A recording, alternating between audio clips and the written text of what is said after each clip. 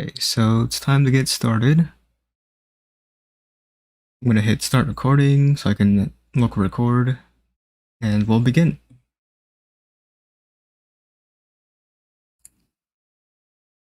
Alright, so welcome to the Skydy 5 Sunbreak Sword and Shield tier list, where I will be ranking all 64 Rarity 10 Sword and Shields in the game. Now, before I begin, I want to go over 3 things. So firstly, the way I'll be ranking these Sword and Shields is by their power, their versatility, and their comfortability. And those properties are based on each weapon's stats, and not how cool the Sword and Shield looks or anything like that. That is a completely subjective thing, and a completely different tier list. I just want to keep it based on the stats of each weapon. That's how I'll be ranking them. How they look doesn't really matter because you can layer them anyways. So that's how this ranking will go down. Secondly, even still, this tier list will still be a little bit subjective, even if it's based on, stats and not how it looks. So most likely there may be a few Sword and Shields that can maybe go up a tier or go down a tier, but generally you're probably not going to agree with everything on this list, and that's completely fine. Feel free to discuss in the comments, or if you're in a live chat, you can discuss it there. Third thing, this is a kind of a hard tier list to make, simply because it's a, most of these Sword and Shields are pretty well balanced. So even if I rank something in like the C tier or B tier, those can still be very powerful in the end game as well. Even in like late anomaly grind, like if you're like AR 241 and beyond, right? So most of these weapons are still very powerful and very viable at the end game. I'd say like the D tier and F tier weapons are probably like a very poor choice. And we'll talk about why once I rank those Sword and Shields. But yeah, that's how it'll go. You're gonna do Lance, or am I just gonna apply the info here to every melee weapon because it would probably apply. So Lance, every weapon I think has like a unique playstyle. I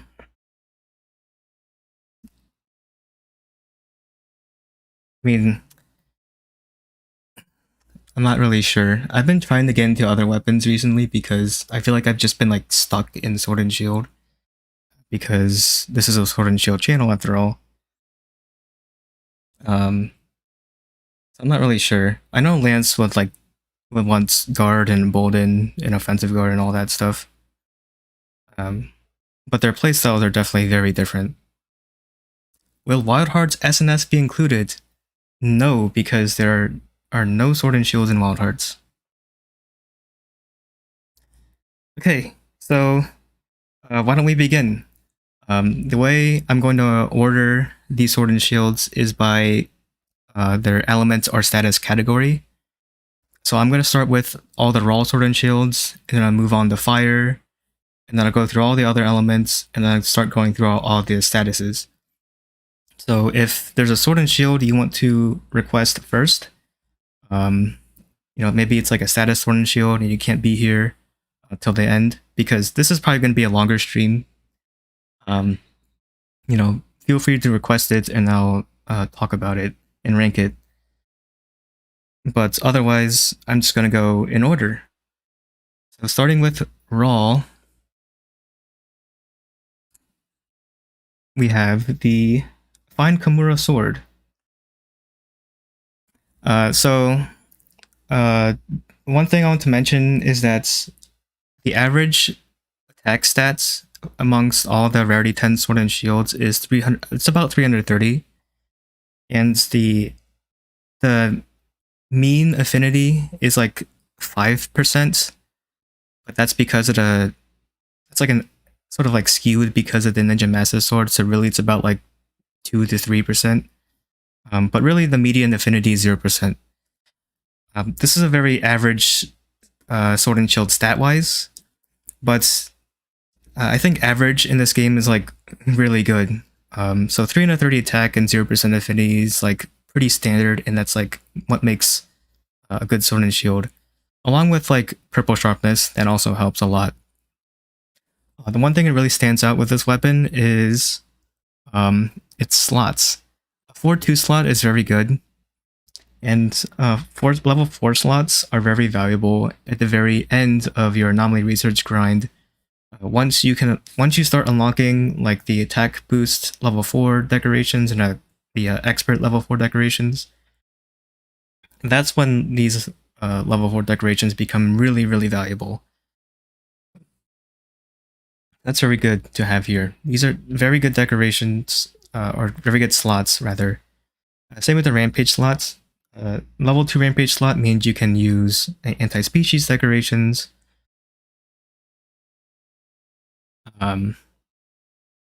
So yeah, very good. 5% damage increase for raw sword and shields. Yeah, so that's I'm gonna rank it an A tier. The reason why it's not an S tier is simply because it has no element.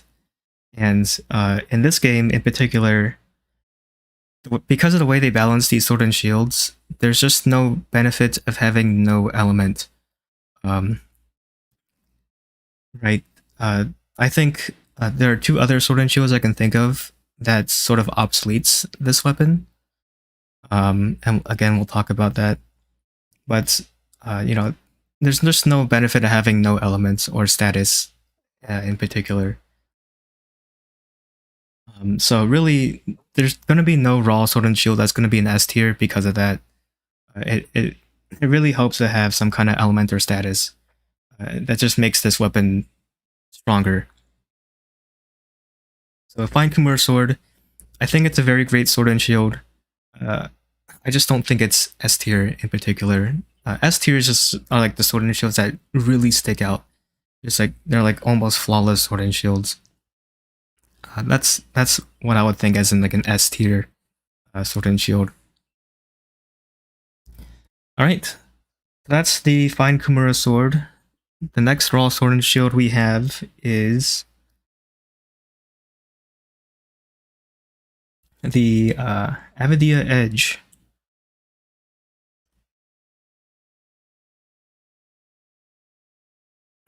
So we have the Nagakuga Sword and Shield.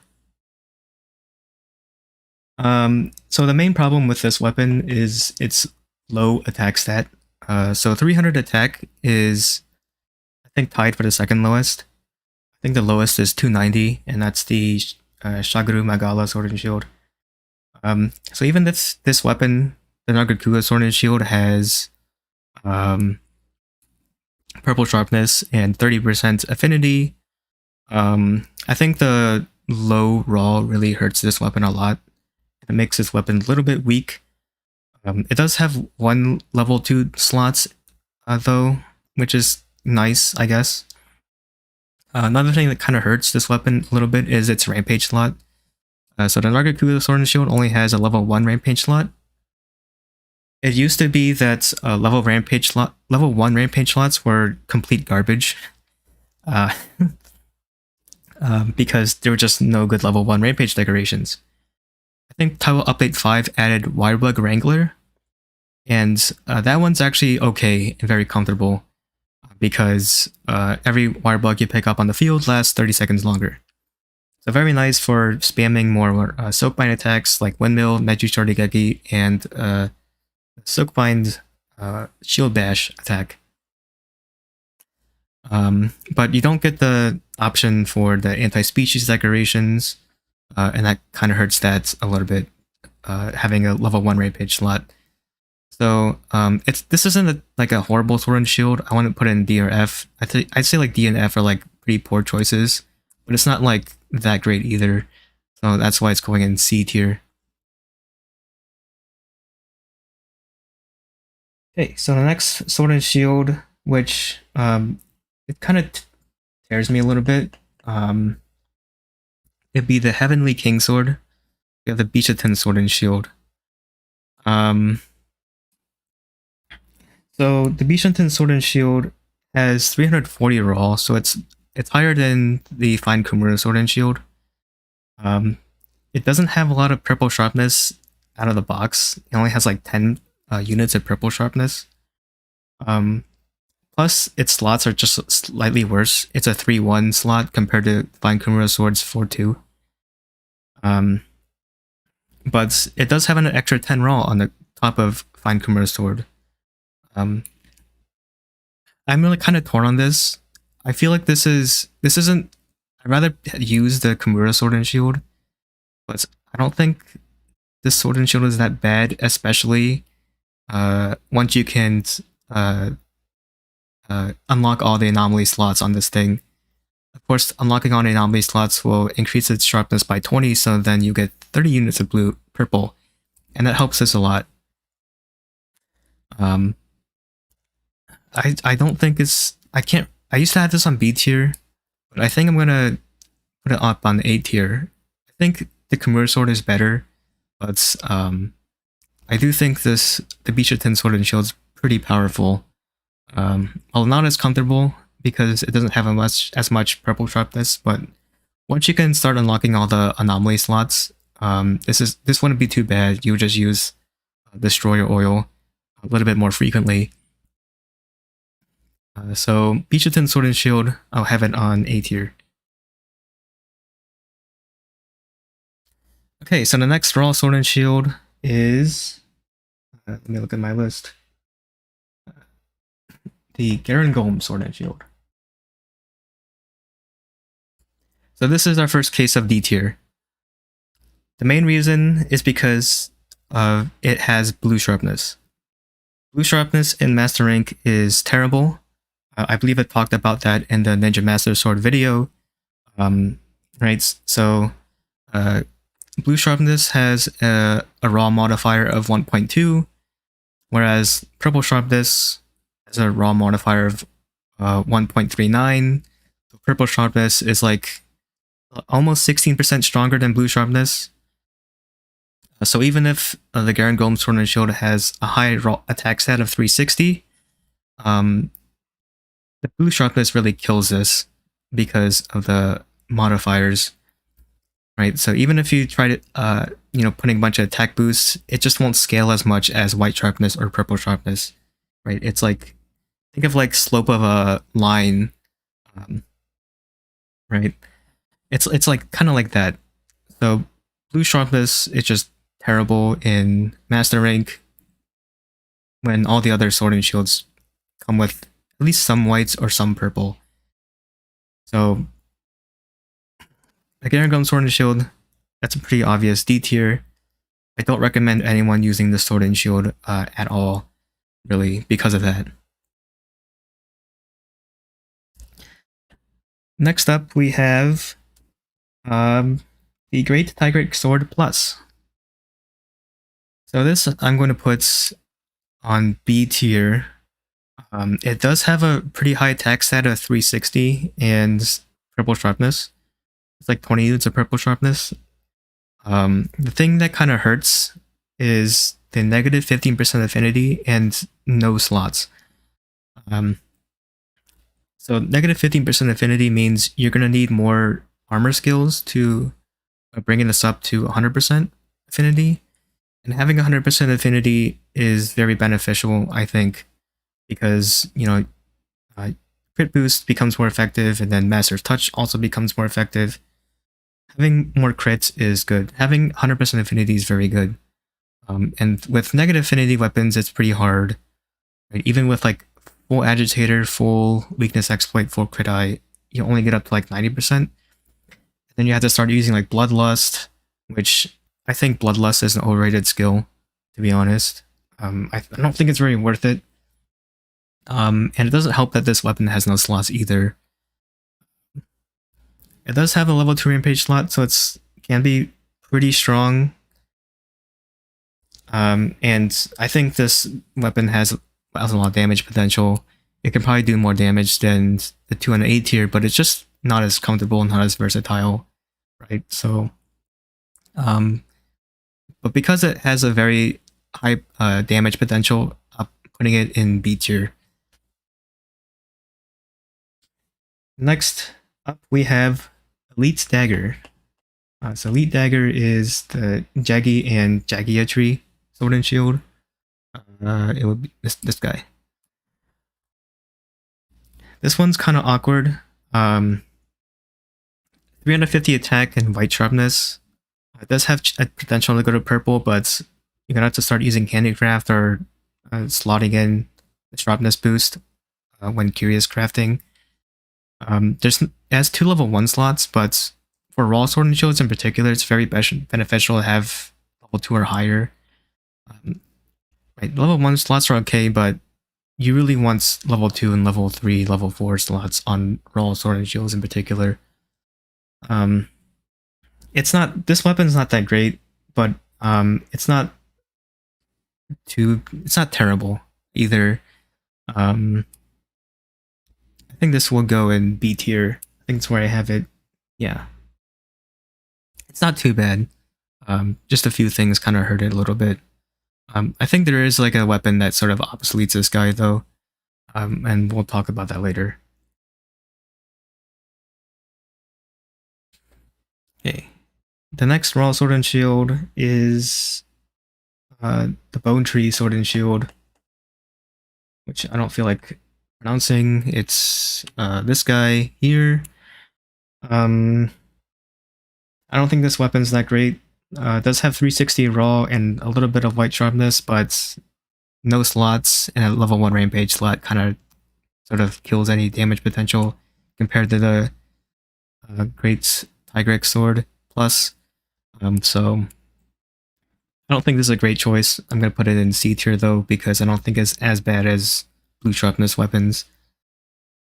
At least it has white sharpness. It's not a lot, but it has white sharpness.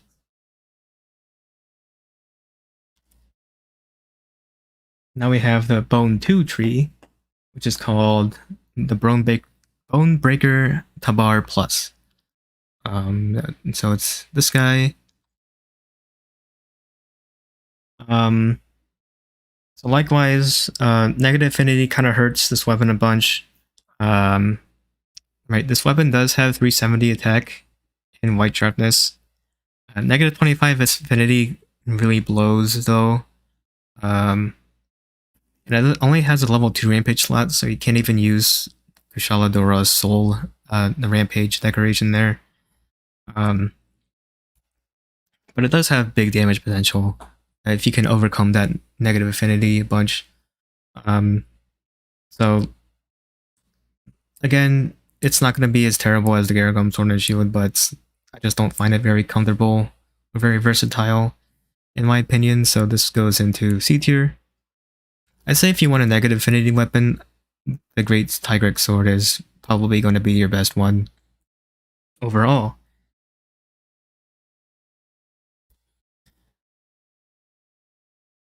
Next up we have Feral Fangs. So this is Seregios. It's not bad, but has no level 2 slots, which is sort of the killer and why this isn't an A tier. I feel like if it had a level 2 slot, it would be like A tier for sure, but fortunately it doesn't. Everything else is pretty good though. 330 attack, which as I mentioned is pretty good. Purple sharpness, 10% affinity, also solid as well. This could be like A tier, maybe, depending on who you talk to. For me though, I'm putting this on B tier. I kind of wish they brought the old mechanic where you roll 5 times, you restore some sharpness. That would have been a neat thing about this weapon. If that was the case, then maybe this would be A tier, but I just have to put it on B tier. Okay, next up we have Barrel Sword and Shield, Pneumatic Drill Blade. Again, it's a negative affinity weapon. It does come with a lot of white sharpness, but I just don't really find negative affinity weapons very beneficial. Even though their damage potential is great, it's just you have to overcome it. You have to bring like a Fathered Paddle or you have to bring Bloodlust, and it's really doesn't make this a comfortable weapon or a very versatile weapon because of that. So I'm putting this along with the Bonebreaker Tabar C tier. Again, if you want a negative affinity weapon, I think the Great Tigric Sword is going to be the best one.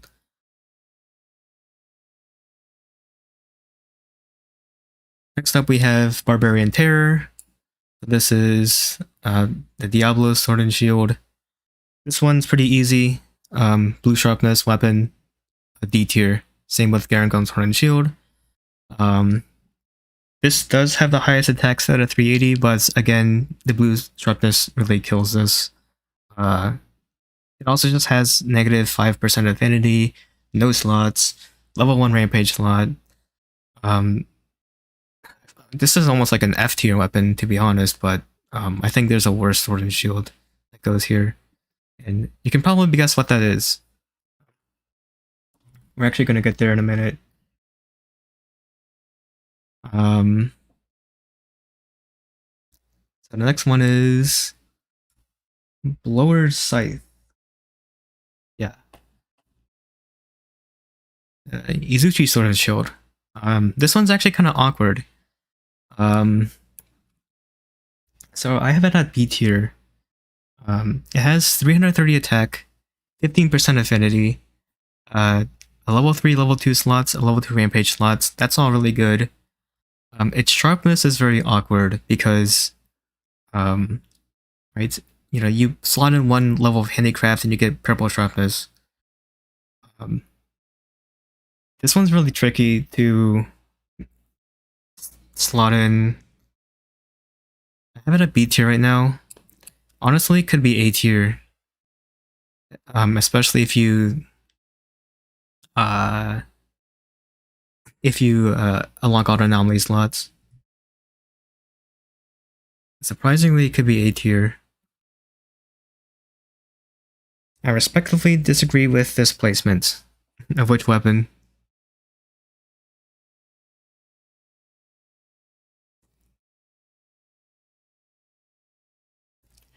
Yeah. I don't know. I think I might just bump this up to A tier. Now that I think about it. You guys can discuss it in the chat. But I'm gonna put this in A tier.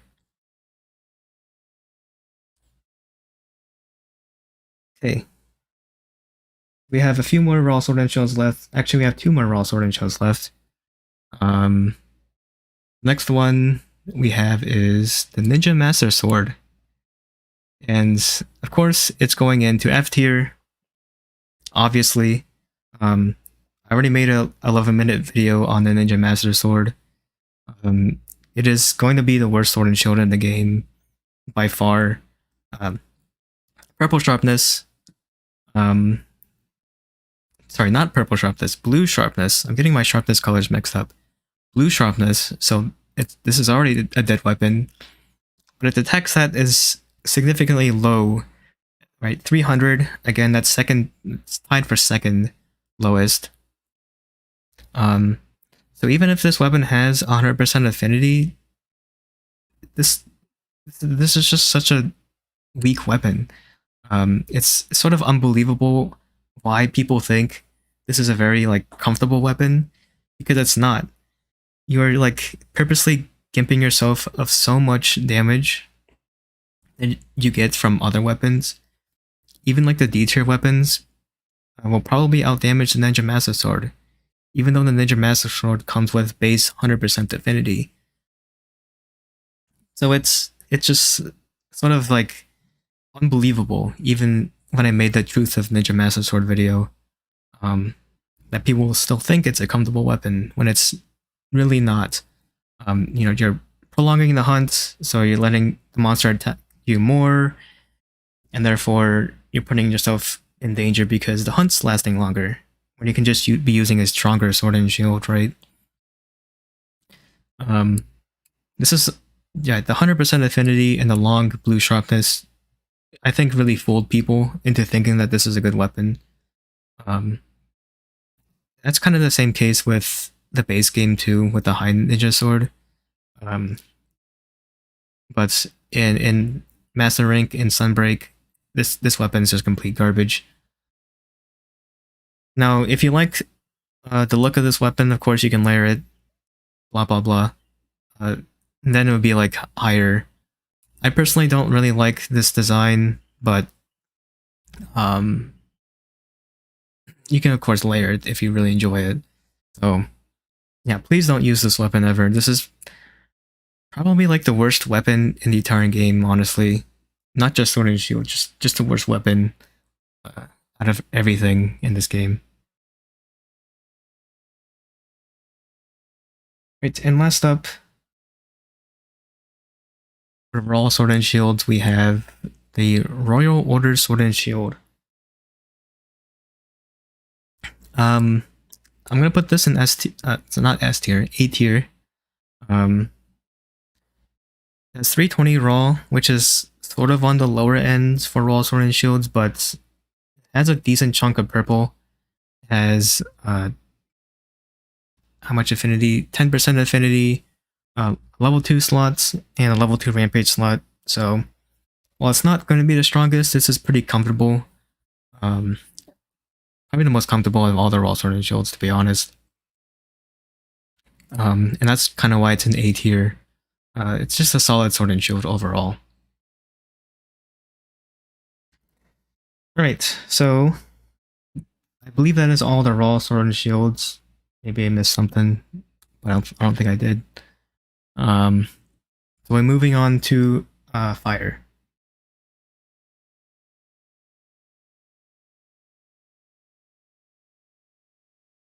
Okay, so the first fire sword and shield would be Violet Mizutsune Sword and Shield.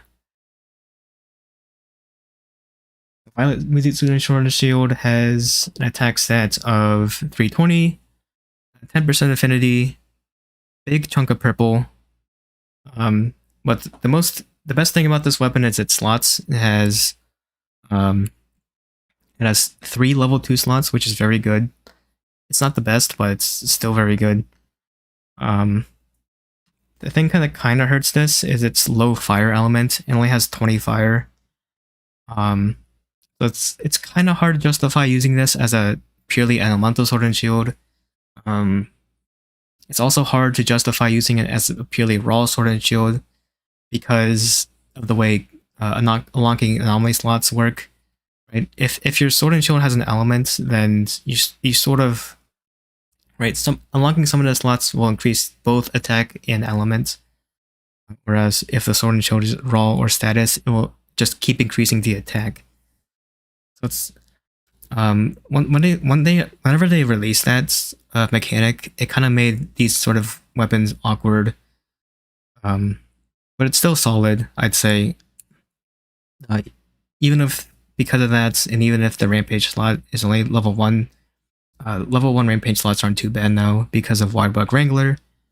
So I put this in A tier just because of its versatility with the slots and its sharpness. Next up, we have Inspirited Ifrits. So this is the Rathalos Sword and Shield, yes?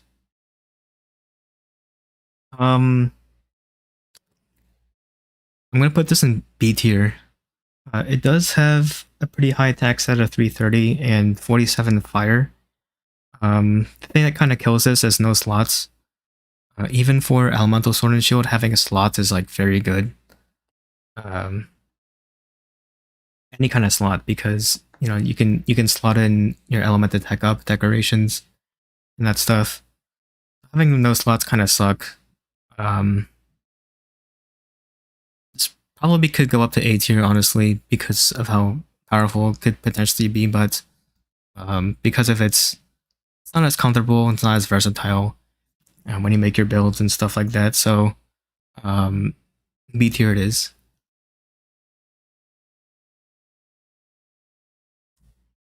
Next we have Platinum Dawn. And this is probably a little bit controversial, but I'm going to put this in A tier. Right, compared to the Rathalos Sword and Shield, it does have a lot lower attack stat of 310 and a bit lower fire of 42. But it does have a level 3 slot. And it has a decent chunk of white. And it has 35% base affinity, so don't have to invest in any critical eye. Right, just Agitator, Weakness Exploit will put it up to 100%. And I think this is a lot more comfortable to use compared to the Rathalos Sword and Shield. The Silver Rathalos Sword and Shield. Very nice to use as far as Fire Sword and Shields go. However, I don't think this is the best Fire Sword and Shield. We'll get to that. Next two.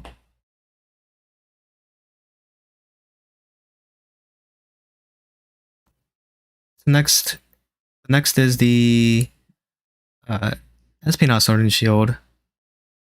And this one is going into B tier as well. Kind of the same deal as the Rathalos Sword and Shield, it just has no slots. Also, this weapon has like a low fire stat, so it's kind of like not really recommended. I wouldn't really recommend using this at all. But it is kind of strong. It has a base 20% affinity, which is nice. But I don't think this is as good as the Flaming Espionage Sword and Shield, which will be our first S tier Sword and Shield.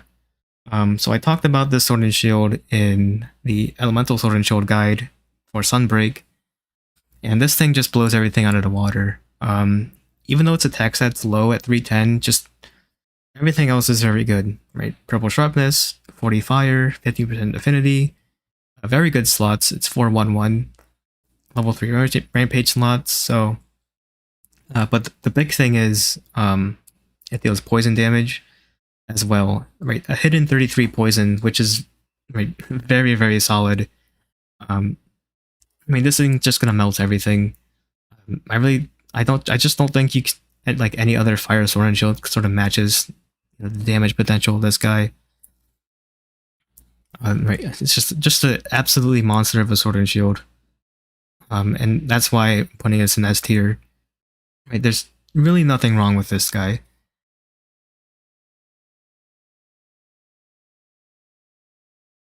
Also, according to the last presentation, this is the most popular Sword and Shield in Sunbreak, which is kind of a surprise to me. Thank goodness it wasn't the Ninja Master Sword, at the very least. Right. We do have a few more Fire Sword and Shields, but these are all kind of duds. So I'm just going to go through them kind of quickly. Anjanath, Sword and Shield, B tier. Kind of the same problem with like the Bonebreaker Tabar and the Pneumatic Drill Blade.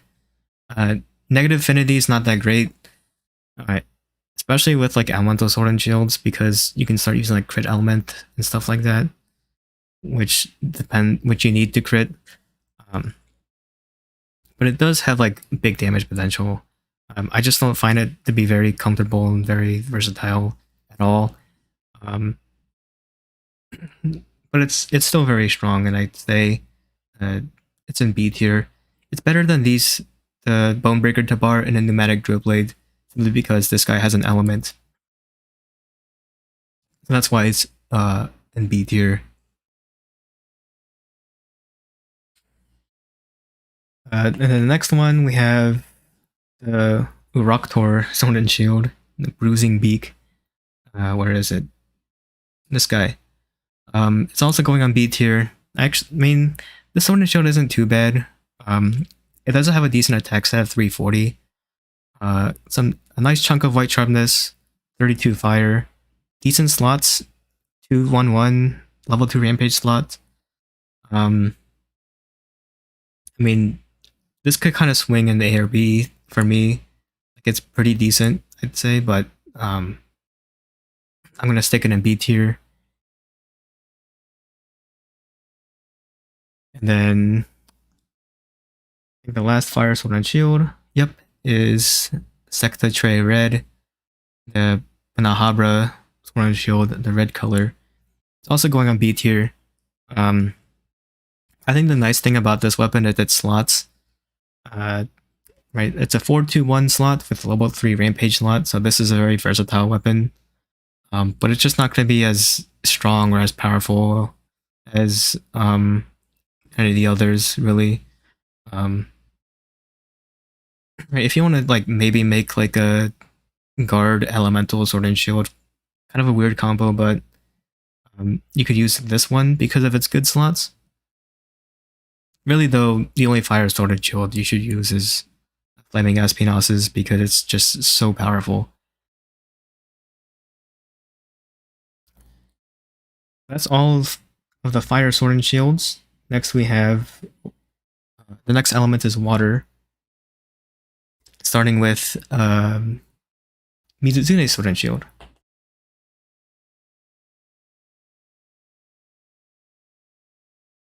Okay, so in my elemental sword and shield video, this is one of the water sword and shields I recommended.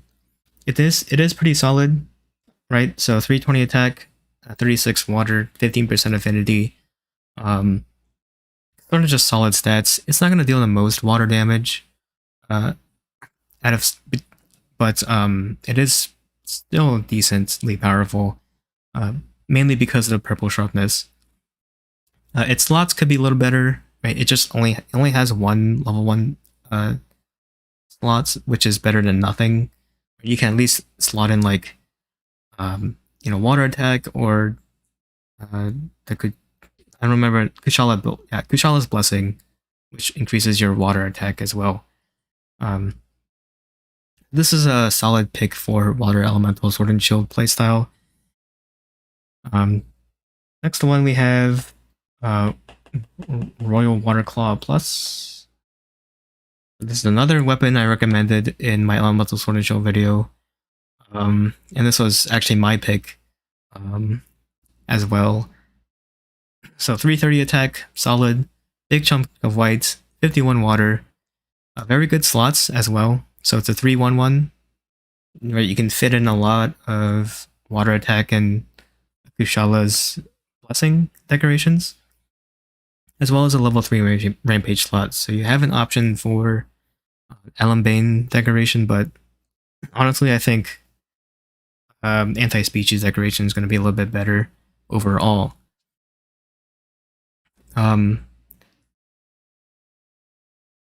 The other sword and shield I recommended in that video was Agamemnon. This is the Water Tree sword and shield. So 320 attack, has a lot of water damage, so it's 67 water. However, its slots are worse compared to the Royal Waterclaw Plus, as well as its sharpness is a little bit worse. But yeah, this will deal the most water damage between all the water sword and shields. So really, these 3 water sword and shields are good. The reason why none of these are S tier is simply because there's just something sort of wrong with each one of them. Not like objective. One's not objectively like better than the other. Is sort of my issue. As why is the Waterclaw Plus not S tier? Well, I just don't think it's like as stand out. It doesn't stand out between the other 3. These 3 sort of just deal like similar damage, really. Well, according to my rough calculations that I sort of did before making that Element Sword and Shield guide, which is why none of these are S tier. But yeah, there are other water sword and shields we have here. We have the Tetranodon sword and shield, which I'll put in B tier. It's not gonna deal a lot of water damage, water element damage, just 23 water. Has a level 4 decoration, 340 attack, white sharpness. You can potentially get it to purple sharpness with like some handicraft, but I just don't think this is as great an option anymore compared to the 3 and 8 tier. Same thing with the Crab Sword and Shield Dual Scissors. I think this is like a similar situation as the Tetranodon Sword and Shield. I do think this is probably going to be a little bit better. 320 attack, purple sharpness, 32 water, a 4-2 slot. The 4-2 slot's pretty solid. A level 3 rampage slot, but it just won't be as great an option as the 3 up top in A tier, unfortunately. Yeah, so, but it's not terrible, so it's not going to be any lower than B tier. The last Water Sword and Shield, which I didn't talk about in my Element Sword and Shield video, but if I were to make a video on it now, I would include it, is Amatsu's Sword and Shield. I kind of hate this weapon because I know that it's going to deal a ton of damage, especially because this thing has the Soakbind boost built into it, but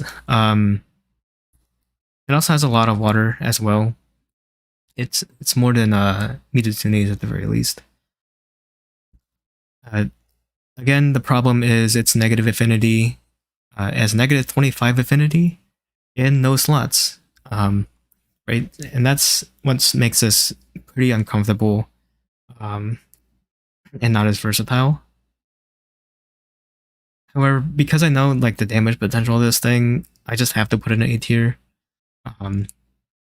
I just have to, because it is a good sword and shield. But I just don't see it being in B tier, being the same tier as the Direct Sword and Shield, which they are similar in stats, but this thing just has Silkbind boost and element. So that's why it's in A tier.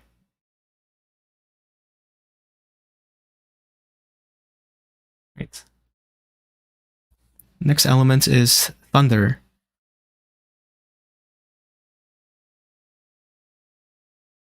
The first Thunder Sword and Shield is Zenogre's Oppressor's Bounty. Where is it? Here. Okay, so Oppressor's Bounty. It's one of the Sword and Shields I featured in the Sword and Shield, Element Sword and Shield video. Very solid stats, right? 330 attack, 44 thunder, a little bit of purple sharpness. If this thing had like better slots, right? This thing only has 2 level 1 slots. If this thing had a little bit better slots, this could actually be like S tier. But I think the slots are kind of hold it back a little bit. But this is a very solid sword and shield to use. Same thing with the next one. Next one is Astalos' Rapier. Astalos Rapier. It's no possessive. Right, so right, 320 attack. So it's a little bit lower than Zonger's. Also has a little bit lower thunder damage. Right, this is just 39. But this thing does have 20% affinity, so it's a little bit easier to use. Right, it's going to be a little bit harder to build for attack boost using the Zenogre Sword and Shield compared to the Astalos Sword and Shield, simply because the Astalos Sword and Shield has 20% affinity. Actually, unless you like using mods and getting the exact charms and curious rolls you want, the Astalos Rapier actually will deal more like raw damage compared to Zenogre's, but it will still deal less element. But I do think Astalos Rapier is a very powerful option. This was my pick, and according to that survey I did one time, this is also your guys' pick, the majority of you guys. it is a very solid sword and shield. It's not S tier by any means, just because it doesn't have a lot of thunder damage, just 39, but it's very powerful.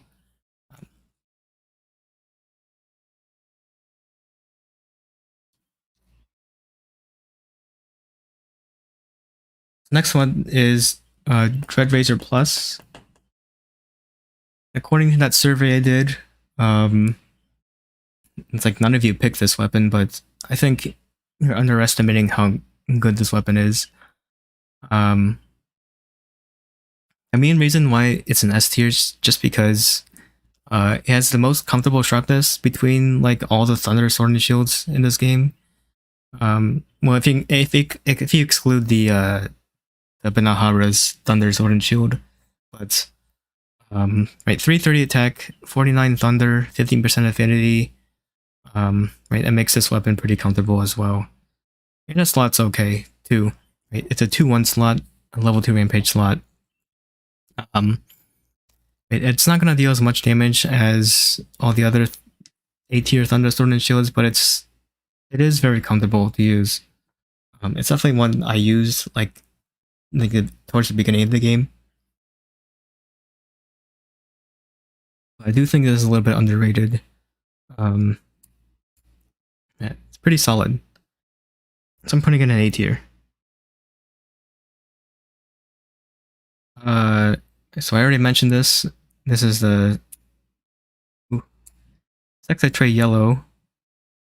So that's the Thunder Benahara Sword and Shield.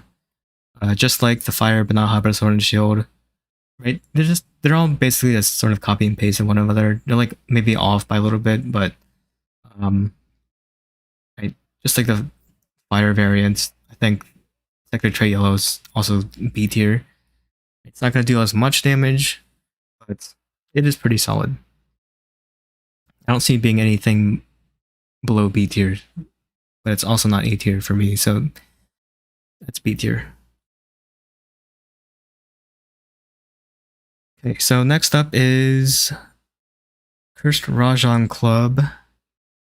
That's this guy, which is going in C tier.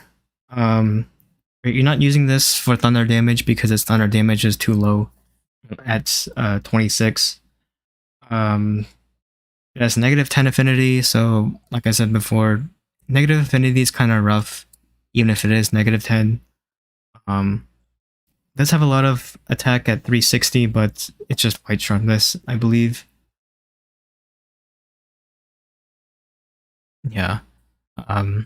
Its slots are okay. It's a level 3 slot with a level 2 rampage slot, but I just don't really see this weapon being very useful at all. So it's at C tier. Again, and at least has light sharpness, so it's not D or F.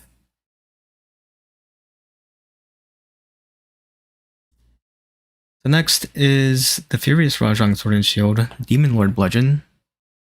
And this one I would actually put on A tier. The main reason is because it's very comfortable to use. Again, you're not using this as a Thunder Sword and Shield because its Thunder element is only 13, but you are using this for its raw damage. Right, 330 attack is pretty solid. Unfortunately, it does have an element, so when you start unlocking anomaly slots, right, it does sort of gimp the damage potential of this thing a little bit. Its slots are good too. 2 level 2 slots. The Rampage slots level 1 though. It's not the best, but again, I think Wirebug Wrangler sort of saves it a little bit. That's why it's in A tier. Not because it's the best like Thunder Sword and Shield, but just because right, it's a very versatile Sword and Shield overall. But it wouldn't be my pick though, but stat-wise, on paper, it is pretty good. That's why it's in A tier. Could probably be B tier, depending on who you talk to. But, for me, it's going to be sitting in A. Okay, and last up, we have Atomic Mind. So this Sword and Shield I did talk about this Sword and Shield in the Unlocked Sword and Shield video. However, I think I'm gonna keep it on B tier. The reason is because it doesn't have the most comfortable sharpness out of between the other two, right? This only has 10 hits of purple. Once you max out once you max out the anomaly slots, you will get 30 hits of purple, but it is a little bit hard to justify using this for that, at least before you lock the 8th anomaly slot. It's really tough to use. You may be thinking, why don't you just use Protective Polish, but I just think Protective Polish is not good in this game. Especially because they buff Destroyer Oil in such a way that it restores sharpness. And that's just way better, in my opinion. It's just better to use Master's Touch and just reapply Destroyer Oil. It's way faster. The thing that kind of hurts this even more is that it has no slots. Again, I think I talked about this with something else, but even having level 1 decoration slots would help this a lot because you can add in Thunder Attack decorations. But this will deal the most Thunder damage out of all the Thunder Sword and Shields in this game. It's just that it's just really hard to justify using it, you know, when you're grinding your anomaly rank. So maybe once you unlock all the anomaly slots in this thing, it's probably a lot better, but right, it could be A tier. For me, I just think that's a little bit tough. That's a little bit hard for me to put in A tier, unfortunately. But do know that this thing does a lot of thunder damage, so it's definitely not C tier, but it's definitely like a high B or low A tier for me. A little bit of a controversial placement there, probably, if you talk to maybe like speedrunners or something, but for me at least, it's just not very comfortable to use. Moving on to the ice element. Oops. The first ice sword and shield is the Permafrost Edge, which is a very solid ice sword and shield, I think. Definitely an A tier. For me, very comfortable sharpness, has a lot of white sharpness, lots of ice attack too, 62 ice, 3 level 1 slots, which actually is very good for elemental sword and shields. Its attack stat's a little low, it's a 320 attack, which is kind of unfortunate. If it had 330, I almost would be S tier, but unfortunately its attack stat's pretty low. Which is why it wouldn't be an S tier, but pretty good choice for ice element. It wasn't my choice for ice elements, but this does have much better sharpness. It's probably more. It's probably better to use this like early endgame as opposed to late endgame when you have all the anomaly slots unlocked. Next we have the Lunagaran Sword and Shield, Winter's Feast Hatchet. It will also be A tier. It is pretty solid. It's 330 attack, decent chunk of purple. Doesn't have a lot of ice element though. It only has 26. And it has 2 level 1 slots. This slots could be a little bit better. But this can be more useful in like raw matchups, like raw heavy matchups. But there is a sword and shield that's sort of obsolete this guy though. But on paper, this is a solid choice. That's why it's an A tier. Next we have Barioth Sword and Shield Never Event. This is Never Event. This is sort of like in a similar situation as the Nargacuga Sword and Shield. Even if it has high affinity, it has low attack. Unfortunately, it's at 300 attack. Also, its sharpness isn't that comfortable. It only comes with a base 10 hits of purple. And it has a level 1 rampage slot, which, again, because they added Wirebug Wrangler, it's a little better, but still more useful to have the option for anti-species decorations, or Elembane as well.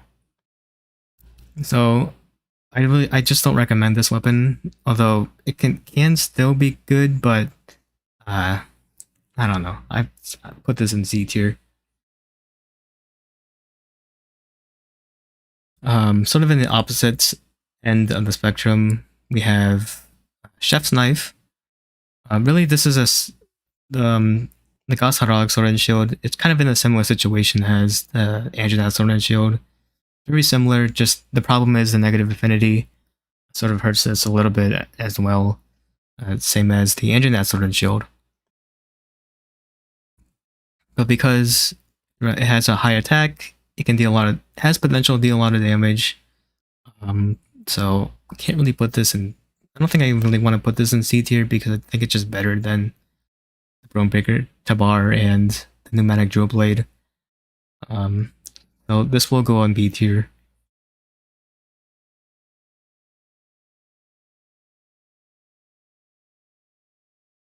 Okay. Also going on B tier is Secretary White. So Secretary White. Where is it? Here, I think. Again, just a similar situation as Secretary Red and Secretary Yellow. These are just all basically copy-paste from one another, except for the green variant, which I'll talk about. The same thing, so B tier.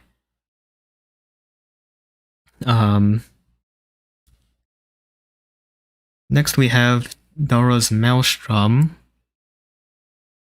So this was my pick for the Ice Element Sword and Shield. Surprisingly, once you do end up upgrading this, curious crafting this, this will become better. This will do more damage than Permafrost Edge, although the sharpness is a little bit more uncomfortable in this guy compared to Permafrost Edge. Plus, it has like worse slots. This only has one level 1 slot, whereas Permafrost Edge has 3 level 1 slots. So this isn't as comfortable, but it does a little bit more damage. And this is still a very solid choice for Ice Elemental Sword and Shield, especially if you're fighting a monster that's leans more to elemental damage as opposed to raw damage. So same tier as Permafrost Edge, A tier. Finally, we have Velkhana Sword and Shield. This will be our second S tier. I didn't really include this in my Elemental Sword and Shield guide, but it really should have been there. Right, so there was a comment that sort of pointed this out too in that video. This definitely obsoletes the Lunagaren Sword and Shield because it just has a higher raw, has better slots, better rampage slots. It really obsoletes the Lunagaren Sword and Shield. It doesn't have a lot of ice damage. It's only at 24, but it doesn't really matter. You can still build this. You can still stack like all elemental damage on this thing. And it'll still be very, very powerful. And that's mainly because of its high raw stat of 340. So this is also a very strong Ice Elemental Sword and Shield as well. And it also will perform a little bit better on like raw matchups, like if you're fighting against Seething Battle Geese, for example. Seething Battle Geese has like a hit zone of like 90 or 95 or something like that. This will do a lot of damage. Plus, you can use this weapon for Frostcraft, and you'll get like a 20% faster recharge rates on your Frostcraft meter. So that's a pretty good benefit if you're using Frostcraft Sword and Shield using this weapon. So very good Sword and Shield. It's a definite S tier. And that's all the Ice Elemental Sword and Shields. Now we move on to Dragon Element. Starting with Malzeno's. So Malzeno's Sword and Shield is good on paper, right? I'm putting it in S tier. 3/3 attack, which is pretty solid. Decent chunk of purple. Doesn't do a lot of dragon damage, only at 34. Its slot is kind of decent. It has a level 4 slots. Its rampage slots could have been better. But again, level 1 rampage slots is okay because of Firebug Wrangler. So it's kind of saved there. So it's hard to put this on B tier because of that. So this is a solid weapon on paper. It will go on A tier for me.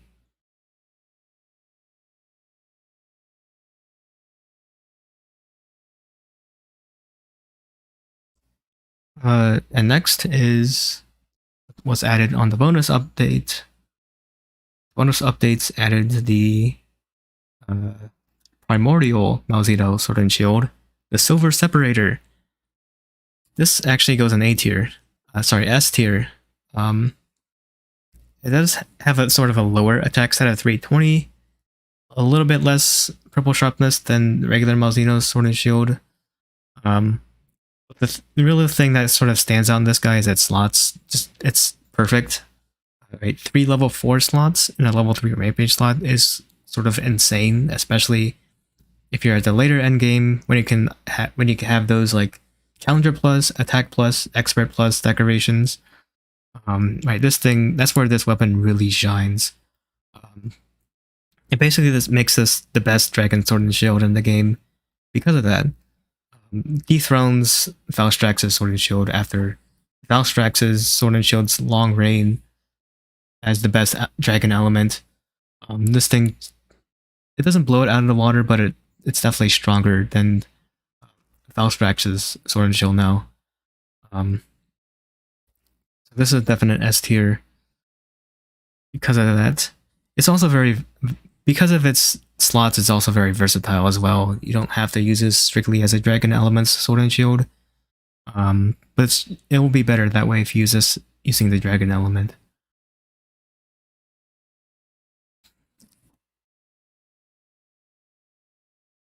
Okay, so the next Dragon Sword and Shield is actually Secretary Black. So this should be towards the end here.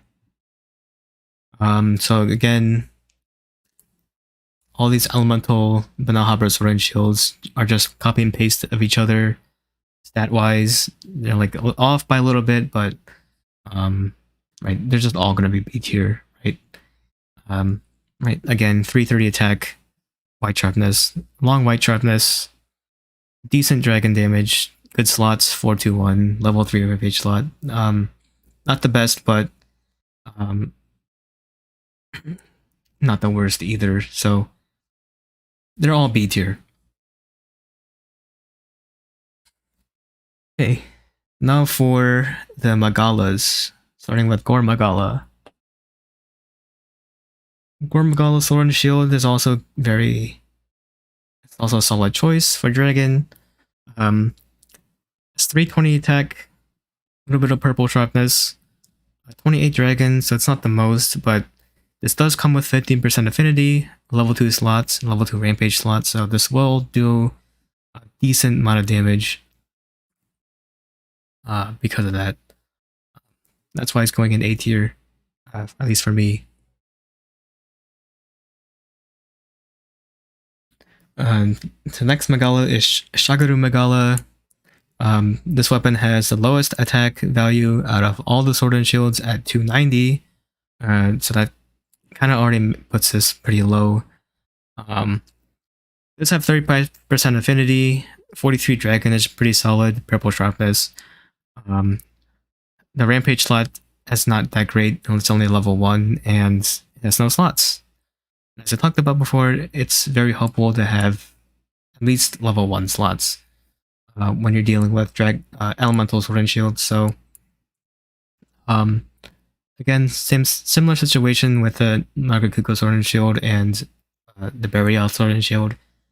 Right, high affinity, low attack weapon sort of kills its damage potential. So it's going in C tier.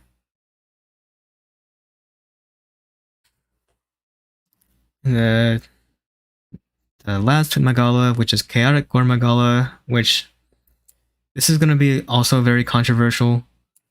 I'm putting this in B tier. On paper, this is very good. Oh, maybe not on paper, but if you use like Berserk and Bloodlust and stuff like that, this weapon can be pretty good. Right, 340 attack, decent chunk of white, 45 dragon. Right, once you clear yourself of the frenzy, you get a ton of affinity from this thing. Right, so you don't really have to build for critical or anything like that. But again, I personally think Bloodlust is very overrated, and it's not very comfortable to use. Right, I've used it before.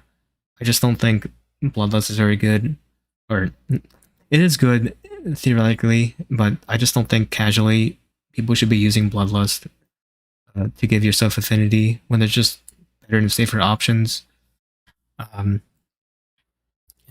Berserk isn't that great either. Right, when it came out, well, Berserk is something completely different. I don't want to talk about Berserk, but I just think Berserk is also very overrated.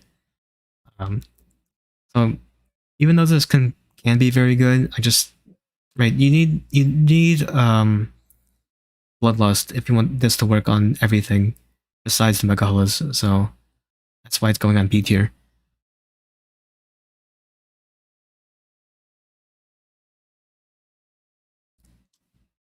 Okay. Next is Ibushi.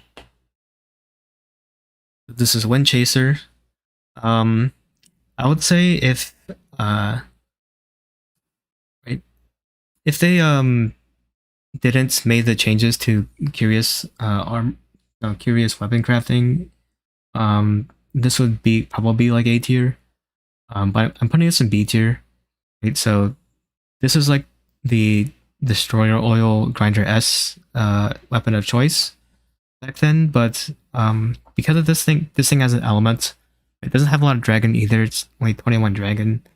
Right, you really want more or a higher attack stat, and because of the way Curious Crafting works, unlocking more anomaly slots will also increase your elements. Whereas with status and raw sword and shields, it will just increase attack, which is really what you want from this thing. Unfortunately, that's not what's going to happen. You're going to get more dragon damage instead of more raw, which is not what you want. So because of that, I'm knocking it down on B tier. Really, this thing is only used as Grinder S. It can be powerful still, but that's really about it. You're not really using this thing for anything else.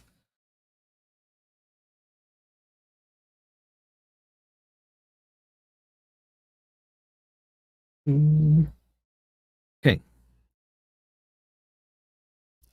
Okay. Fast-Track Sword and Shield.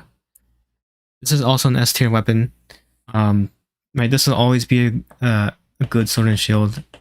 Right, this is always been a good sword and shield. Even when Sunbreak first came out, right, people recommend this thing because right, it has a lot of white sharpness, like 140 out of the box. It has a good attack stat at 340, level 3 slots, level 2 rampage slot. So even if this thing does have dragon elements, this thing's still very strong against every monster in the game, so it's very versatile. A little less so because of the curious crafting and the way it works, but right, that makes this thing more of a elemental weapon as opposed to, you know, just use against all the monsters weapon. But this is still a very strong option for Dragon compared to the Silver Separator. Right, very solid Sword and Shield. Gates of Heaven. Last for the Dragon Sword and Shield, we have, where is it? Abyssal Sunburst? Yes. So this is Gaius Magorm Sword and Shield. Really, Gaius Magorm didn't like get much attention after Sunbreak, but this is not like a terrible Sword and Shield. 350 attack, a big chunk of purple. Again, the thing that hurts this, right?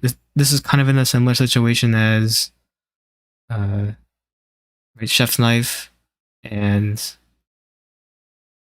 Anjanath Sword and Shield. Right, just negative affinity kind of kills this thing. It's not better than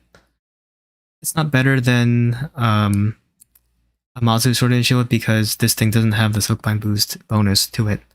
And also this thing only does like 18 dragon damage, so you're not really using this for dragon elements, but also the other thing is you're not using this really for raw damage either because of the way Curious Crafting works. So kind of an unfortunate thing for this guy, but it's still pretty strong. Still not a strong option overall. That's why I'm putting this in B tier. Right. That is all the elemental sword and shields in this game. As you can see, not many status sword and shields. If you exclude the Flaming Espionage sword and shield. But yeah. Now we're moving on to status. Starting with poison. Our first poison sword and shield is a Lucent Narcocuda sword and shield. Effect is Asterism. And this thing's definitely going in S tier. If you ask me, Skydy 5, I just want to craft one sword and shield. Right? I just want to try it out. I'm a dual blades main, but I just want to make one sword and shield because I'm lazy. I don't want to have to craft 5 sword and shields and Curious Craft those to the max. What's the one sword and shield you would recommend? And I would say Lucent Narcocuda sword and shield. So 340 attack, very powerful. Purple sharpness, only does 11 poison, so you're not really using this as a poison sword and shield, but you will inflict some poison. The slots are good, same thing as the Fine Kimura sword and shield. It's a 4-2 slot. The rampage slot is a level 1 though, which again, it's not as bad now because of Widebug Wrangler. But also you have the option to upgrade it. And because the attack stat of this weapon is a little bit higher, it really doesn't matter too much if you want to choose to upgrade it or not, the rampage slot. Very good sword and shield overall. This is one of the sword and shields that obsoletes the Fine Kimura sword and shield that I was talking about, way in the beginning. This is my pick. Very, very versatile sword and shield. Right, again, if you ask me what's the one sword and shield you would craft, if you had to only craft one, it would be this guy here. Probably the best sword and shield overall. So next up is, for poison, is Dirty Graph, which I'll put in A tier.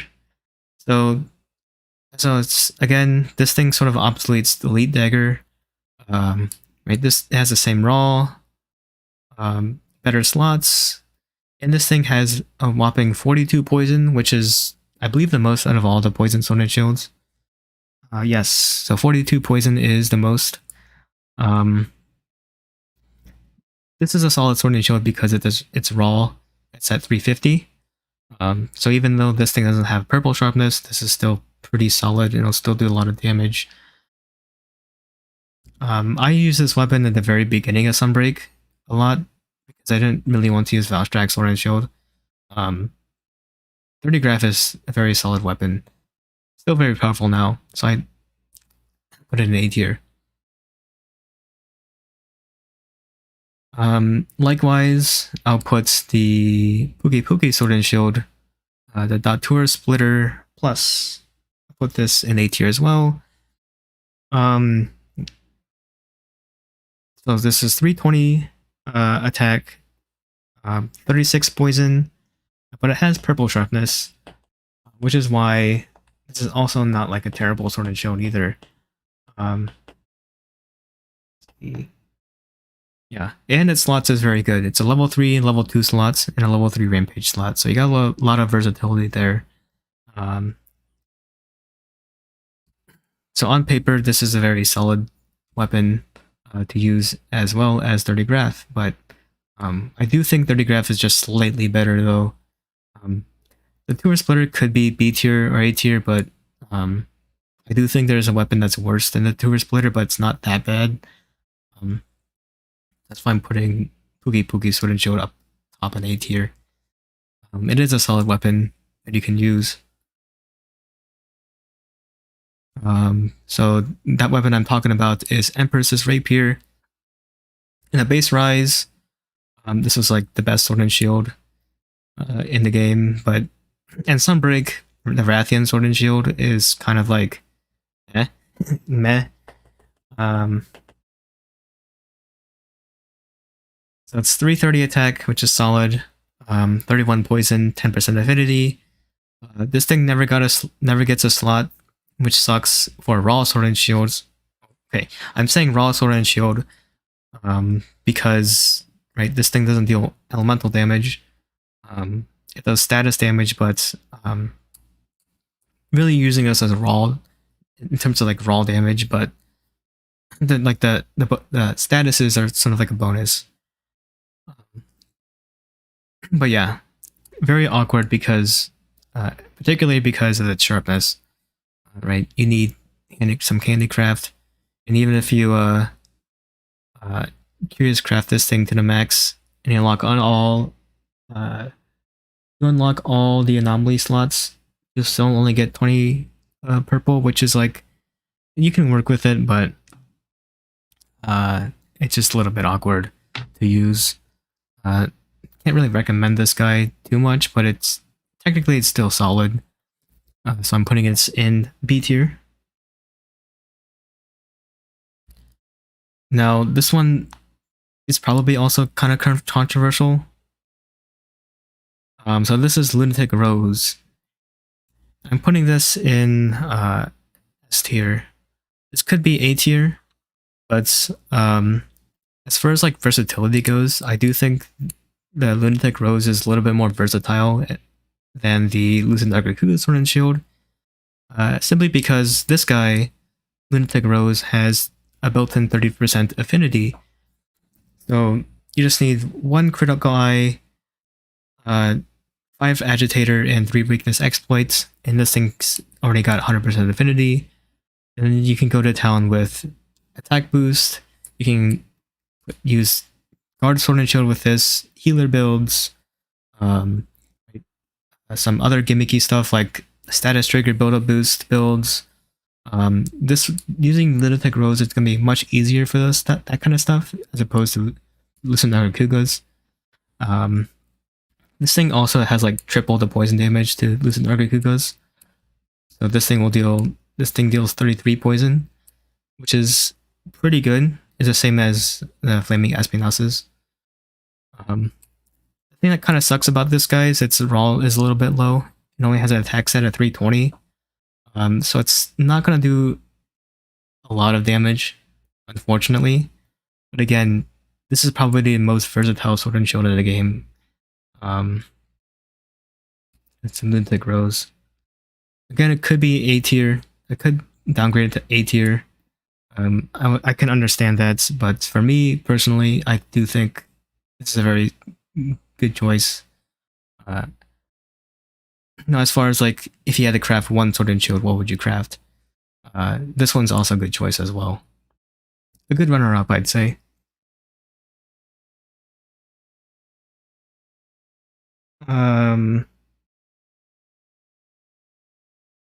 That's all the poison Sword and Shields, I suppose.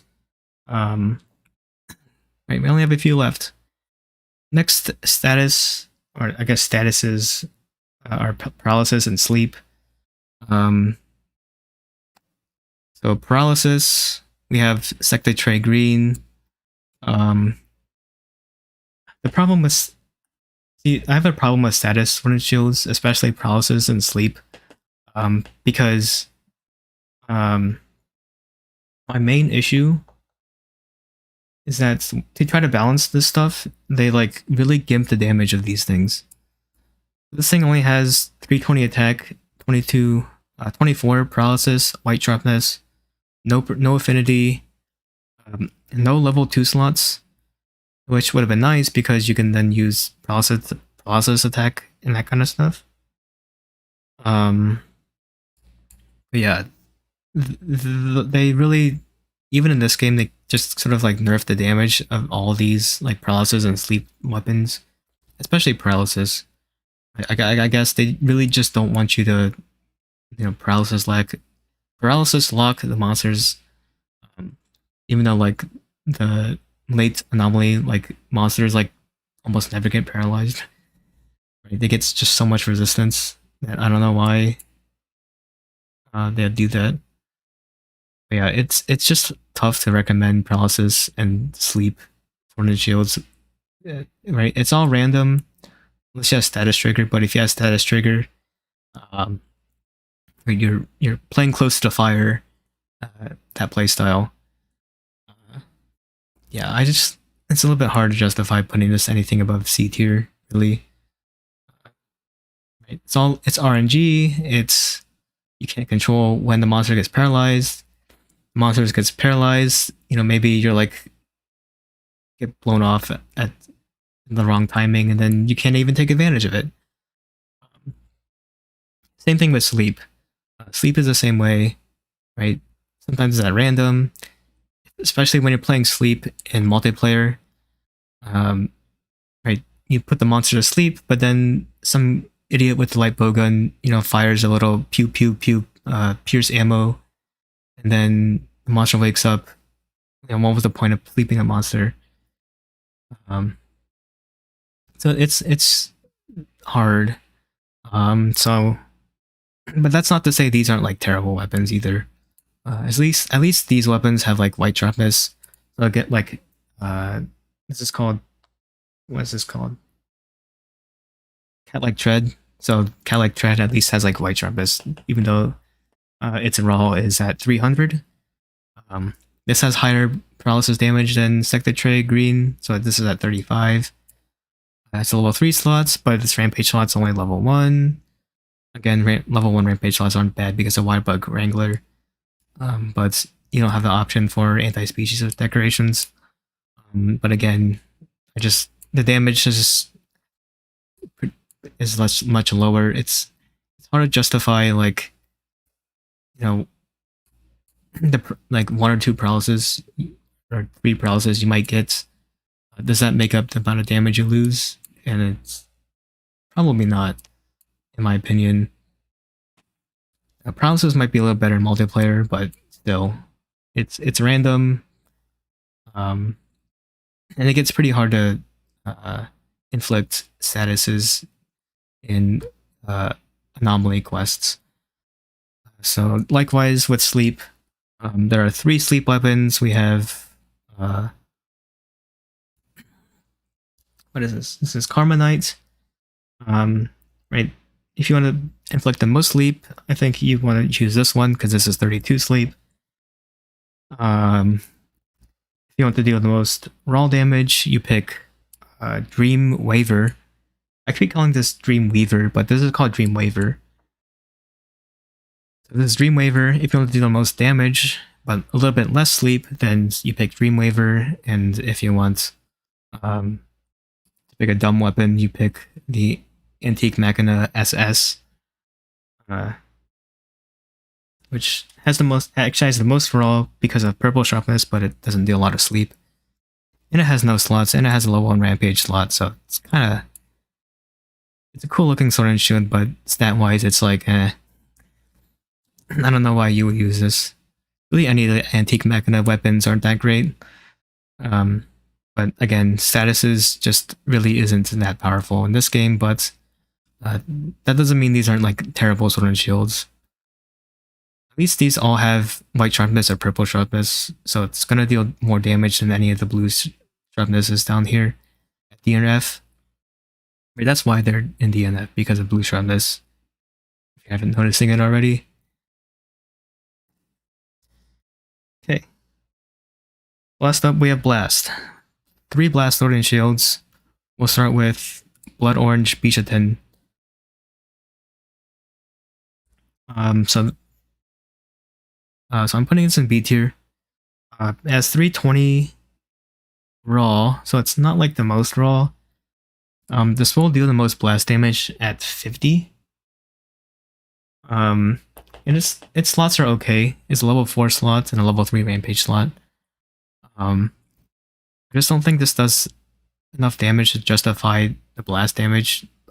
Blast isn't as impressive as poison, especially in this game. And Iceborne Blast was really good because each blast proc did 300, but in this game it only does 200.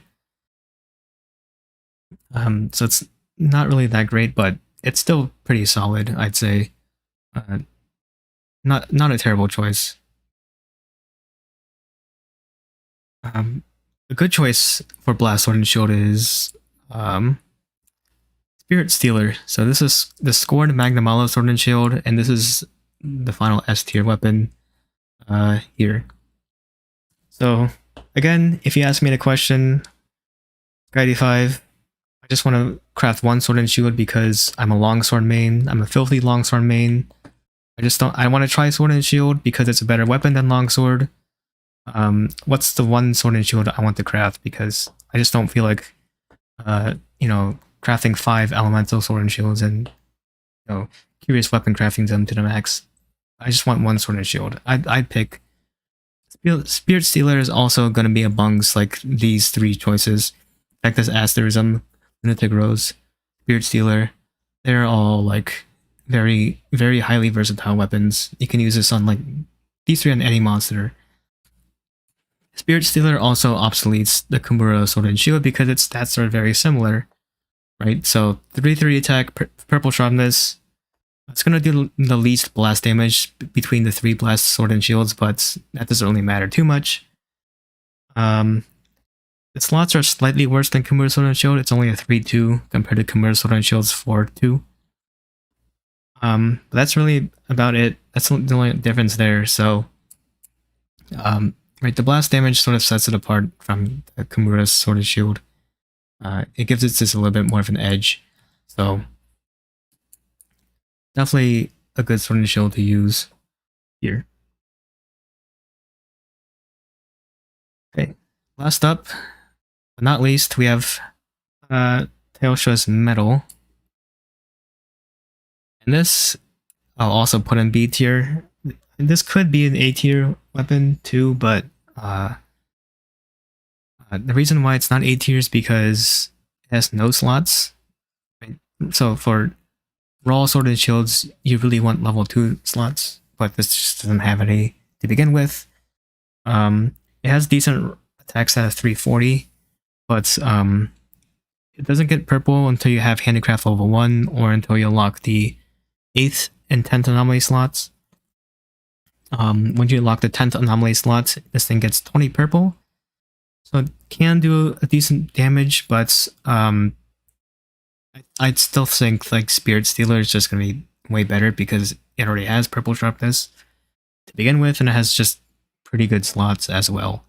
So, I mean, this could be an A tier weapon, but I just don't really recommend this too much. But it's still solid, I'd say. So I'm putting this in B tier. And you know what? I think I finished earlier than I anticipated. So it is all 64 sword and shields. Let me see if I can zoom out a little bit. Yeah.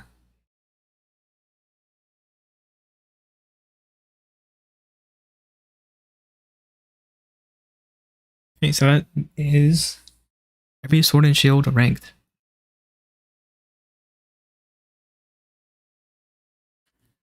So what do you guys think? Good? Bad?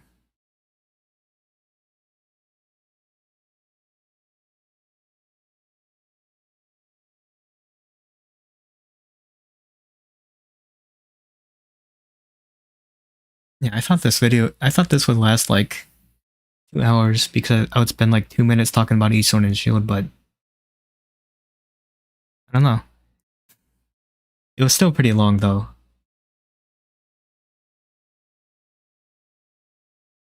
You agree with most? Very good.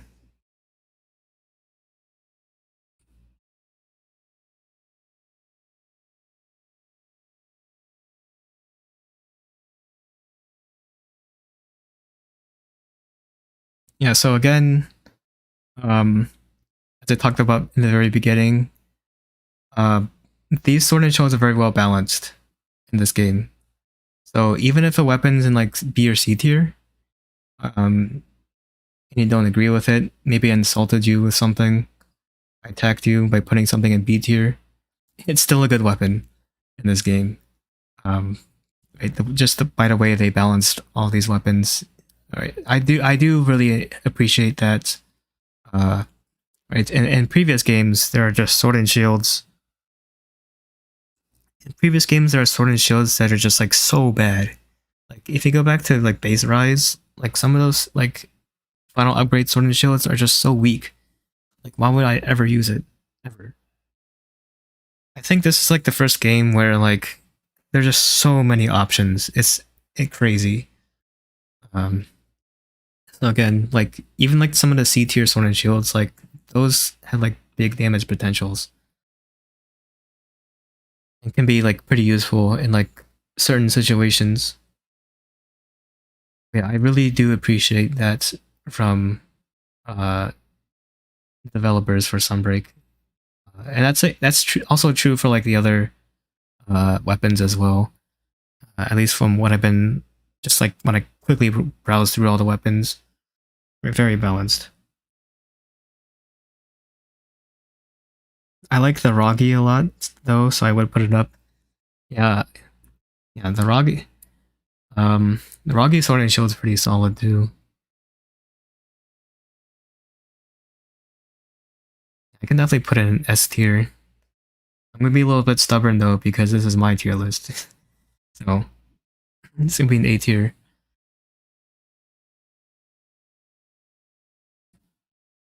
Yeah, so this is again anything from like C tier and above. They are very viable options, even in like late end game as well. Um, yeah, and again, this tier list was based on stats, right? Power, comfort, and versatility, and not like how they look. So, if you're wondering like why is Ninja Master Sword in F tier, it's because of that. Right?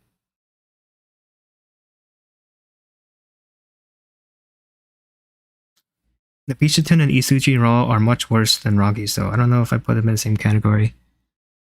Yeah, you make a good point. The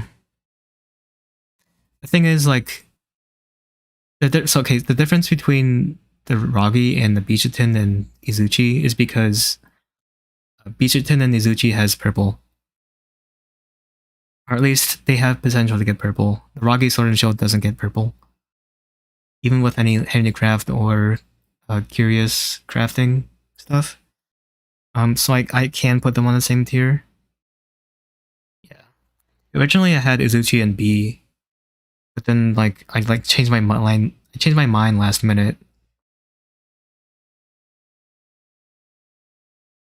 Layered weapon ranking, XD. um, Probably not. um, I don't really layer my weapons because I don't like layered weapons that much because I like want the damage type to like match the weapon itself. So usually instead of layered weapons, I like to just find like a layered armor that like fits the weapon I'm using. I like that a little bit better.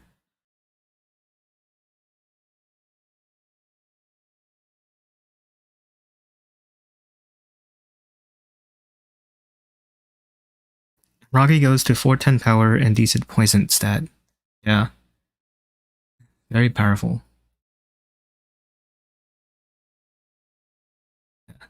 Such an ugly sword and shield, but it's so good.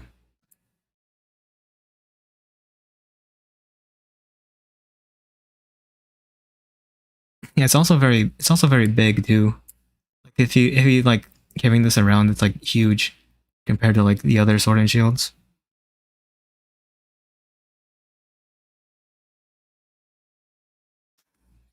Yeah, it's not the prettiest sword and shield.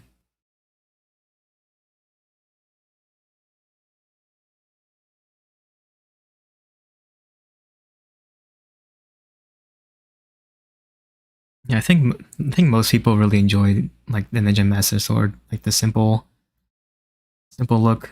They also like punching monsters to death. Furious Rajang is yeah, both Rajang weapons are pretty big too. Yeah, the Rajang and then Furious Rajang. I think Furious Rajang is bigger because it has like the fur pointing out.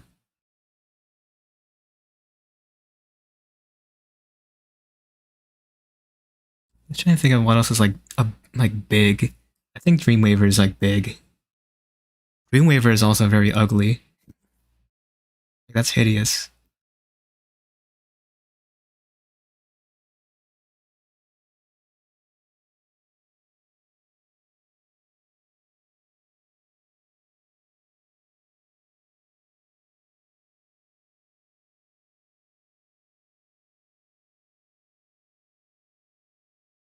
Yeah, I probably wouldn't do like a. I mean, I said this isn't based on like design because it's subjective, but it could. I don't think I'm gonna do. I could do it, but I don't think I'm gonna do like one based on design because like I don't like I'm not like that strong into design that much. I don't layer my weapons.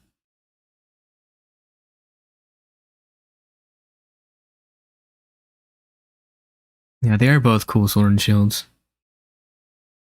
Cool looking. Iron Golem was also like pretty large sword and shield.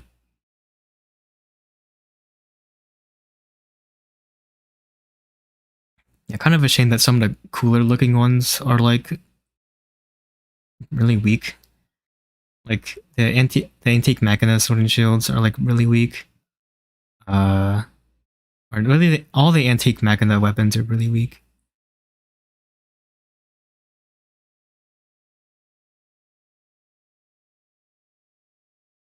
I do like the rapier sounds. How many rapier types do we have? Like one, two, three, four, five, six. Yeah. I will say I do like the design of like Lunatic Rose and Empress Rapier. That's what I use in the my profile picture. I use the Empress Rapier.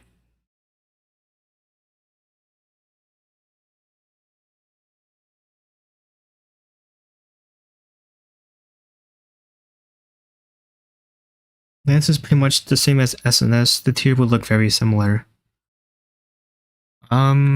I mean, I've actually been trying to use Lance because I know like like there's like two Lance players in the world. So I'm like, I might as well just be the third one, right?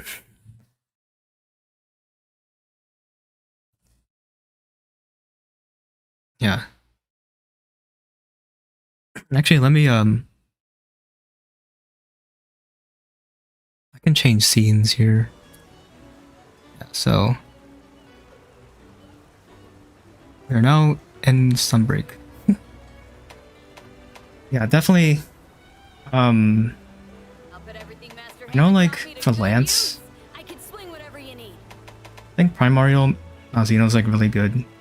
It used to be surprisingly enough. The Dragon Tree Lance is like the best Dragon Lance.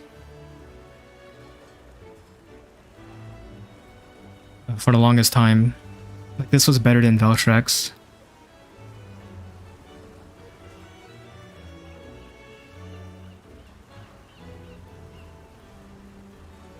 Lance is very powerful. I've been trying to use it. It's just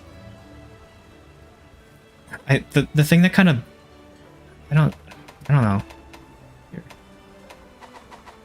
Bye now. Let me let's find one Lance build.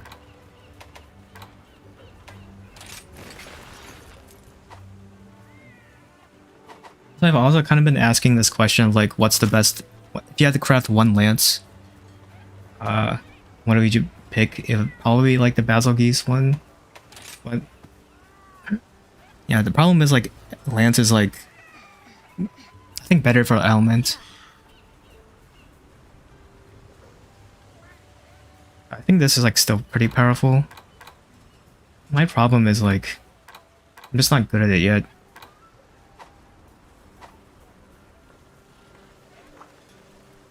Flaming Espionage or Valstrax. Only had to use one. Yeah. Hey, good to see ya. Let's get to That's big armor. something, shall we? All right, let's make it happen. Yeah, Valtrax can be pretty solid. It only has a level 2 slot, which is strange. The Valtrax only showed the level 3 slot.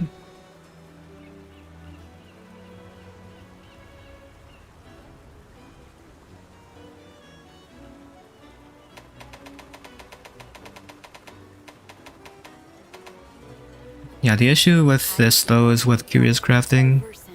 If I want to make like a very versatile lance that can be used on everything, I probably wouldn't pick this. Your hammer with confidence.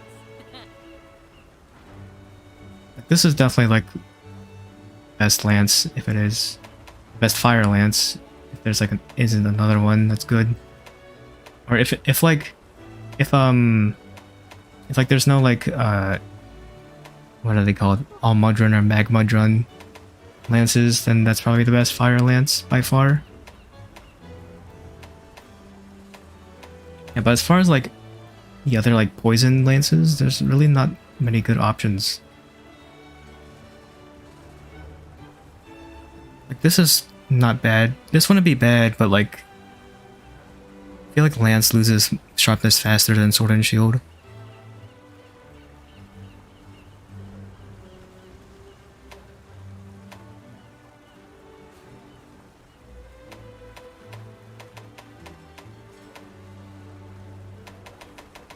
I was looking at the recommendations on Twitter, and the only like non-elemental lance they proposed was this one.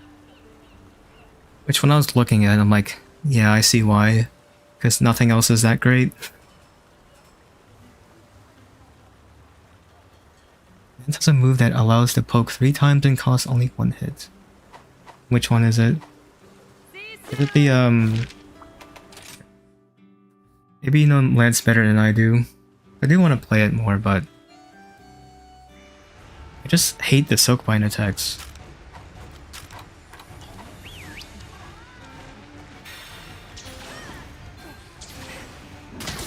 So I know as this. Does this only do 1? This only costs 1 sharpness? Something thrust.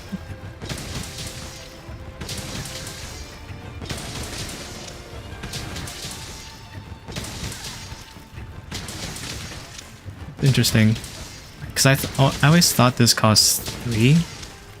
Maybe they changed that. I guess I should like look up Lance speedrun more Lance speedruns, because I don't know how they do like raw Sword and Shield, or not Sword and Shield, raw Lance. I believe this has like a elemental modifier. If you have Heaven Sense, you'll be good.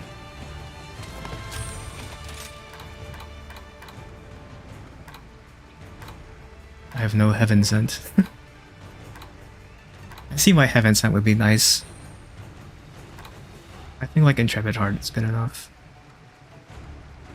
Yeah, Lance is definitely like an elemental weapon. But really most weapons in this game is elemental, besides maybe Greatsword. Like even Hammer is elemental. Which is kind of odd.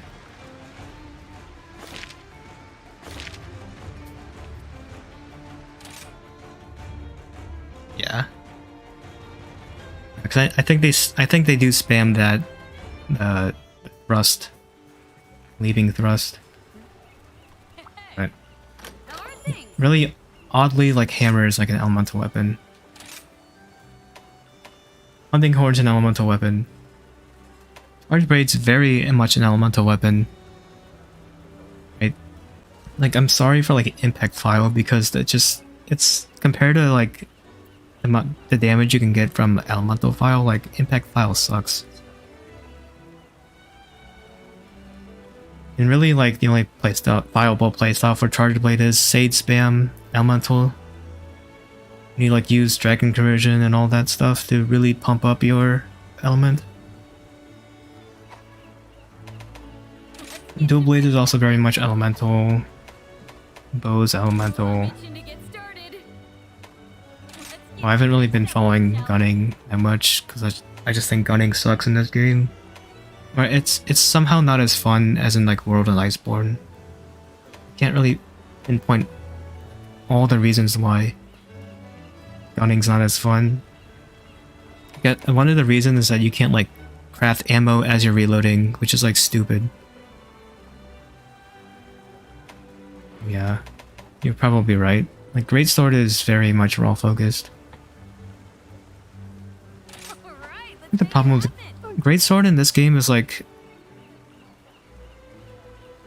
just the same as World, but like the problem they did in Sunbreak is add that stupid counter.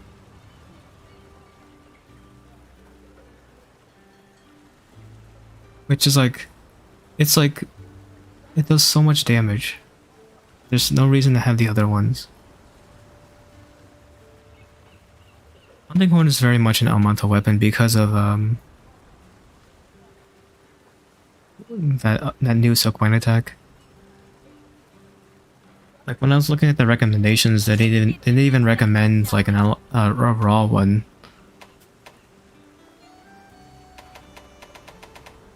And that's probably for good reason because there isn't really like a really good one. Also, they kind of like stuffed it because the weapons that have like attack up are usually like pretty weak. Like for example, the Scorn Magnamalo Hunting Hornet has attack up, but only has a raw of 300. The thing is dumb. Meanwhile, Ibushi's is at 340. Valstrax's I think is very good.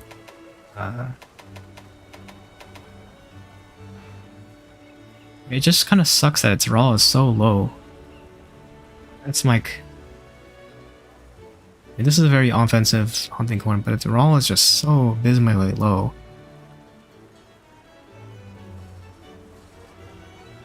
It doesn't help that it has Dragon Element either. Yeah, but I see why the songs are really good.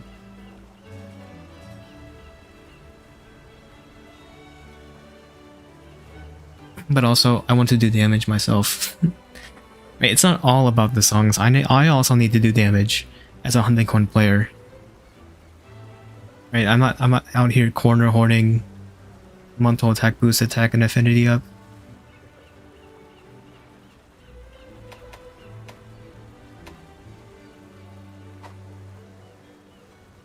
Yeah, element is like very much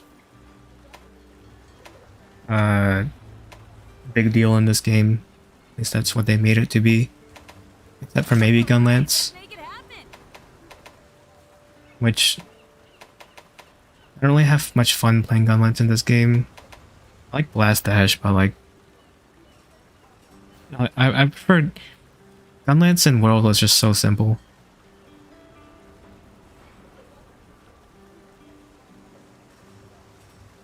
Yeah, that's true, Tiago.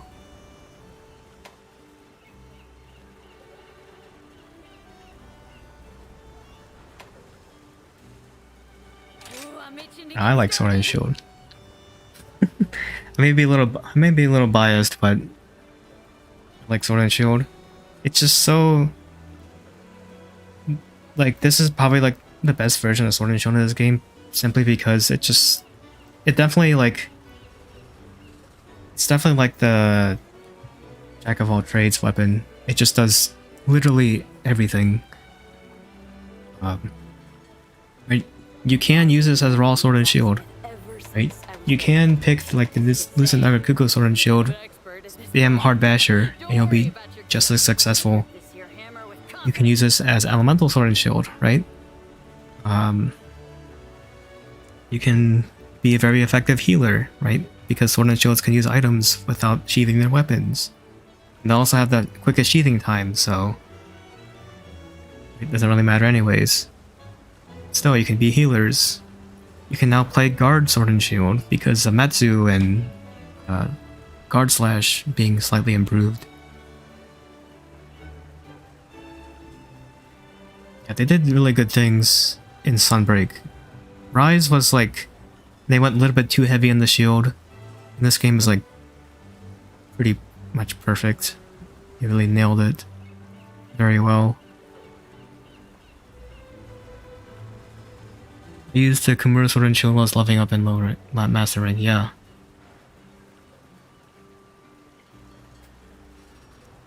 Yeah, yeah, Sword and Shield doesn't have like the best range, unfortunately.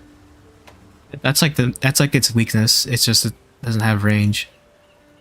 Like my goodness, when I was like playing like Switch X is like really fun too, but man, Switch X has a lot of range. Same thing with like Longsword.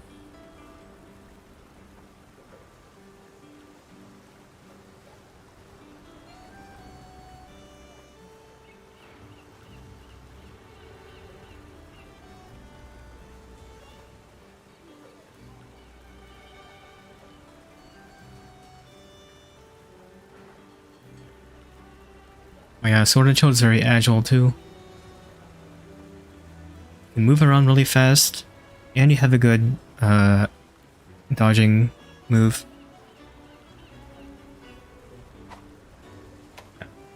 Just like any other weapons, Moment is very good with this guy. Although I've been playing around with exhaust files. Right. Exhaust file is really good because you can use it with build-up boost. And build-up boost will proc with every hit. Because it works with exhaust files. Even level 1 build-up boost makes this very powerful. Reconquerous. Yep. Yeah. Yeah, but in general, Element is like so powerful in this game. Especially like dual blades, charge blade, bow guns, any of the gunning. That's like pretty much it.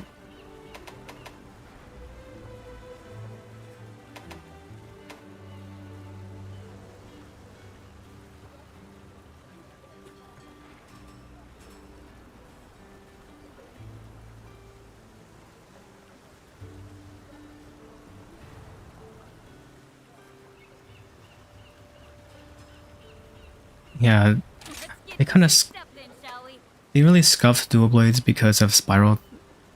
It's called spiral something, spiral slash.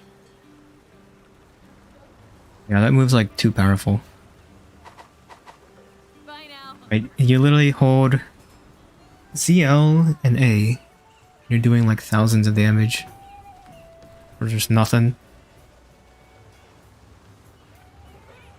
Yeah, yeah. Exactly.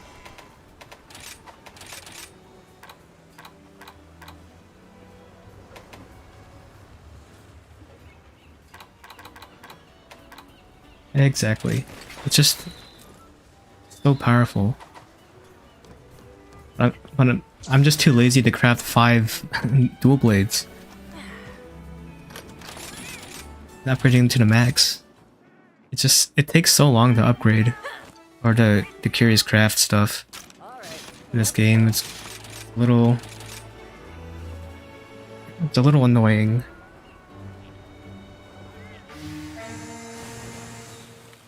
Yeah, I'm just doing hunts for fun.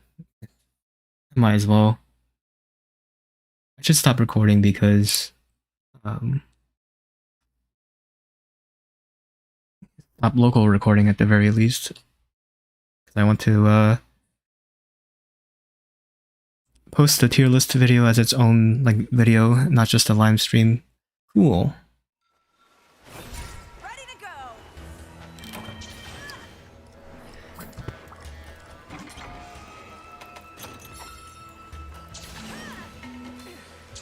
Quest level 85. You know, even these low level quests are kind of useful sometimes. Making steady progress. I don't really care. You're in the target. You're done for. I'm gonna take your butt.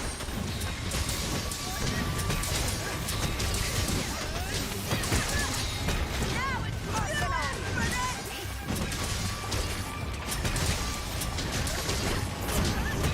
here it comes. This is the Yeah, but I guess I'll just be doing hunts for like maybe an hour or two. So if you have a weapon that you want to request, you play.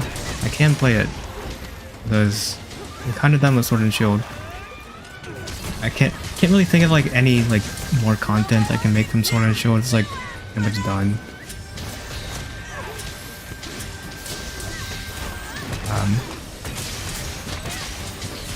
Yeah, but I'm gonna still play this game. Just I do want to play other weapons because other weapons are cool.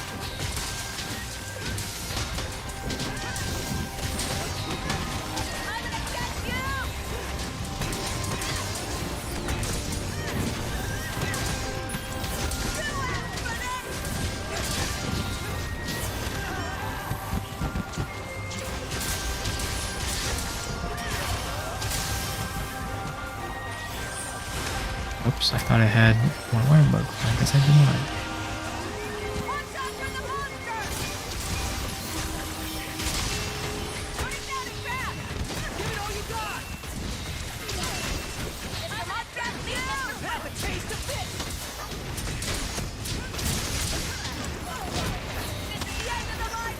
Okay, well.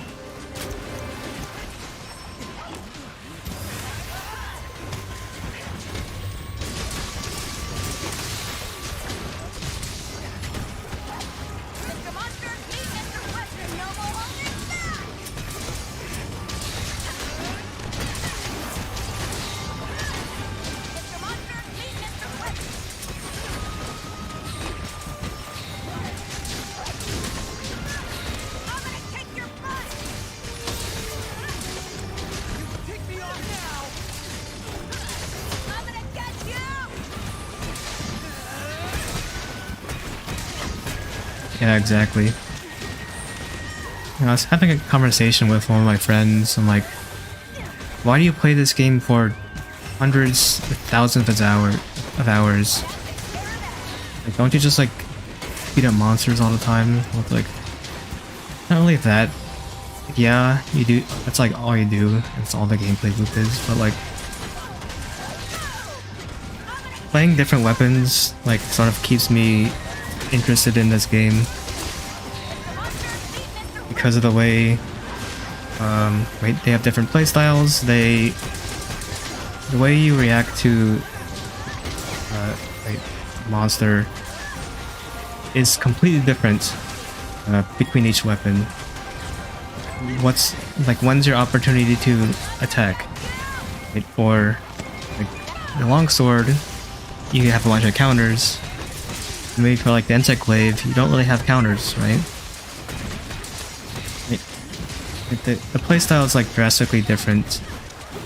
Well, maybe not drastically, but they are very different Gotta be quick. playstyles and different philosophies of how to attack optimally. And that's what interests me the most. It keeps me like interested in this game. We need to play, you know, almost 1,000 hours. I have like maybe like 930 hours in this game now. Which is weird. Okay, very odd.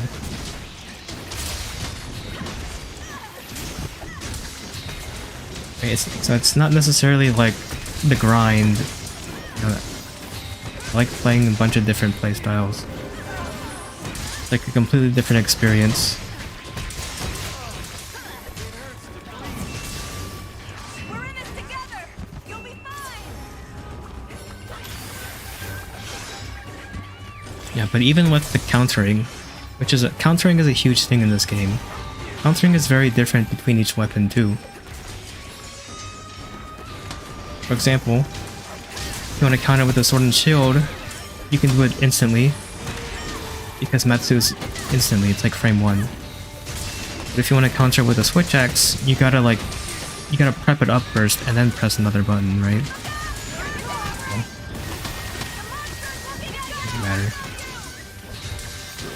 Right, so it's the countering is different between each weapon. The timings and what attack comes after that. Do I play any multiplayer PS5 games? See ya. Didn't even break it. Not really. I'll be taking this. I mean, Personal buddies. like a multiplayer like this. I mean, I do have Rise for PS5. Oh well, okay. World and Iceborne. I guess you can count that. I don't actively play that game anymore.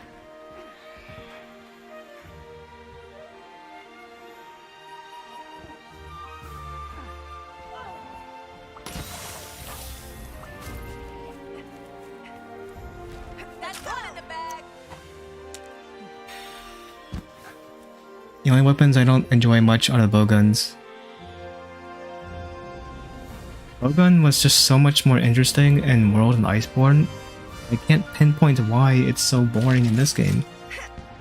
Like I already pointed out that right, you can't craft ammo while you're reloading.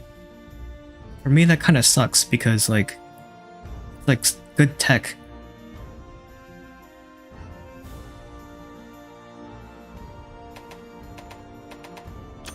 Like such cool tech, like you're being very optimal like when you're crafting ammo, but then they just like got rid of that mechanic for some reason, and it just like hurts to play bowgun.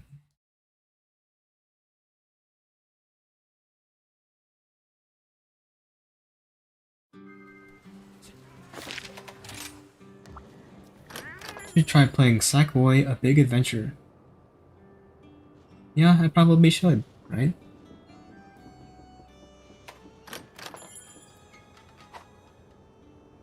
I got it for free. Like a PS Plus game that was for free. I should play it. Here's a pretty good, pretty decent platformer.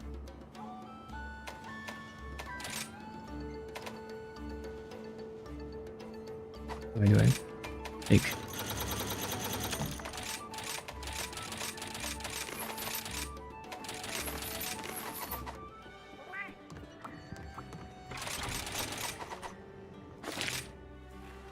A lot of optional quests. For all your questing needs.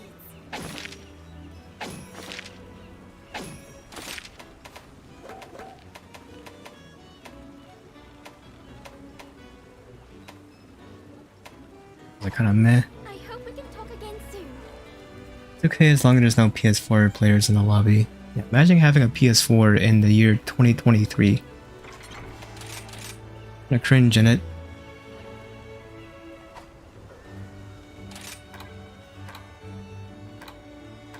Alright, so since we're talking about Lance a bunch, play Lance. I'd also pick a armor color scheme that sort of matches. We'll see how like an exquisite Lance gameplay.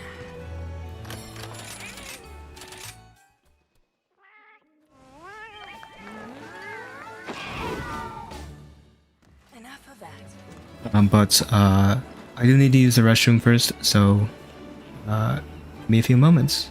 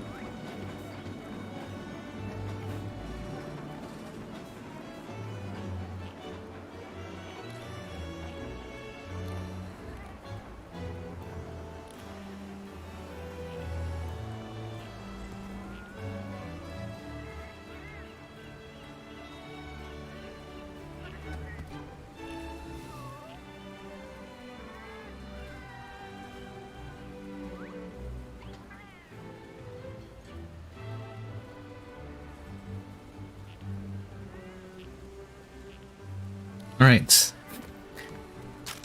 I am now one of the 3%. Right, the least popular weapon in this game. The lance.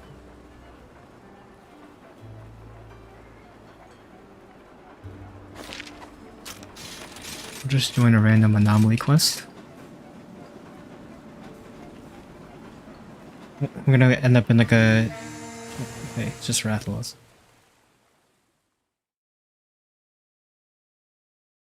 I'll have you all know, I'm bad at lance.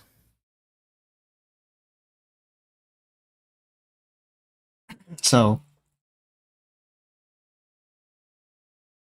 please be nice. Let's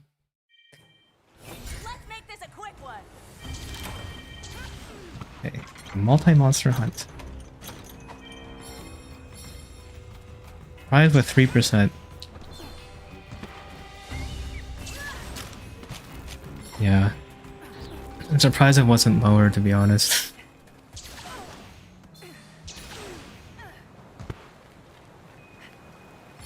What kind of surprised me when they revealed all that stuff, the popularity stuff, is that for the dual blades, apparently the most popular like Silkbind attack is Progress. the most popular Silkbind attack is Piercing Bind. Which is like, huh? Compared to like the Spiral Slash, or Spiral Slice, whatever it's called. Piercing Bind sucks. It sucked in the base game.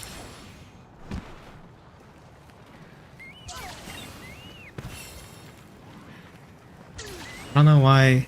I don't know how people are using it. I don't know why it's that popular. It has to be incorrect, right? Like, there's no way that's right. They must have been including like base exactly. Because there's just nothing else to put there, right?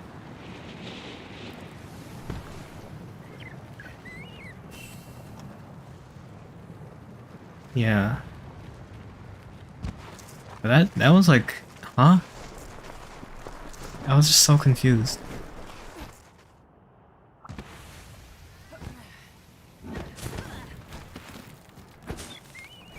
But yeah, the Sword and Shield,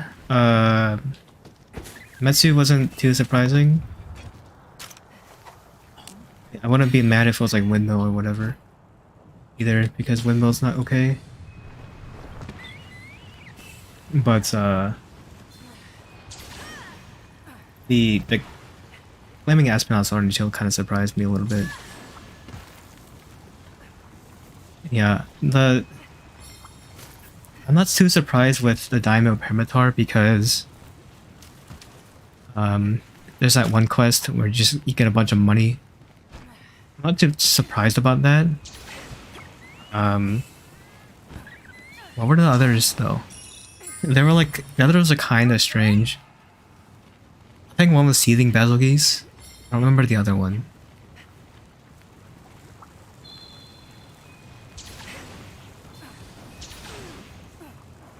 But it was hilarious to see like Daimyo Hermitor be #1.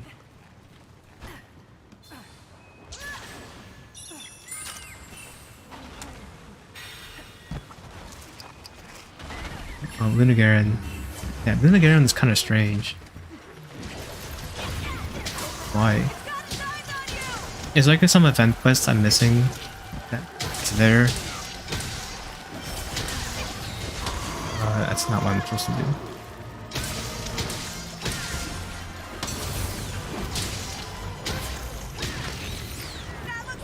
Peace.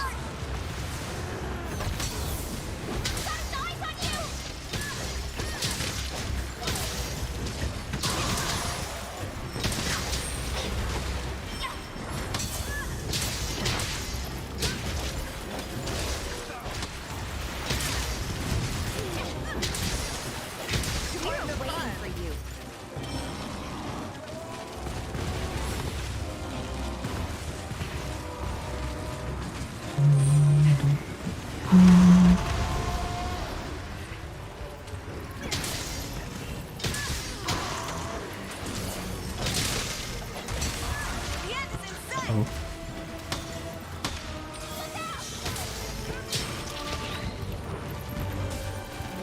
Run away.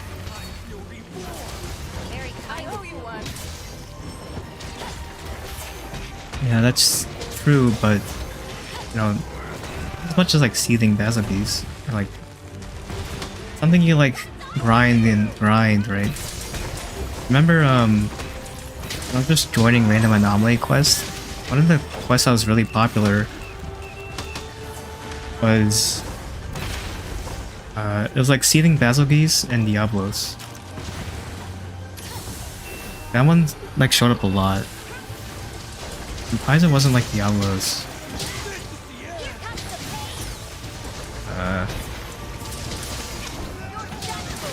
We're getting the button combos. I don't think this is optimal. I'm doing like 500 per poke with that. Yeah. That's why I thought Seething was there. Thanks for coming. Because anomaly grind. Lunagaron was surprising.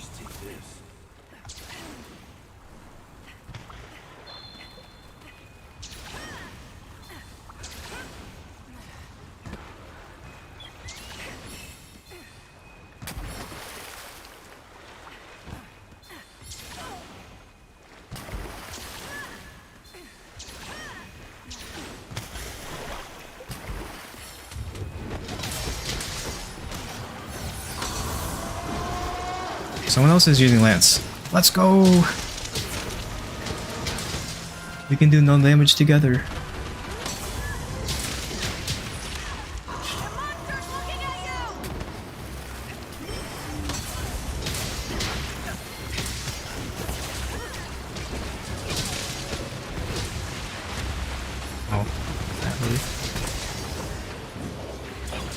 If I can get a KO. Sketch.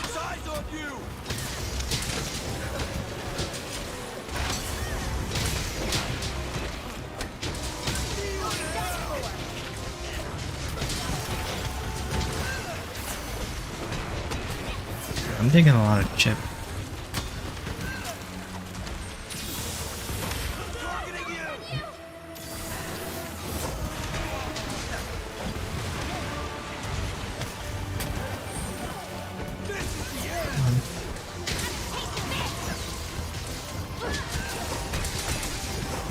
I actually don't want to. Done.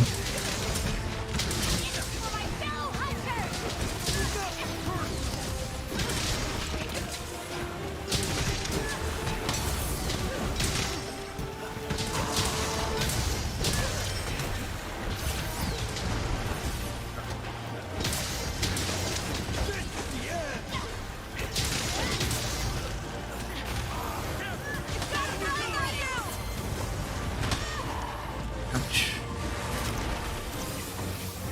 I still take so much chip damage.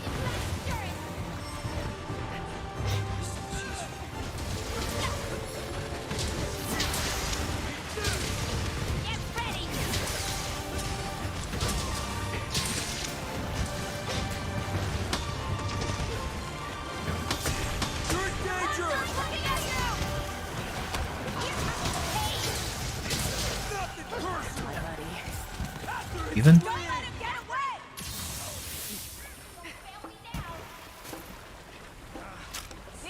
I forgot I have let me check my build. I have guard 5 and embolden 2. I'm still taking like a ton of chip.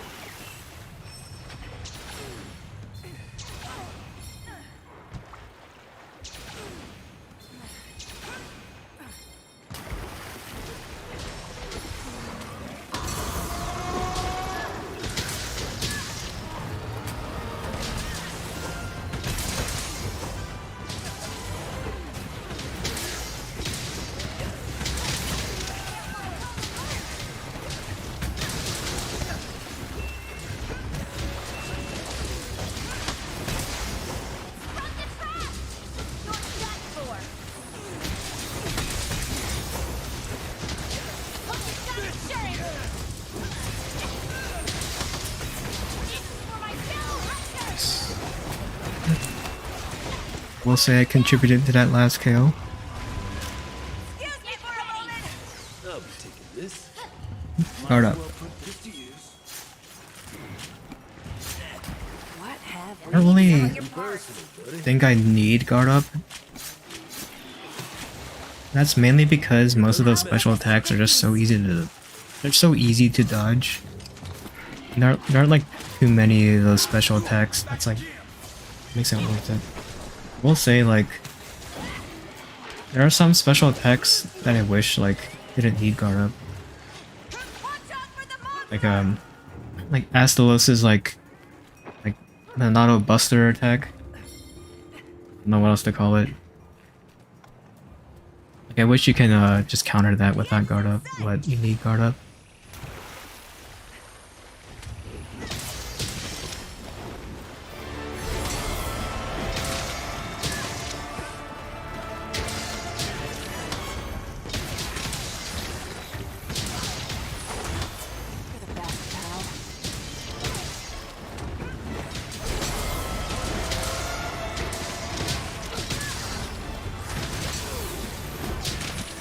Get hit a second time. That's not the strat.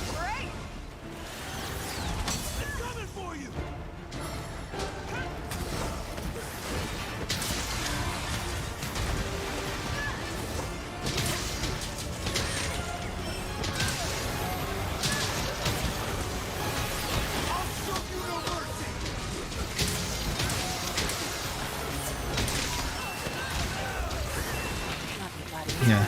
Rajang Games requires a guard up. So I won't be able to read chat that much because I gotta focus.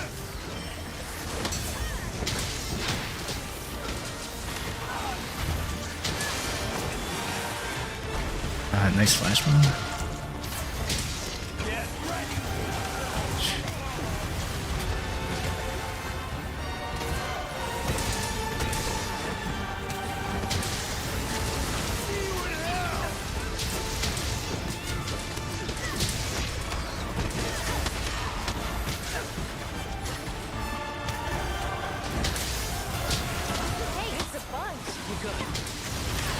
Ouch. Never get hit by that soccer ball attack.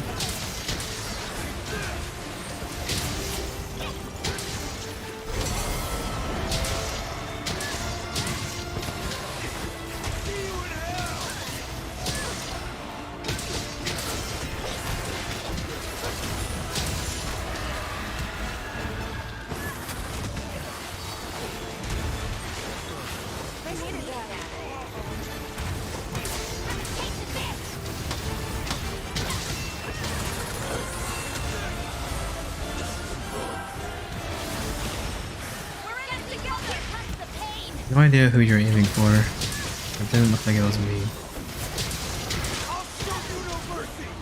Even.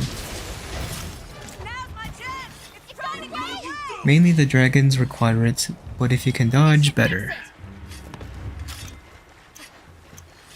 Yeah, I'd say in general it's just simply easier to dodge those kinds of attacks. Most of them are too difficult to dodge. Maybe Rajang's beam's a little quick.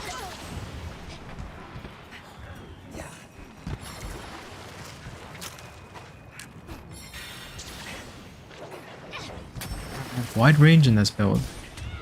A sheer coincidence. It's also nice that they sort of buffed insta counter to make it actually useful.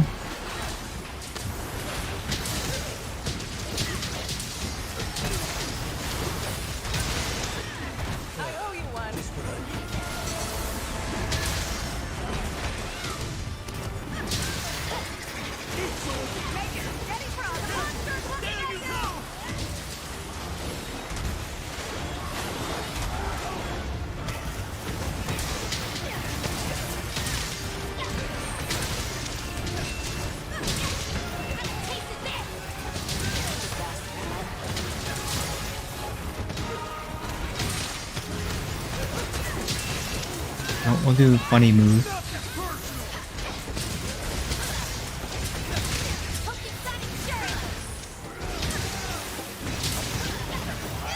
They still use that spiral thrust.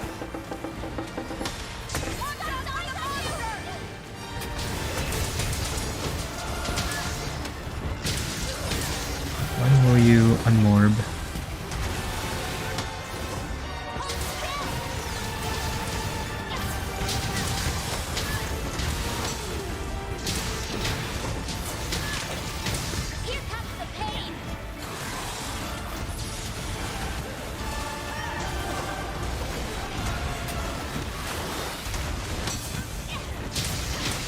There you go.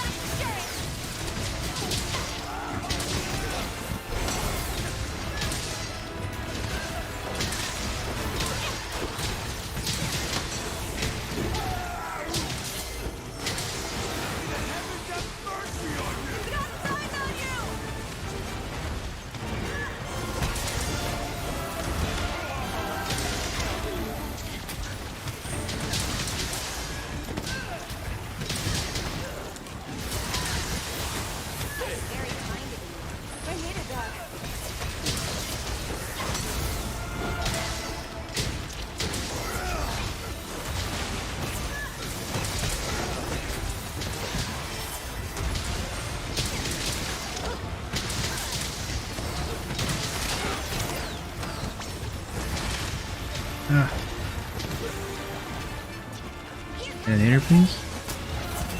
There we go. I wonder what's like the best combination for what's the best DPS for raw lance that even exists.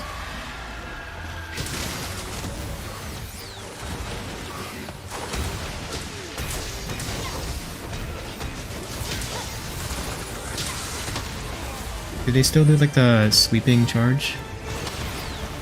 Way too close. Way too far. I hate that. I also hate this move.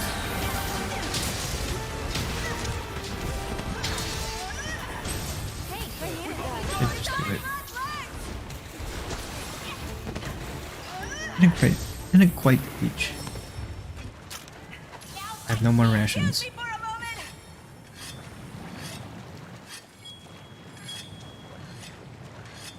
What rank is this quest?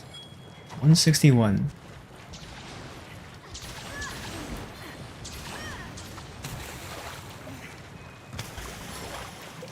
What's up? When was the last time I fought a regular Malzeno?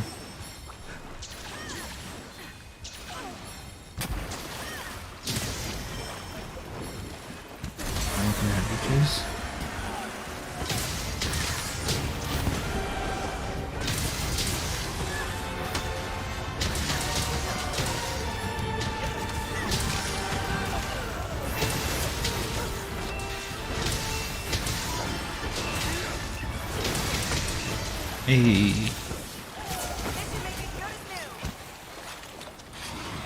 You know, I feel like I played quite well.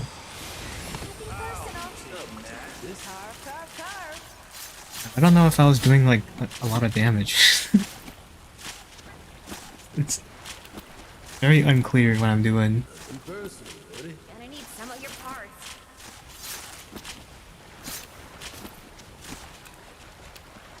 Nothing personal.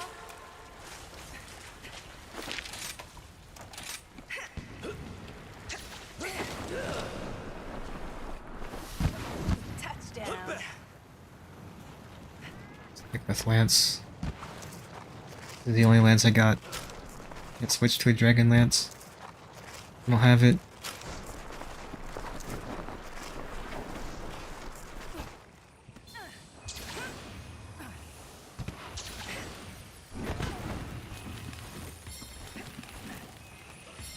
Wakey wakey.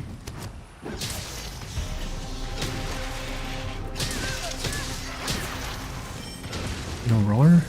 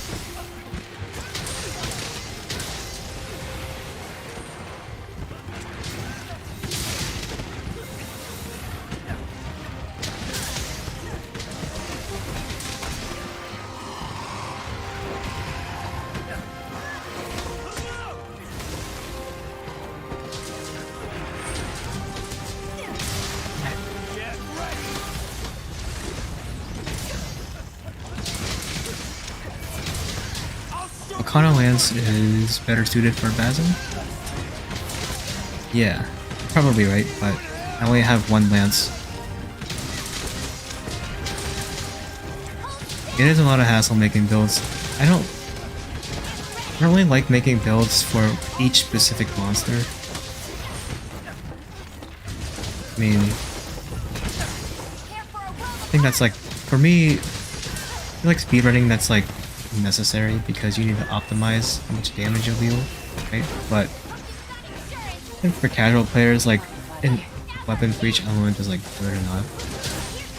Like, this kind of hit, yeah. In this game, like, your skill is like gonna do better than min-maxing damage per monster. That was a lot happening on screen at once.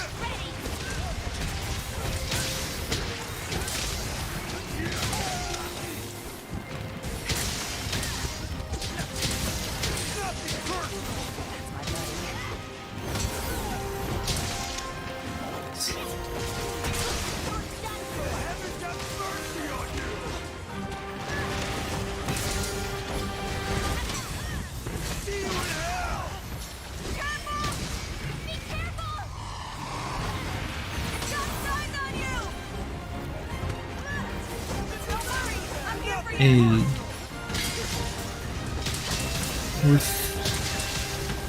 Yeah, imagine for Rathalos you want to use like Primordial Malzeno, and I'll do like 700 damage per Reaping Thrust. Instead of like 500.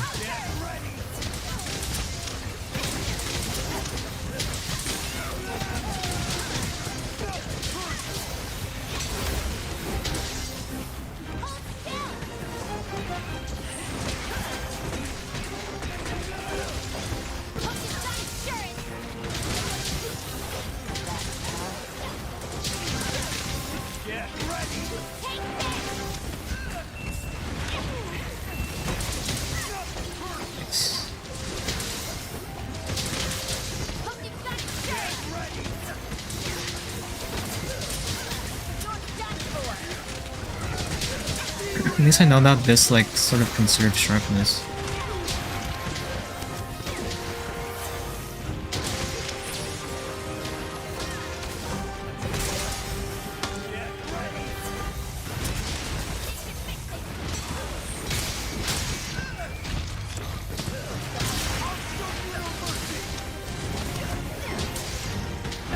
Turn.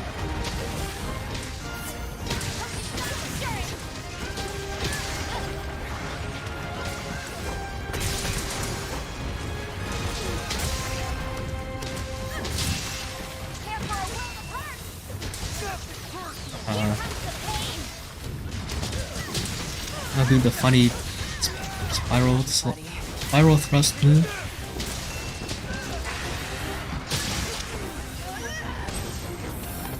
I hate the spiral thrust so much, but it does so much damage that you kind of almost have to do it. But at the same time, I don't want to do it because it's just you just get flinged everywhere. And then your other option is skyward thrust, and it's like worse. It does no damage.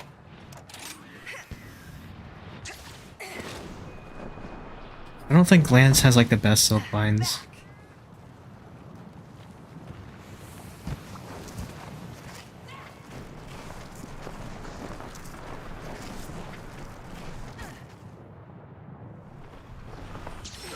What's the other one I don't use?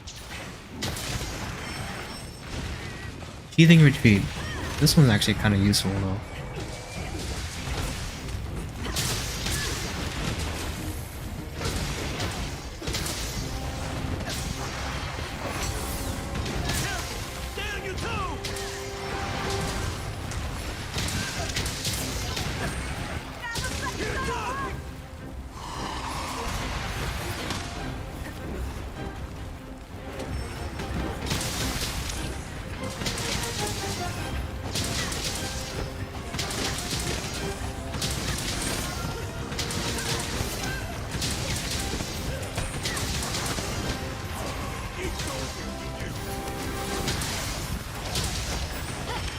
Nice. Just lawnmower.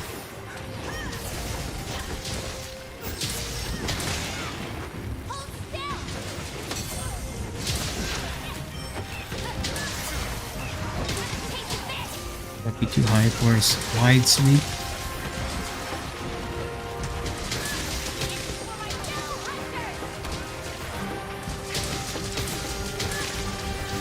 Might be too high for anything. Classic thrust, thrust. Poke, poke, poke. Take this!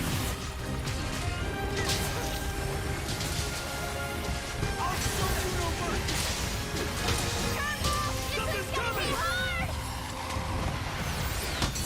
It's coming for you! Coming for you!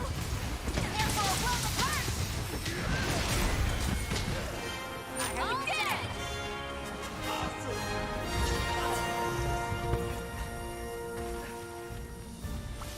All right. Here comes the message. You're gonna need some of this. And I need some of your parts. That was fun.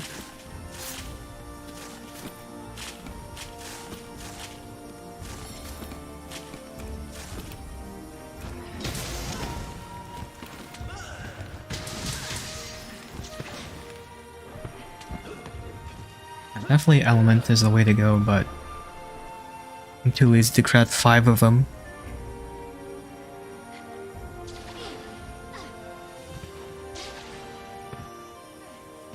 And blast will do almost equally as effective.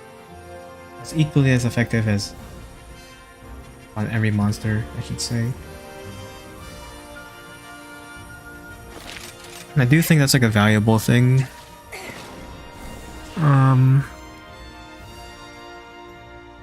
To know, because you know, if people want to try other weapons, it's like kind of daunting to like just say these are the optimal ones for each element, and then you know you have to unlock every anomaly slot and then slot in level 8 elements, which is takes a lot of time and resources. But it is just really easy to just, hey, see, like, if you just want to craft one of these, one lance, that will rules them all. I think that's, like, pretty good to, like, I think that's, like, a step to, that would be a step to sort of, like, get new player, or at least new lance players. Because, like, what am I doing? Oh, I don't want to do that. It is kind of like a, I mean, it's cool that Element is like meta and like really good and all, but it is sort of like, it is like a reason why I don't play like dual blades, because, or charge blades, because like raw dual blades are bad. Everyone knows it. But at the same time, I don't want to have to craft like 5 dual blades. I don't want to craft just like a fire dual blade and only have to use it on fire monsters. That's kind of like, I mean, that's kind of lame. I want to play dual blades, not just use them on like fire weak monsters.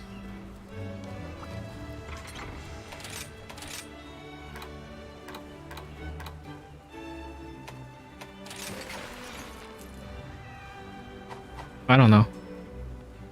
I'm just one player out of like 13 million.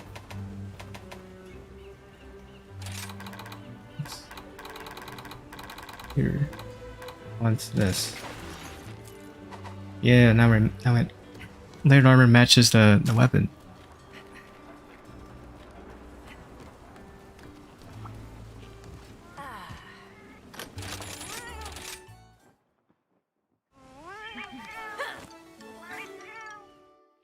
All right, let's go. Might as well show off the build before I go on the quest. So now for switch checks, the main thing you want to have is Rapid Morph. That's like priority skill for switch checks. Because I'm using exhaust switch X, build up boost is there because it'll just give me a straight up 10% more damage.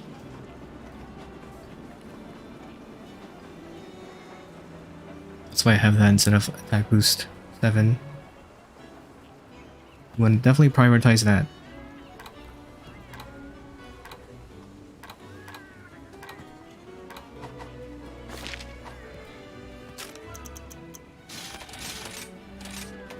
Random anomaly hunt.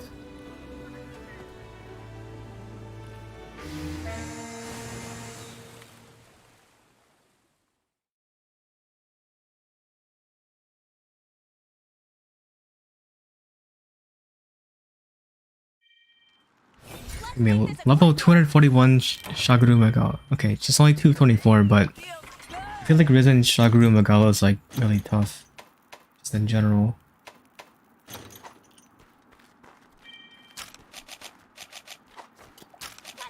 Well, this will be a little bit scary with the switch axe, but the switch axe is like way more mobile. Like pretty surprisingly mobile. What it is. You don't even need like a big extender.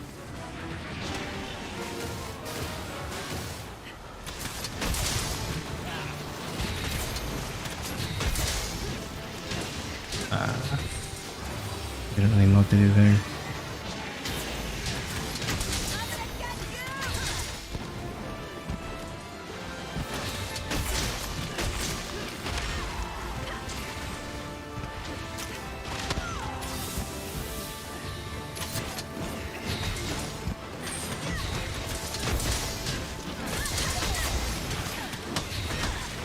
Okay, I'm dead. Is this a small Shagaru Magala? We'll find out if we do finish this. I'm not really used to.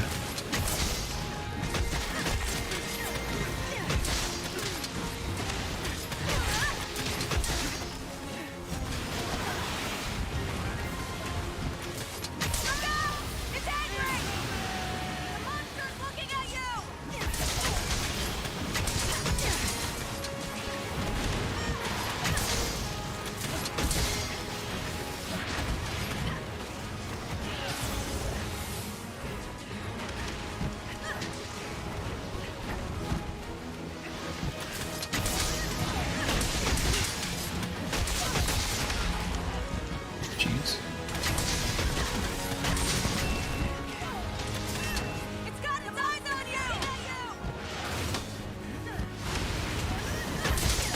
Oh, okay. Well, never mind.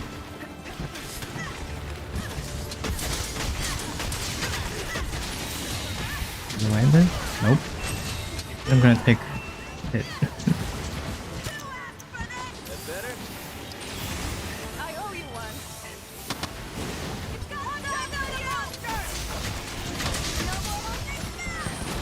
Ouch. Not done with you yet.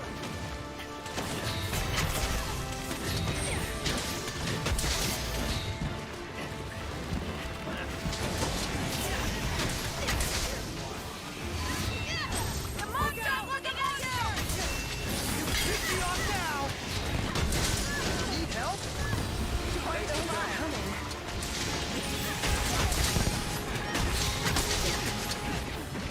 Trickiest part about Shagaru Magala, in particular Risen, is that the only really good hit zone is its.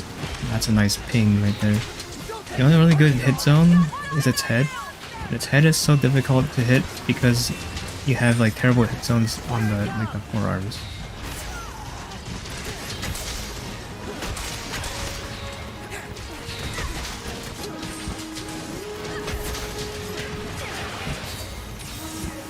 It's got its eyes on you! Monster's targeting you. Let's see how you handle this. Oops.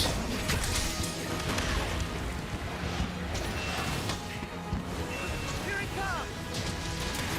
The wing arms. This one. You pick me off now.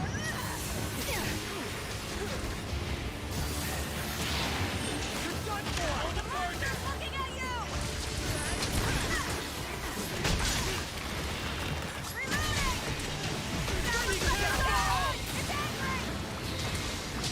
Don't take this personal. Right.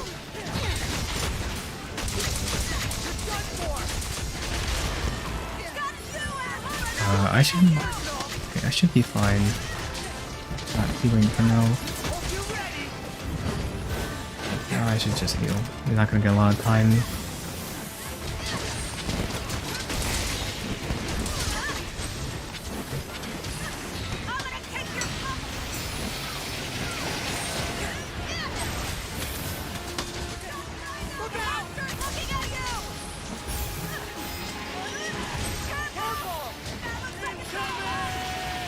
doing the scripted attack. I should pay attention because those are random explosions. I owe you one. Yeah, they made Shaguru Magao really tough. It's not just the hit zones, it's also just the attacks themselves are really hard to deal with. Because most of them have like an extra explosion. But you can't do like a backstep, sword and shield backstep on those attacks because you just get hit by the explosion. You can't really do counters as well. It's not a lot of big openings, hard to hit, weak points. But, you know, this isn't an easy game.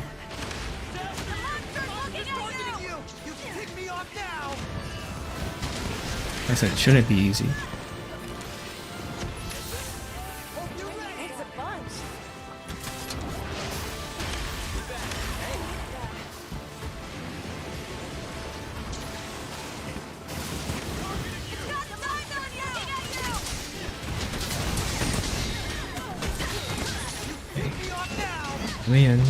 In the good hit zones.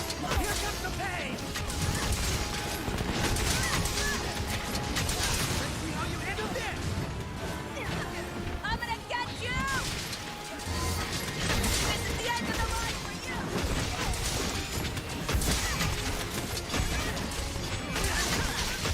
This is the end of the line for Sure. you,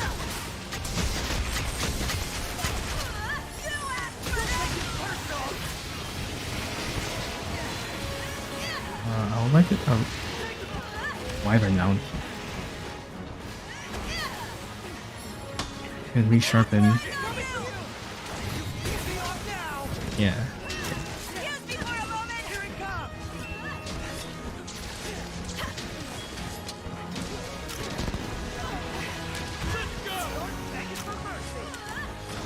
Get me straight! Very kind. It's a bunch. Also have wide range on this build by sheer coincidence.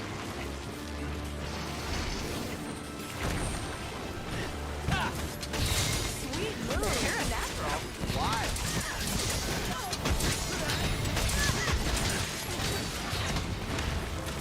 You're done for!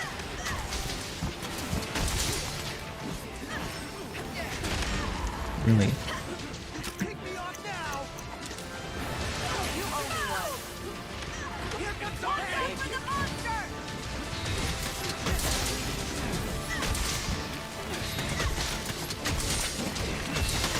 A bit unfortunate with the timing of the paralysis. I'm gonna get you! That looks like it's all Getting blasted. got eyes on you! I really should heal, but kind of being dumb. Don't take this personal! I needed that. I owe you one.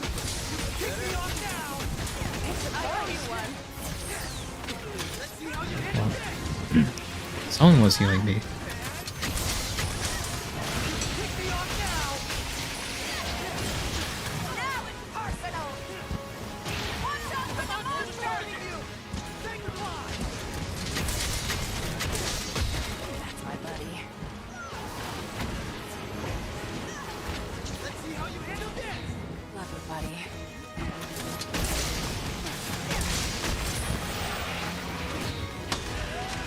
You're done for! Hold on, reloading. Thanks a bunch. You pick me off now! That looks like it's gonna hurt. Gifted attack.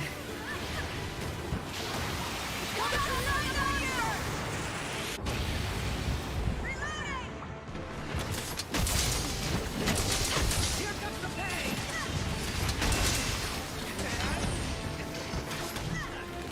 Nice barrel bomb.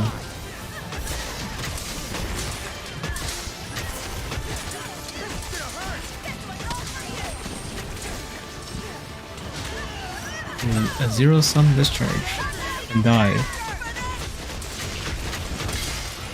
Mr. Monster, meet Mr. Whip. Here comes the pain! Do it again. This one's all for you. I had fun. Say goodbye! We did it.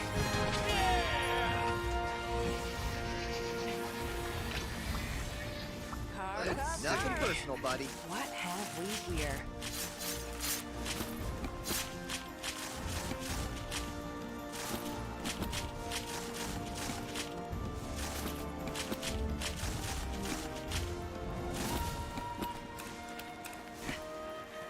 Yeah.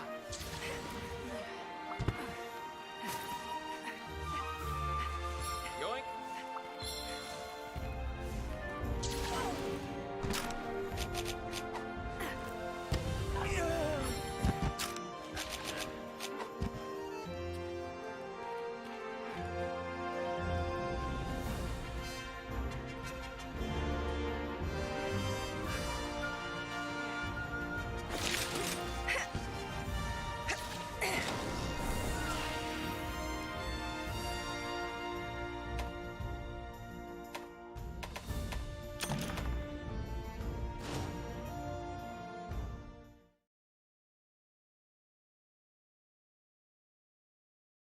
Any requests on what weapon I should play next?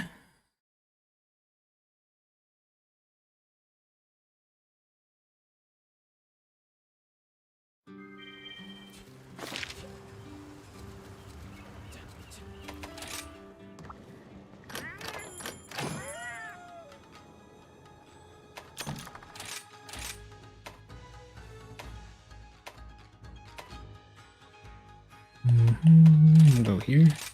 There.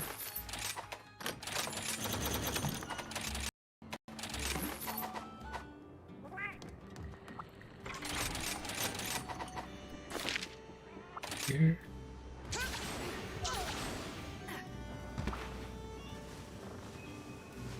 Event quest is an ogre. Which one's that? Your spirit shines bright.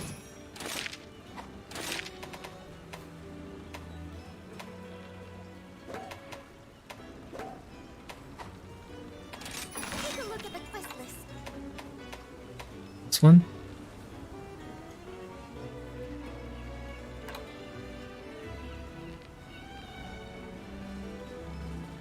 I sent a team of researchers to investigate the particularly dangerous ogre out in the flooded forest. They were forced to retreat. Her Majesty offers NP accelerant to whoever is able to vanquish the beast. Any takers? I have not tried it. Take care.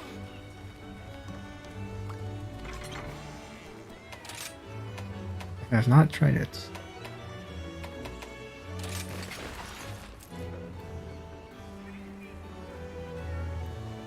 I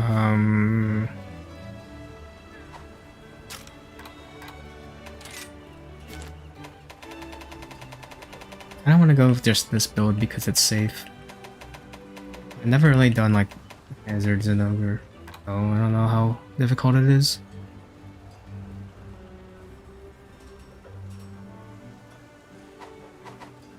Different in some ways.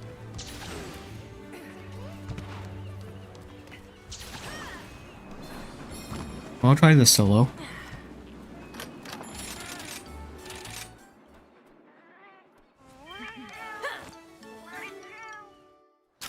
Time to get going.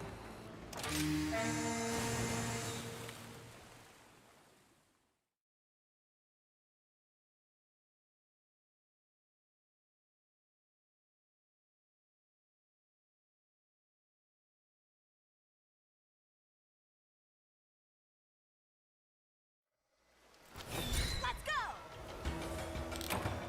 Let's go. As long as it's not like a health sponge, it'll probably be fun. Right?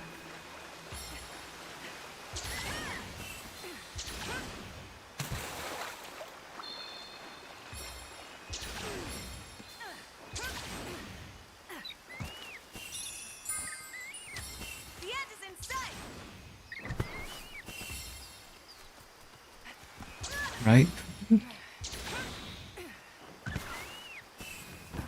Gosh, this is gonna be like a 20-minute quest.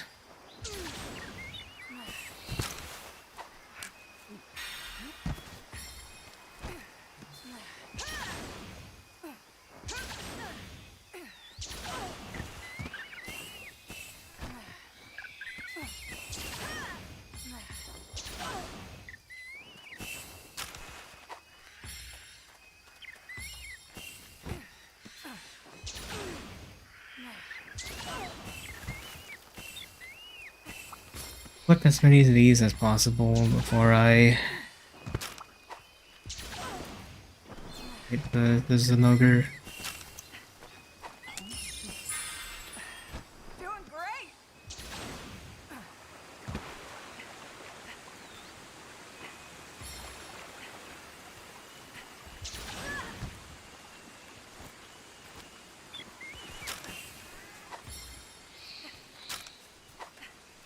Their health, Spear Bird.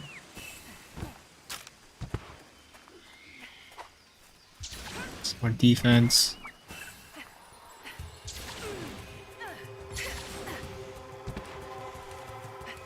Didn't need that one, but sure.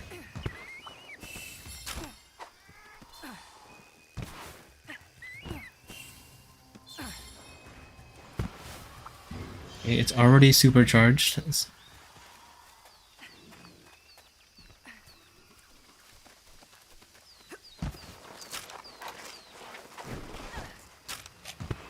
I guess this quest is called Supercharged.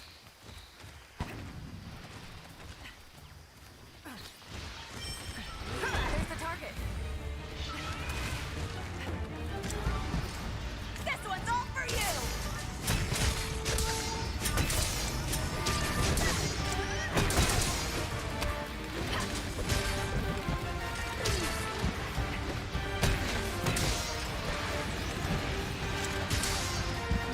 Uh-oh, here it comes.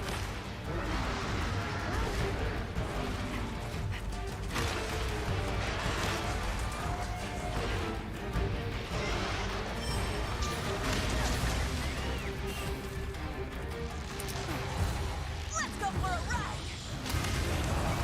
The end is in sight. Really? Come on, Rathian.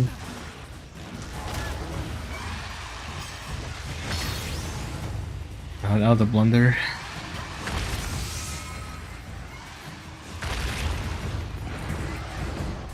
Yahoo! I'm gonna kick your butt.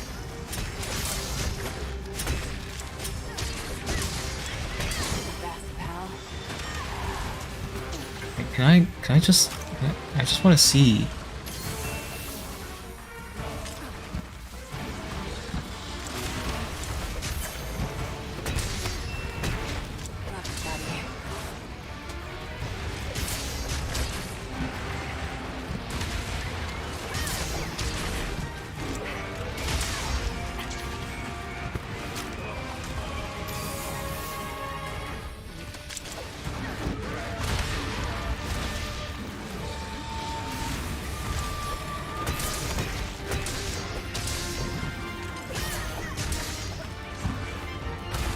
You're the best, pal.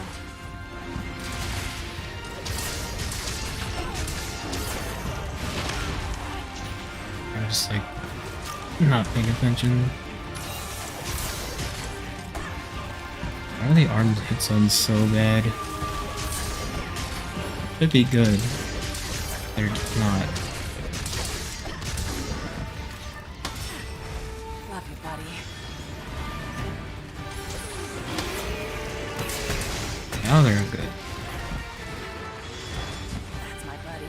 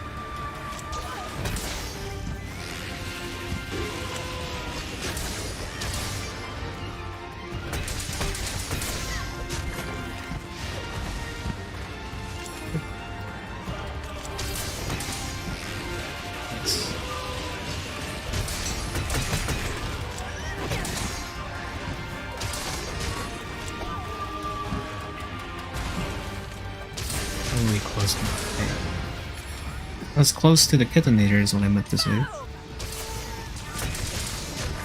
It is close to being charged.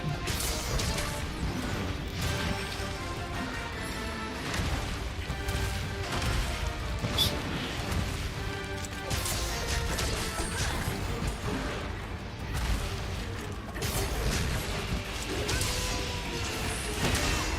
A little bit too early.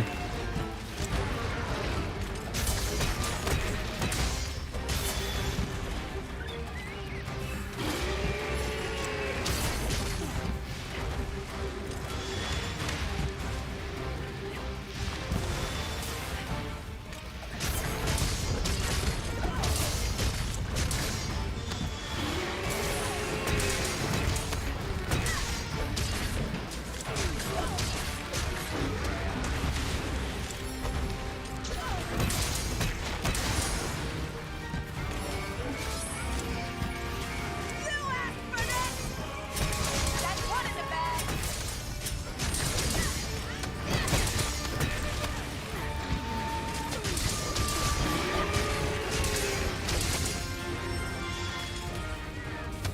After it. Okay, so am I supposed to notice something different? It was almost like a regular Zenogre.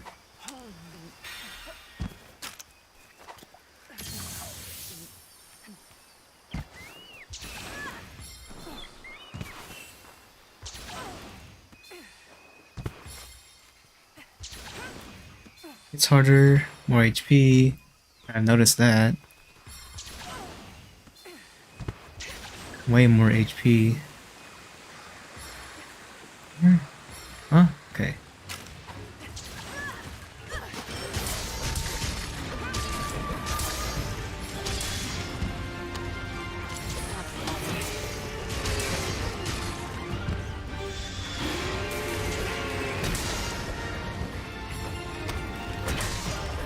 How much more HP? Oh.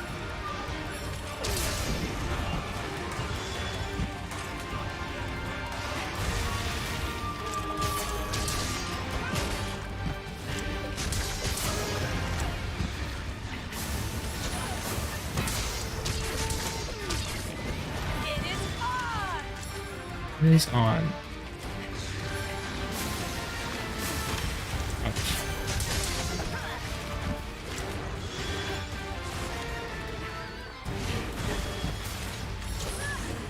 That's a complete miss. I love this area.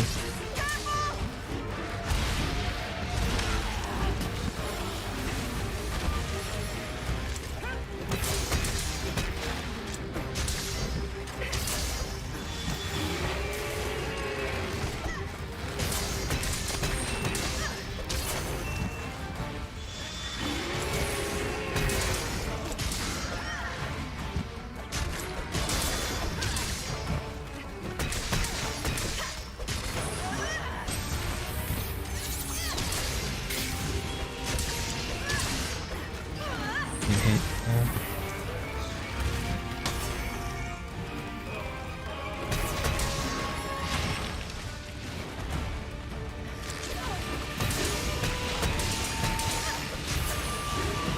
Heal before I die.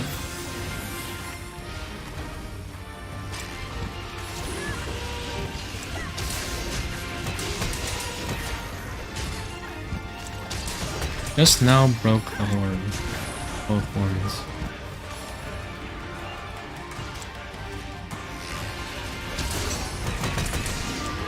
That's unfortunate.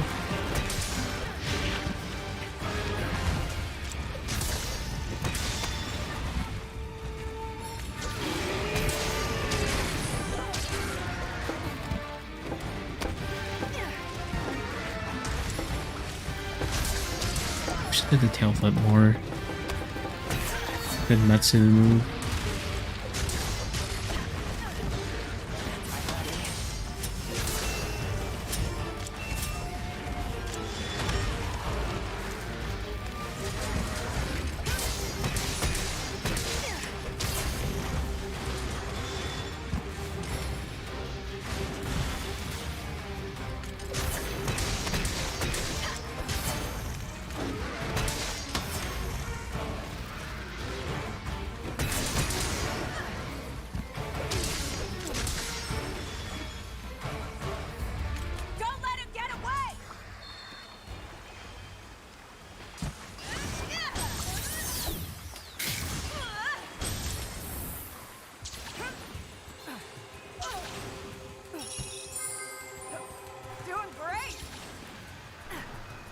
This quest better give me like... This quest better give me like 50 MP accelerants.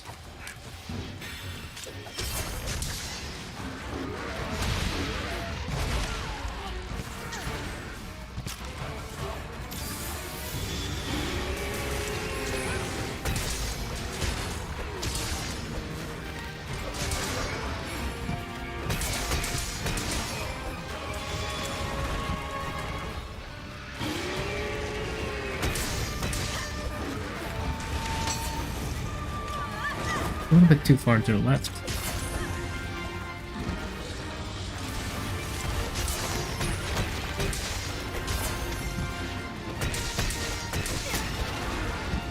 Oh.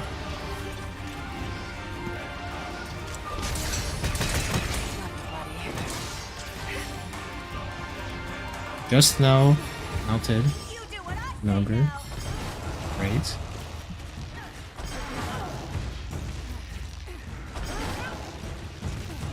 Based on these, How do you like that? based on those wall bangs, Snooker has a lot of health.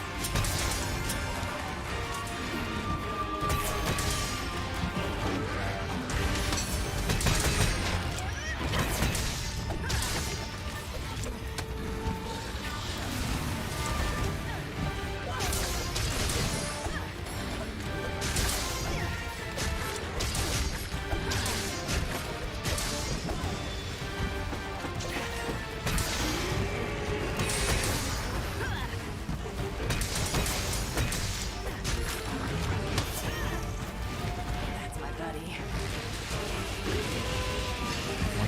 Mango. Make it steady Was in progress. my way. Rip. Now it's perfect. Rip that Bullfango.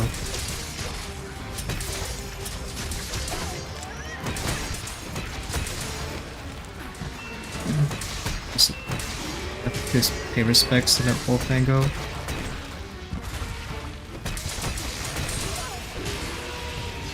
It's weak.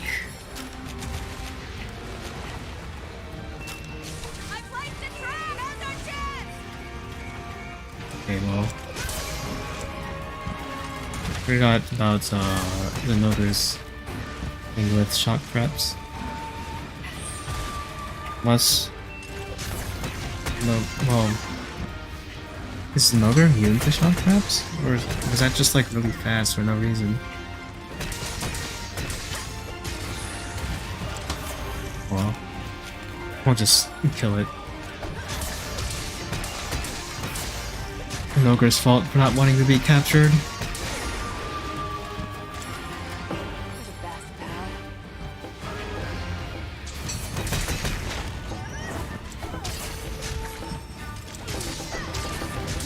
No, just die, please.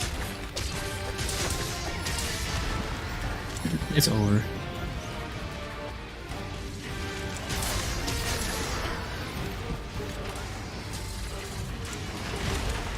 Oh. Thanks for pushing Zenogre.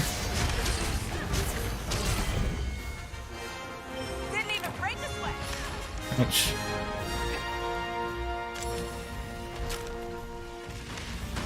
What are you doing?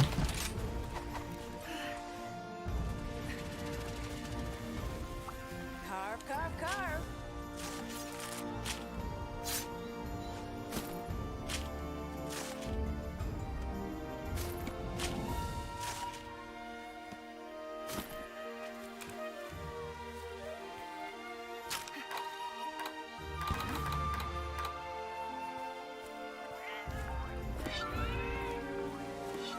Dead.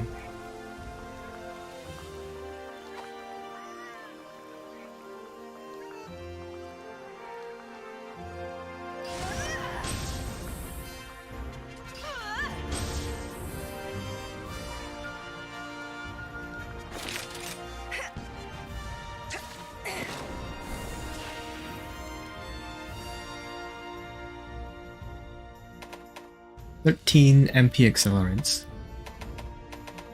I have 235.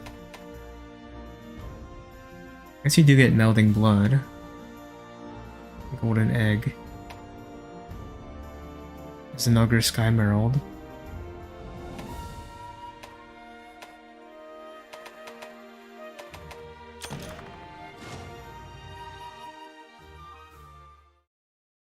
Yeah, I was expecting like AI changes and maybe there was a different form. Or maybe he was always charged up, but man, it's not bad. I mean, if you really need MP accelerants, like really kind of like farm charms hard, then yeah. It's way better than trying to get it from trade request, but it just have so many. Well, I guess I haven't really been. Well, you don't even need MP accelerants. You can just do the next quest. I'm having What's a the fail point? today.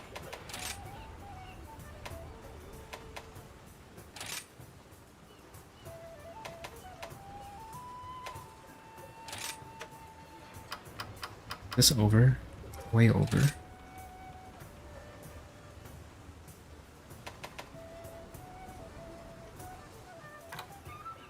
How much is that? That's 50, right?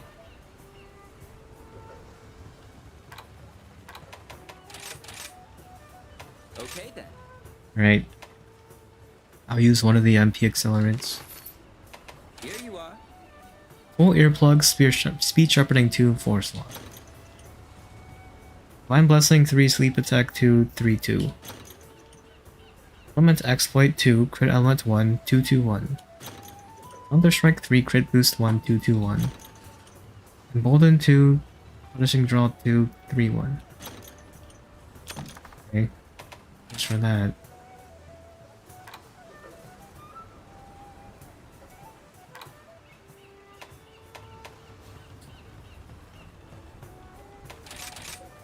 Again. Look at all these like trash ones I need to use up.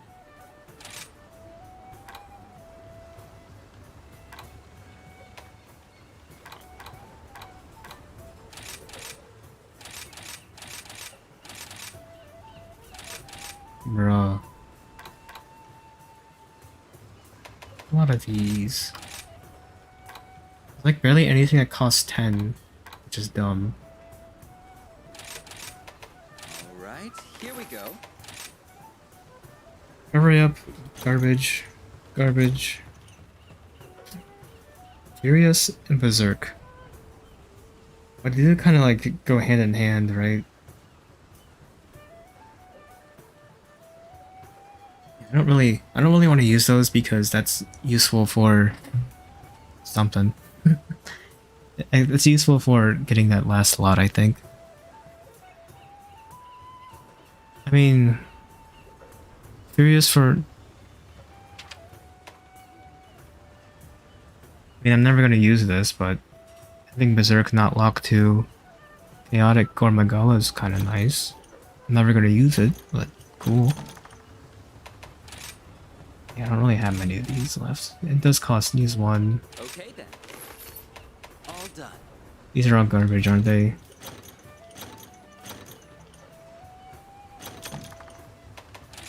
A few more. One. This. We'll use a melting blood.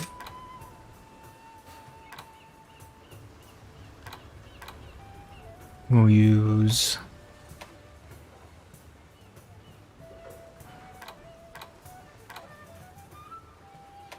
Now let's just do this again. This will be good. Here you are. These are also garbage.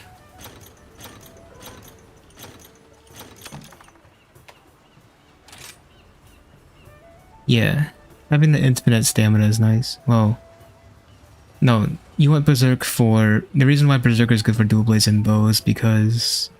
Strife, right. You want to combine it with Strife. Which I don't think Strife is one of these options. I'm trying to think what's like a good one to pick.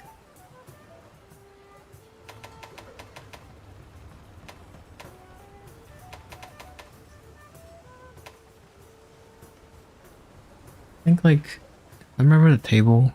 Credai only goes up to 3, but Agitator goes up to 4. Which is why I've been going for Agitator.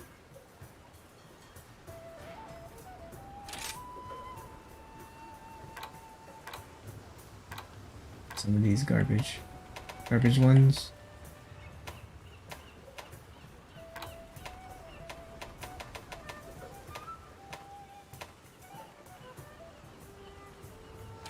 Use that one. Just build up boost, but man. And that one's kind of meh.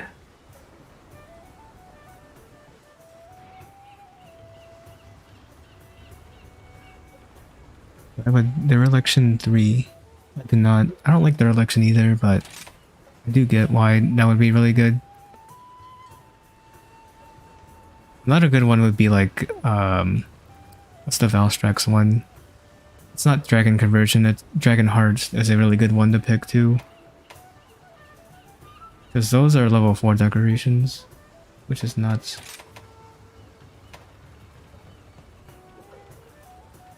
I mean, peak performance is not that great. This is not that great either. It's not that great either. What a strife. Trying to get rid of like the really bad ones first.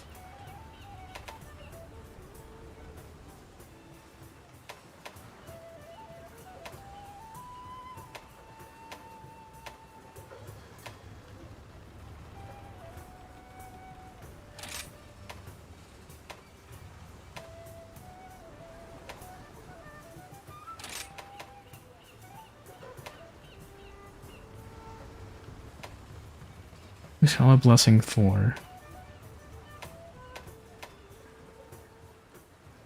What's my favorite monster to hunt in this game?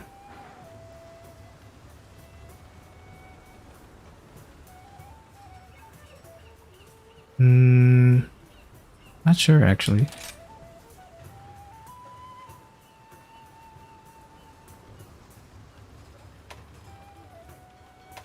Or to point it down to like a single monster. Okay then. All done. We didn't get lucky, unfortunately. These aren't that great. This one's okay. It's gonna build for Defiance, but yeah.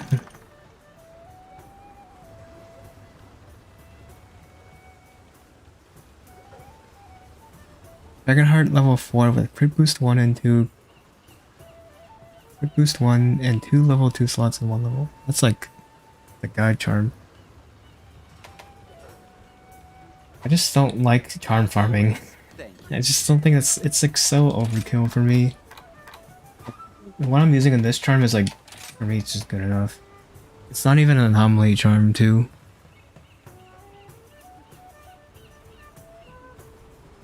This is what I use. And it works perfectly fine.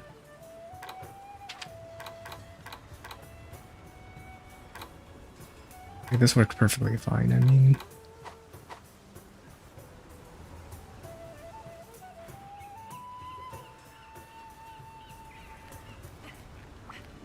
Why, hello.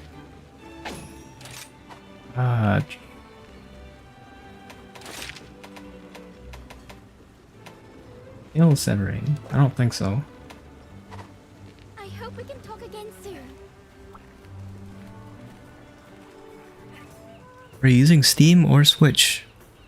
I'm playing on the Nintendo Switch.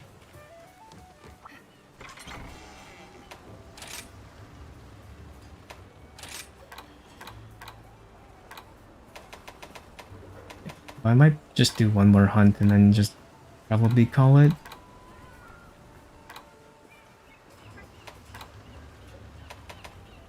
What weapon should I use? There's my April Fool's build.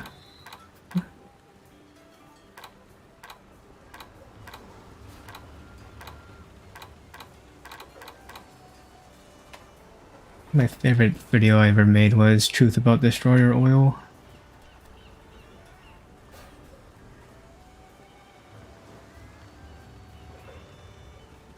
Favorite armor? Ignoring its stats or bonus. What do you mean by like armor? Just like how it looks? Does layered armor counts?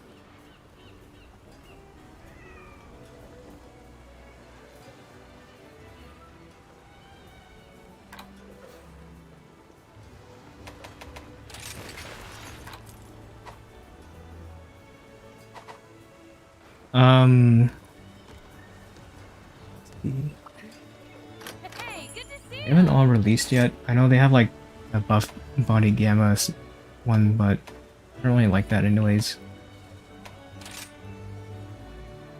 I'm a fan of.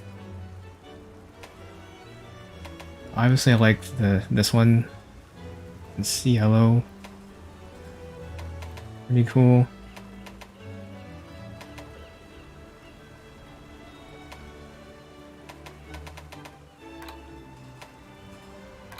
As far as like a monster goes,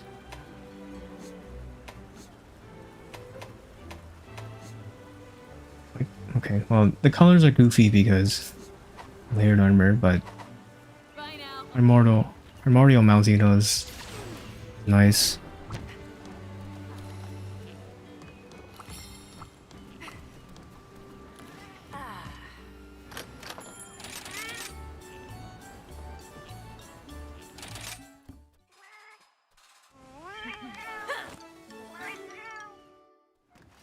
There's this like recency stuff.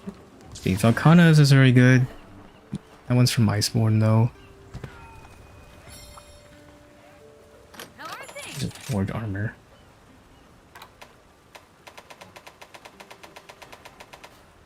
Yeah, well, I'd most likely enjoy it if I have it layered.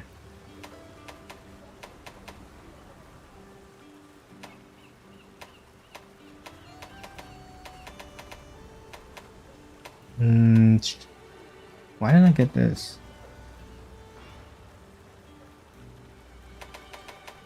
No idea. I'll put everything Master Hammond taught me to good use. I can swing whatever you need. It's that one.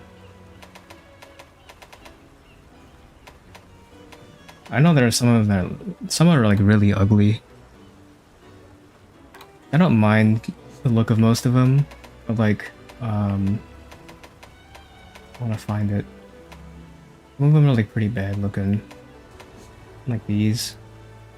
The colors are goofy because right now the armor pigment, but like that one is silly looking.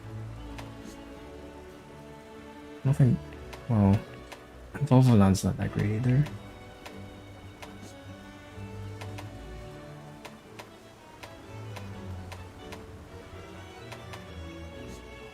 This one, pumpkin one, dumb.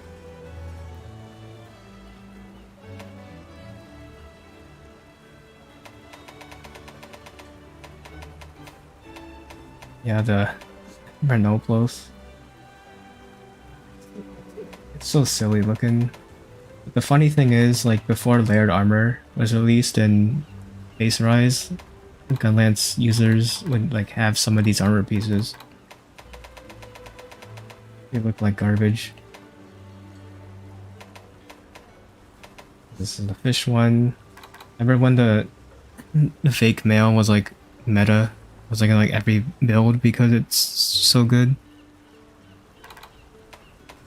Yeah, Barbania is great. Where is it? I'm too far down.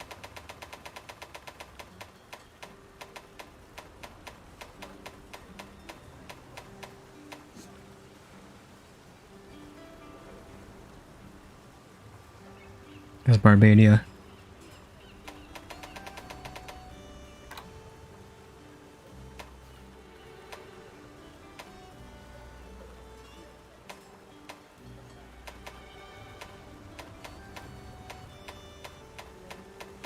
I don't know if there's anything else that's like really goofy.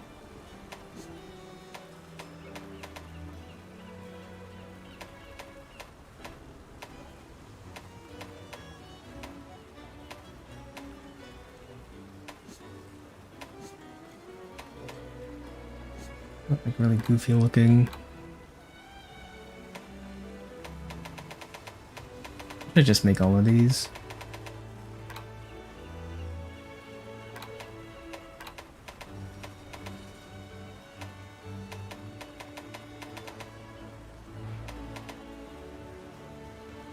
The slots were just so good in that chest piece in the base game.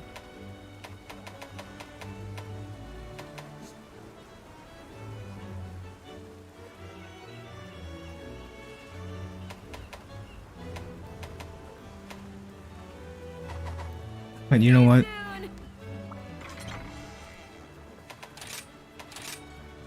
Imagine if we had no layered armor. We'd be running around like this.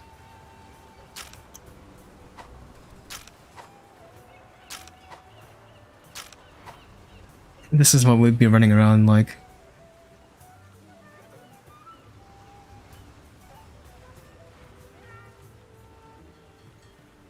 Yeah, just appreciate that we don't have to look like clowns anymore.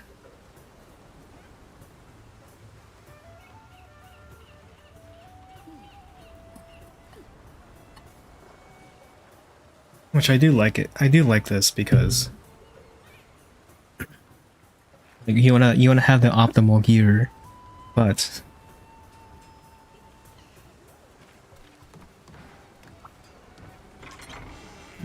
in turn you're gonna look like this. Which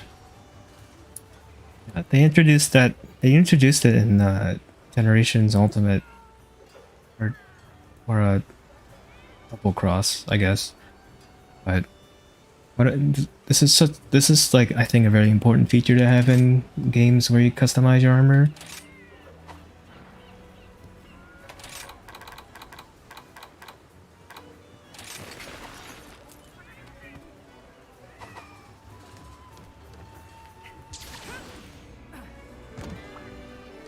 Oh, sweet, Cher. It does. I already ate. Enough of that.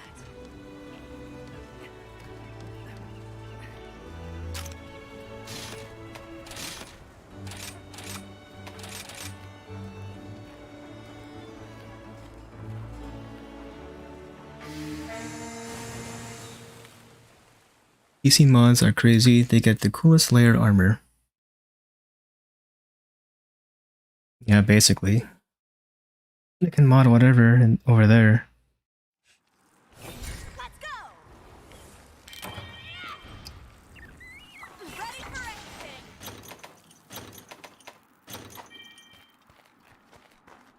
Yeah, I'll grab the turtle myself, I guess. Where are we fighting? Gold Rathian. What level is this? Doing great. 254. Okay. Just the person we need.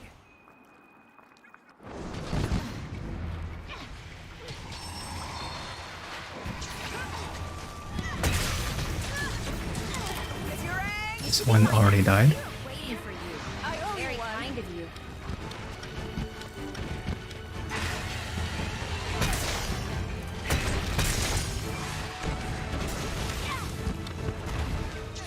Attack one more time. Oh, I suppose not.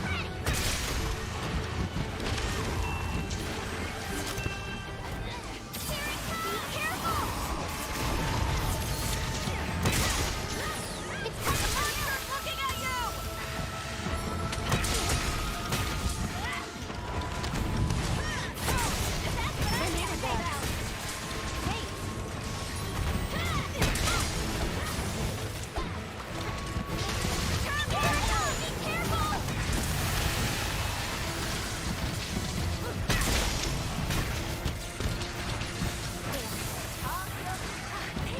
It's a bunch.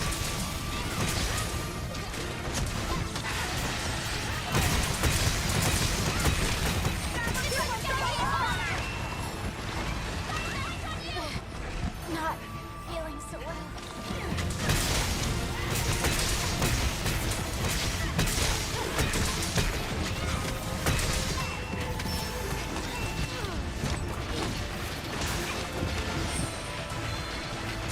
We shouldn't have taken that. I'm gonna take your 1000 damage.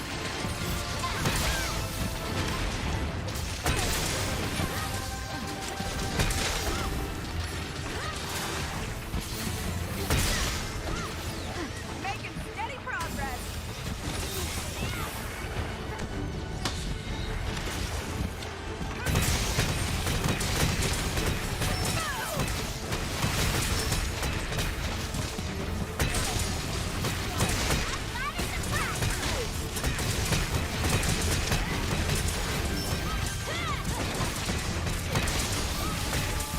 You're done for. Take care of that. Stay calm. Screw it. I'm gonna kick your butt.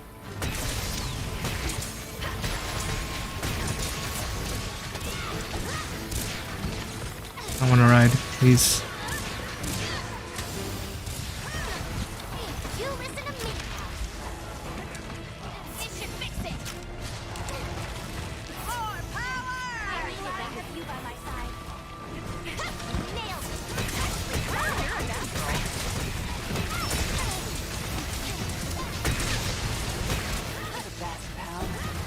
Hope you've got insurance. Take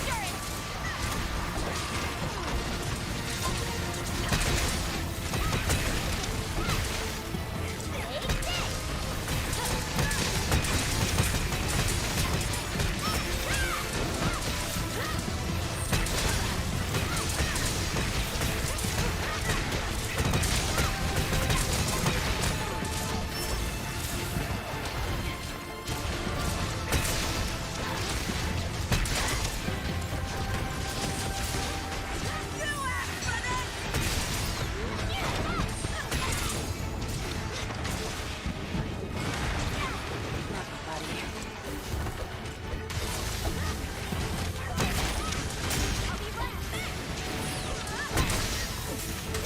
I'm gonna get you.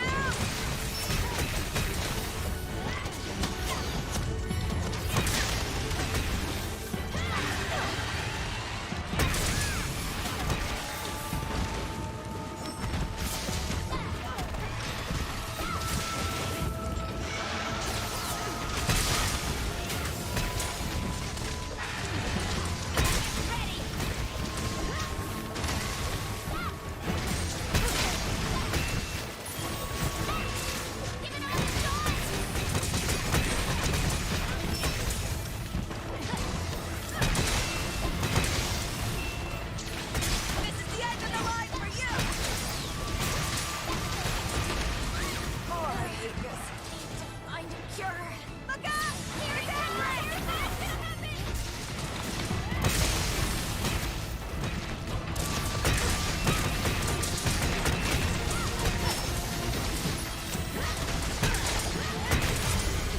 Died pretty fast. Didn't even break a sweat. Wow. Ooh, nice. Let's see what this is good use. I'll put this to good use. Don't worry. Nothing personal. Ooh, I'll be taking some of this.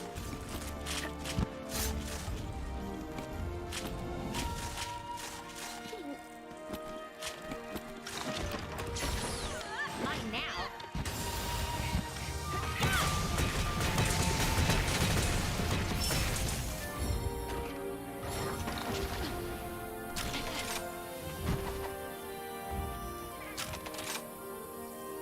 I have 70.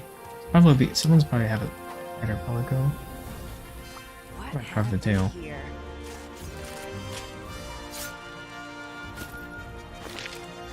Wait, warp. Carve the mantle from the tail. Thank goodness I carved the tail.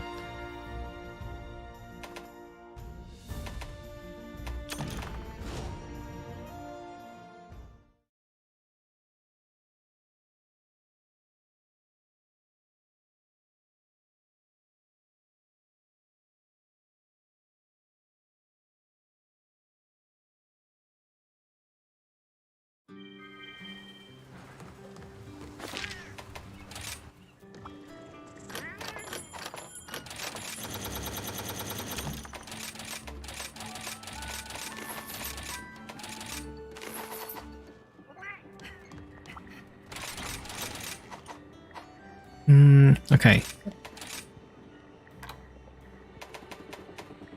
What's next? No, we'll just do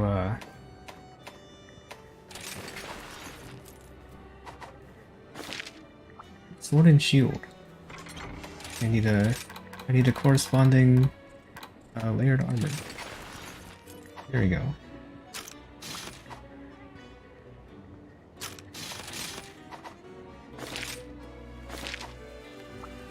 Just a cheat for all your questing needs. I look forward to your safe return.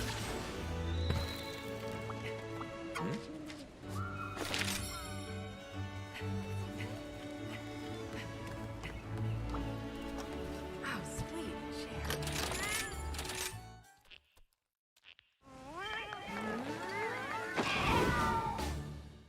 All right, let's go. Alright, chat. This will probably be my last one. And I'll call it for tonight. Looks like it will be against an Espinas.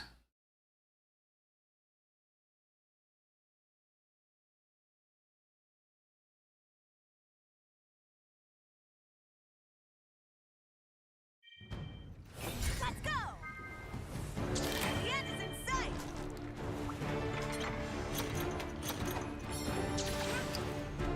Just an Espinas. It's a level 94 Espinas. It shouldn't be too long.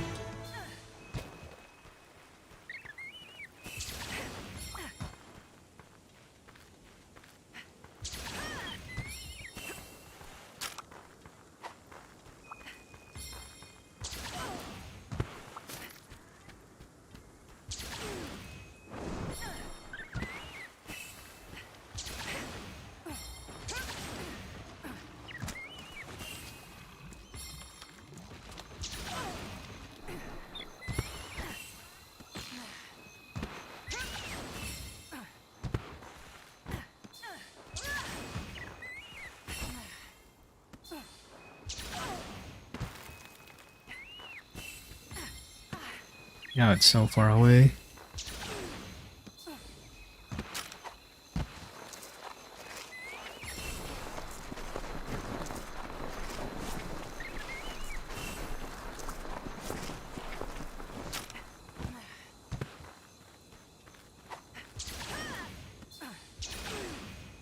Why are you way up there? Interesting. What is this guy doing? I'm trying to knock this thing down. Let it do it. Time to get to work.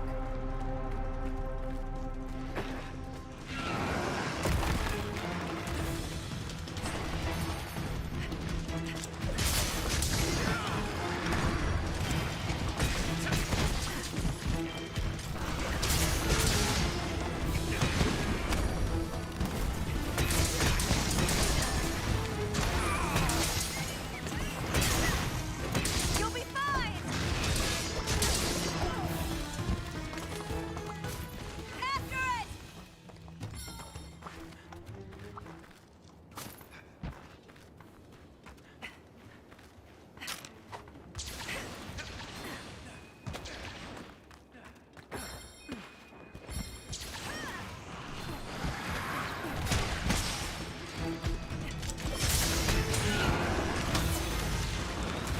Making steady progress.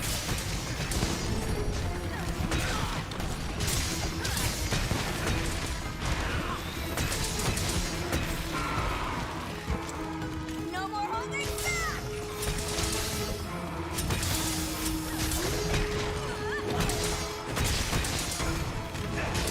This is very awkward, position-wise.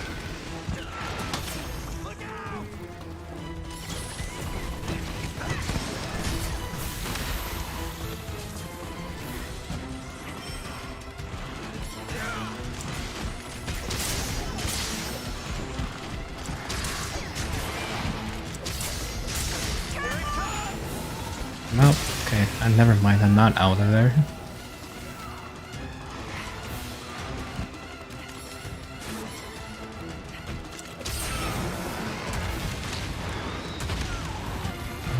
guard, so I don't know why that happened. Come on, get angry.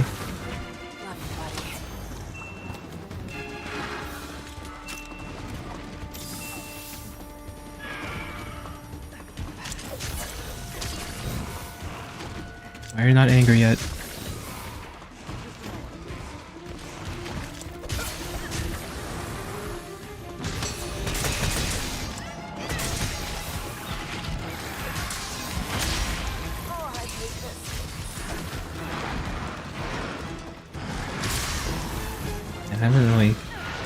I don't really fight Espinos.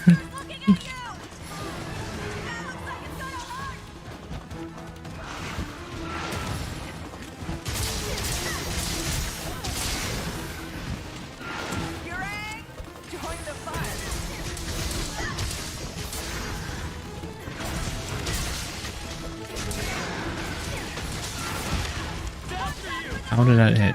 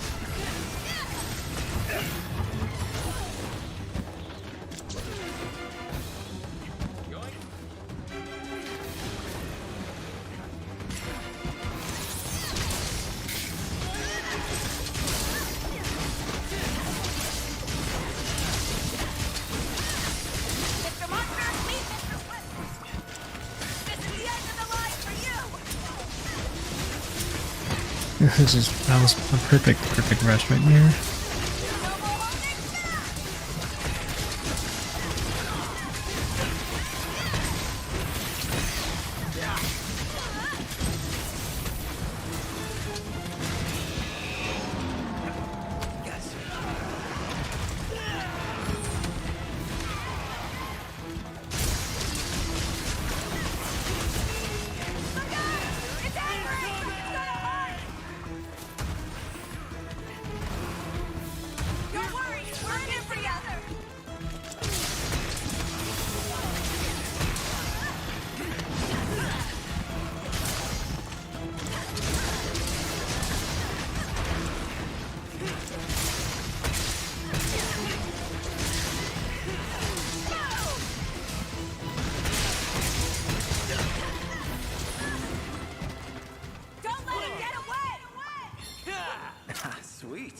fixin'. Faster, buddy!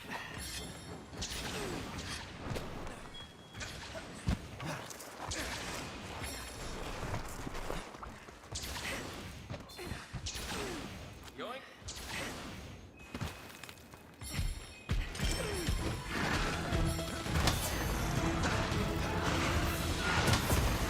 Targeting you.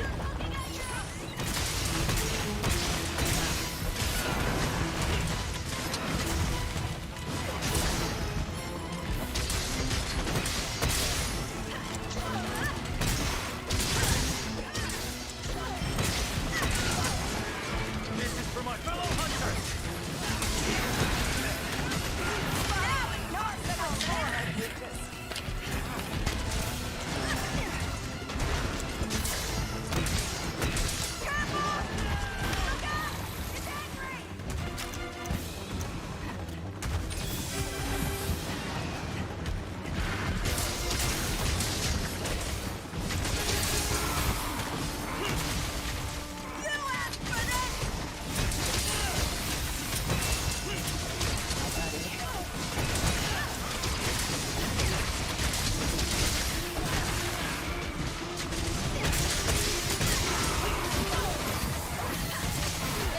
No more Mr. Nice Guy.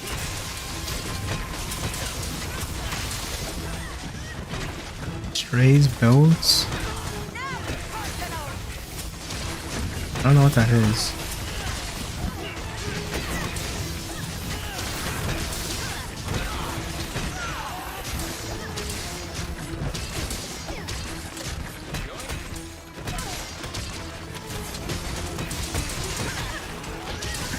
Oh, so like, check out the randoms build, what they're building for. I do that from time to time, especially with Sword and Shield. Kind of hard to do it because I kind of don't want to do it during the quest. I don't want to waste time, but also it's hard to do it after the quest. You only have so little time.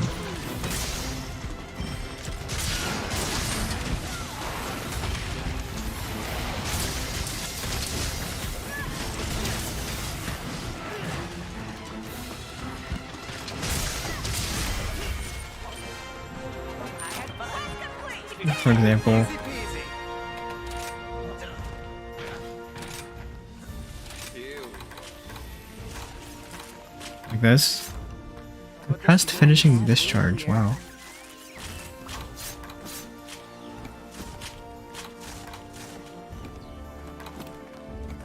That's not a lot of skills. I'm used to having like 3 or 4 pages worth of skills. Actually, I'm like the highest ranked one in this group. Alright, let's see what we have.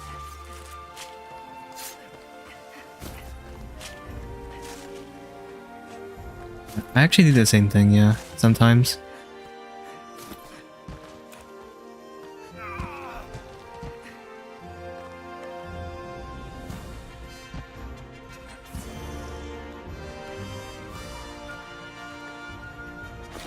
Like, I know when I was just doing random hunts and we're doing the seething basil Diablos quests, and I can do that quest in under 10 minutes pretty easily. Sometimes it will take like so long. I go, why did it take so long? And then some people just don't really build right, which is like not like their fault. You know, when I was my first time playing when I played Monster Hunter Tri for the first time, I had no idea what I was doing. So, you know, I don't know who's playing. Yeah, they don't really do that. But also, this game, the game was balanced in a way where you kind of have to build for like, Third Eye, Quit Bruce, Weakness Exploit. The game itself doesn't really teach you like how good skill is.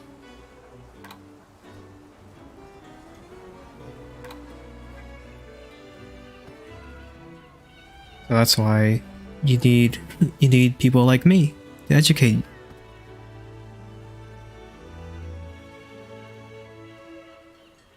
You need people like me to educate on like why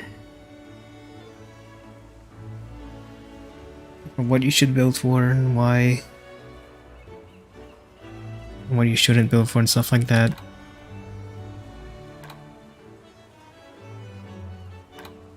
It's like I mean, there's also sort of the other end of the spectrum where I think people try to go. Yeah. I think people. Goodbye. Please come again. There's the other end of the spectrum where people I think copy like speedrunner builds too much.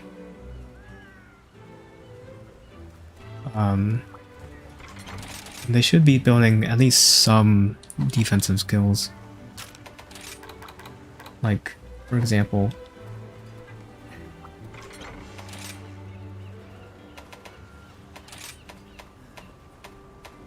I'm using this valuable level 4 decoration for hard cornerstone. Exactly. I do think it's important to build for damage because when you do more damage, you shorten the length of the hunt. The monster has less chances to attack you. It's safer that way. And there's benefits to doing damage. But also, you're not going to play perfectly all the time. Even speedrunners don't play perfectly all the time. In fact, if you ever speedrun any game before, you're gonna... right? Any speedrun you see from like TDS or Peppo or whatever speedrunner you watch, you're not watching like the hours of resetting they're probably doing in that quest. You know, just getting the right execution, getting the right RNG. That's the kind of stuff you don't really see.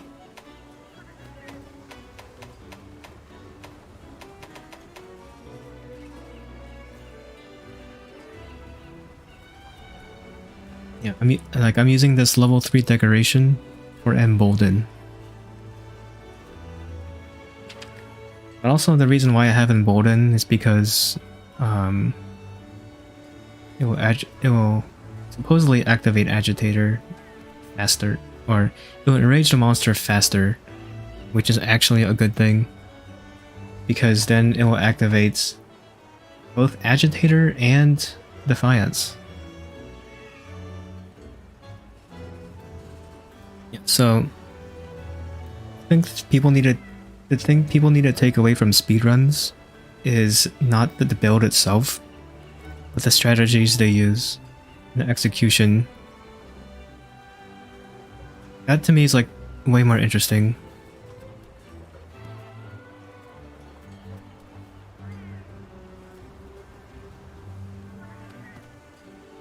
Yeah, exactly. Yeah, if you're playing, for example, like Greatsword, and you want to know like what to do in this situation, what to do when a monster does this attack.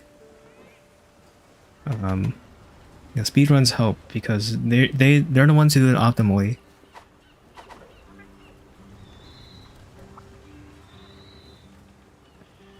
So that's the stuff you should look at. The builds isn't as important, right? You don't need to copy the build. But it is important to know what to build for. At what point do you start building for sort of defensive skills? Like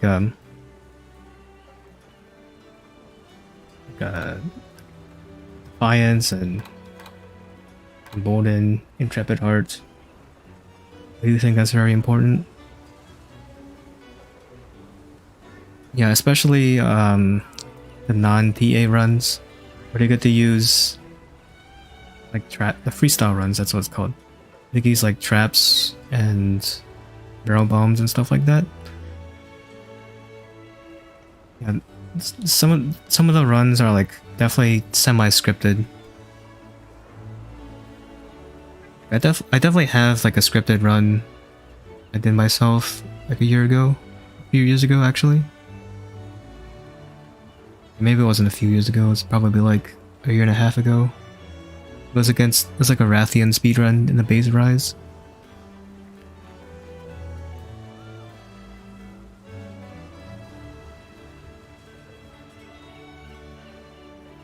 If I haven't really, speed ran this game like in a while because I just, I don't really like speedrunning this game. Also, the communities kind of sucks. Kind of a sucky community around it too. And also, with all the curious armor crafting and charm farming, it's a little bit scuffed.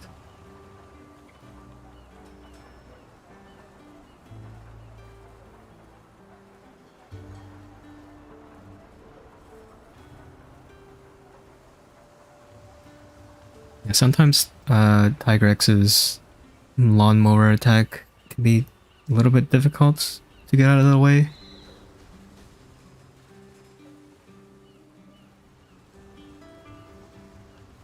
Yeah, I do like doing the quest quick.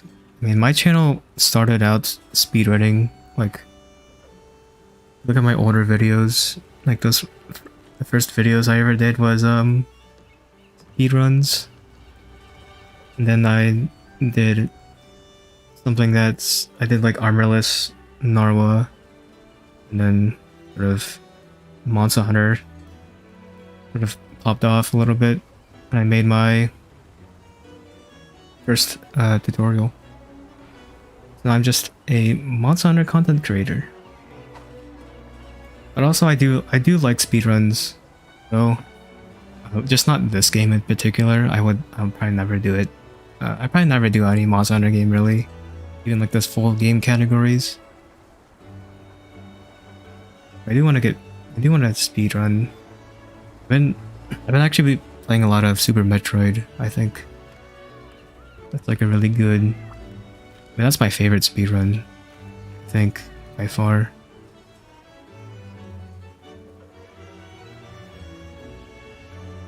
But also, I don't want to like stream Super Metroid here because I don't know, like I'm assuming there's not a big overlap between Super Metroid and Monster Hunter. Like if there's a Venn diagram, like Monster Hunter fans and Super Metroid fans, I'm pretty sure that intersection is like me.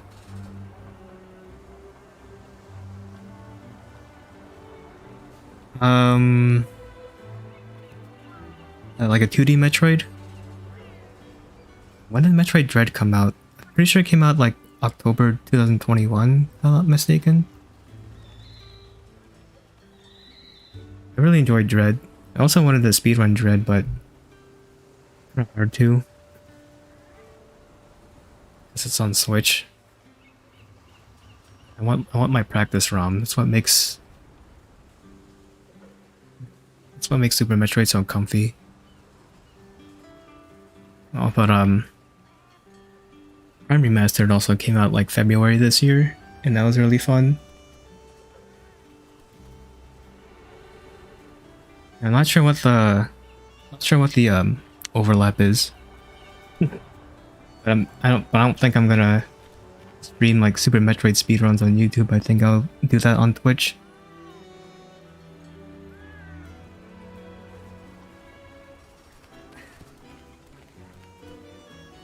Tears of the Kingdom. I've already played it and beaten it.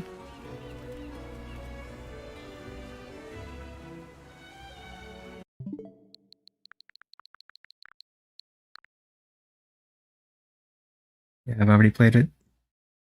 It is very fun.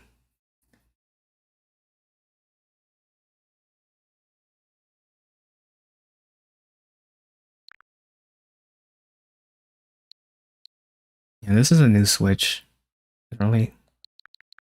I bought a Switch OLED when I was in Japan because my like old Switch was making weird noises with the fan and stuff.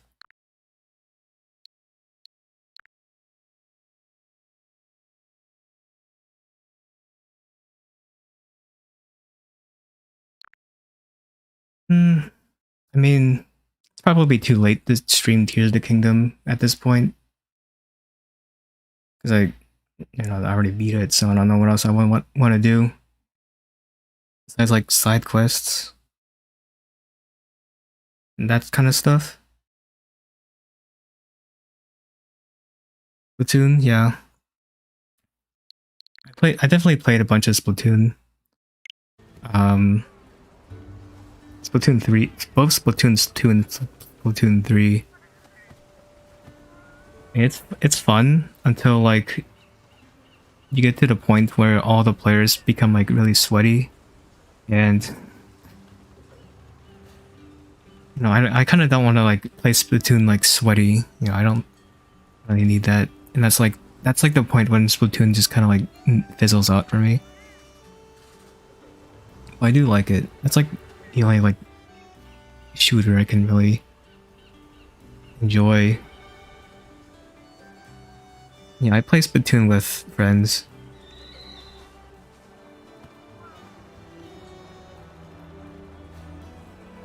I have 2 other friends to play with, and they did a better job with like, playing with their friends in Splatoon 3. Splatoon 2 was like really scuffed, the way they tried to do that. Yeah, that's what happens.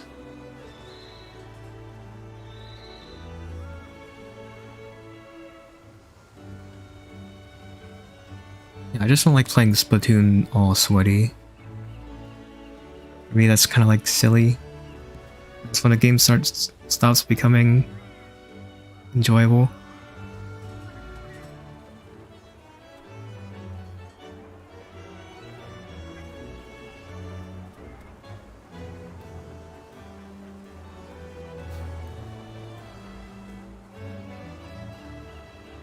I could stream other Monster Hunter games. I don't want to play like some of the older ones. I never like the oldest game I played was Try, and I think just recently they like there are people who like launched like the servers so you can play it online. That'd be kind of interesting. Some people really want the Underwater Combat to come back, but I'm like, eh.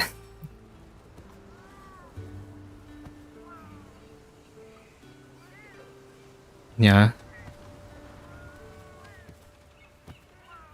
Yeah, I'm pretty sure like Rise is already kind of like fizzled out. I mean, according to my YouTube analytics, it really kind of died. Because, well, there's just nothing new, right? Well, I think Monster Hunter in general is kind of like in like a silent phase right now. Surprised we didn't really hear much about a new Monster Hunter game in the Capcom showcase.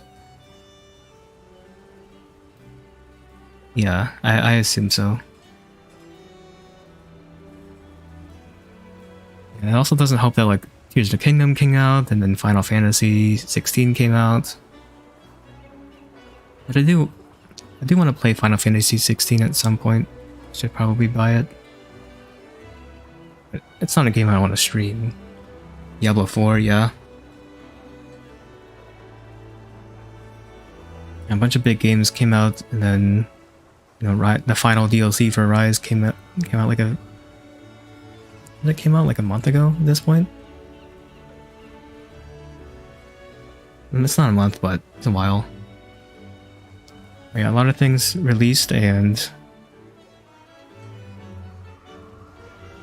well, interest for Monster Hunter is not really there anymore. So yeah, I'm surprised that they didn't show the next Monster Hunter game in Capcom Showcase, because if you remember, they announced Rise before the final update for Iceborne.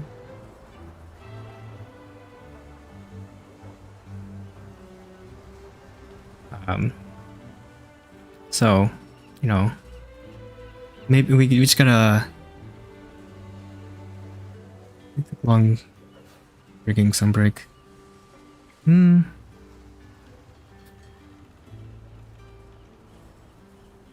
How long did so Rise came out like March 2021? Oh, 2020. It's 2021, yeah. Then Sunbreak came out in No, like June, the end of June 2022. Yeah. It actually wasn't, it actually isn't even that. I mean, based on like the previous games, actually was pretty quick. Not gonna lie. Yeah, Sunbreak is almost a year old. I think Sunbreak came out like June 28th, something like that, 29th. It was like some of the last days of June of last year. That's when it came out. And that's when I did my play Sunbreak until Sunbreak stream. I streamed the game for like 7 hours.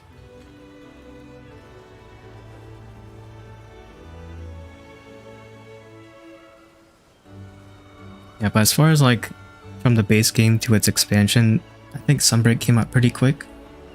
But also it didn't came out like complete because it came out complete because, you know, the anomaly farming wasn't even there yet, really.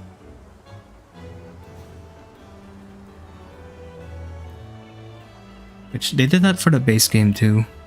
Where like your hunter rank was like 7. It was like capped at like 7 or something. And then the update with like Teostra, Kushaladora, and what was it? Pretty sure it was the 3 Elder Dragons. It was like Teostra, Kushaladora, and like Camilios. I forgot there was those were like title update monsters. That's so lame.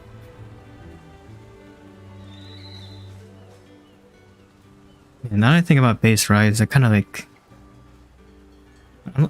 Was Valstrax in the same bundle? I don't remember. I don't even remember the.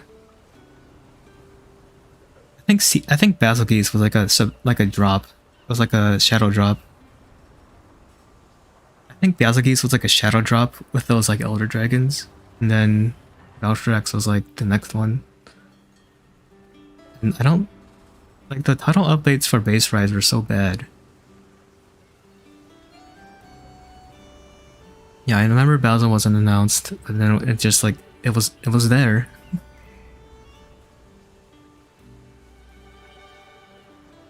Yeah, the base rides were so bad, and then they had those like Capcom collaborations, and then we had Capcom collaborations, and what did we get? We got collaboration Monster Hunter with Monster Hunter. We literally got Monster Hunter with Monster Hunter. Is it?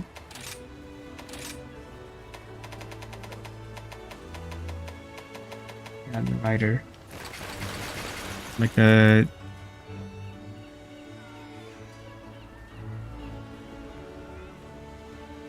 I don't know if World had more necessarily. It just World had like cooler collaborations, right? Sonic, Street Fighter, Matu.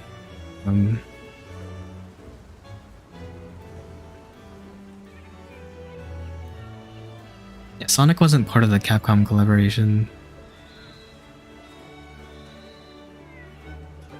Yeah, but World just had like amazing collaborations. Like Behemoth was absolutely goofy looking nice. There.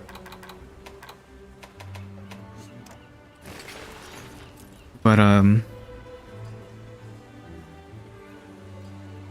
if you remember, like Behemoth was like amazing. I thought Behemoth was like that was like some of the most fun, most difficult fights of Monster Hunter ever.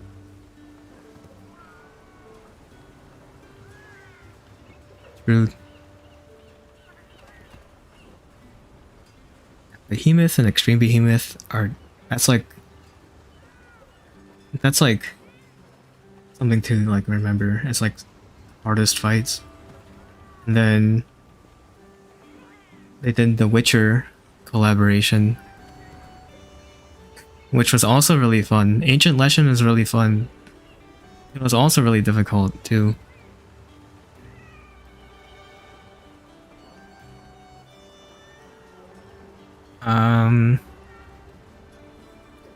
those are like amazing.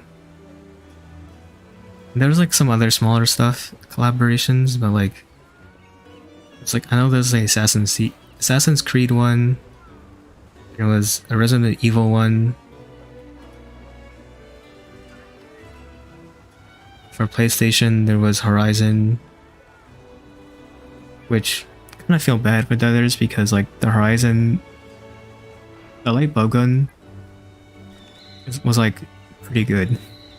It was like what light bowgun needed for its special ammo, because all light bowgun special ammo is little flinker mines. At least heavy bowgun gets like the wyvern heart and wyvern snipe, but like light bowgun just get the little mines. It's like the thing I want from light bowgun, like better special ammo. And that's what like the Aloy's light bowgun did.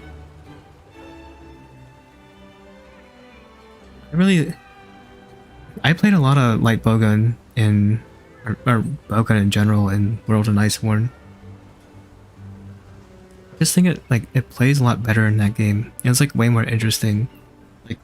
Like light bowgun had, if you want to play sticky light bowgun, you would pick like the evade reload.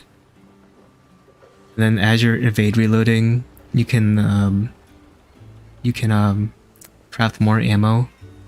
That was a cool tech you can do, and it was like pretty effective against like Safi Jiva when you're like farming him. And then I eventually switched to using the Horizon Zero Dawn light bowgun, and just using Safi Jiva armor and just absolutely destroying him.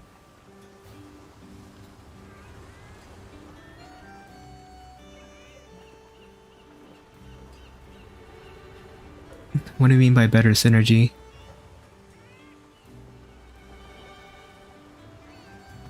Like the... Yeah, I'm not sure what you mean exactly. Between skills. Armor skills?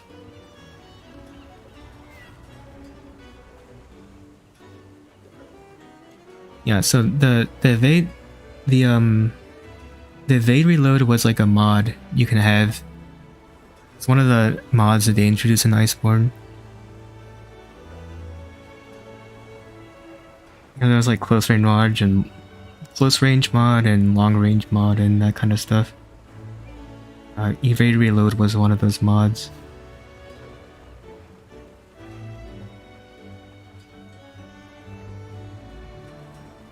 That was cool because like I like had to grip my controller a different way in order for me to like properly aim and then reload at the same time. But that was really fun.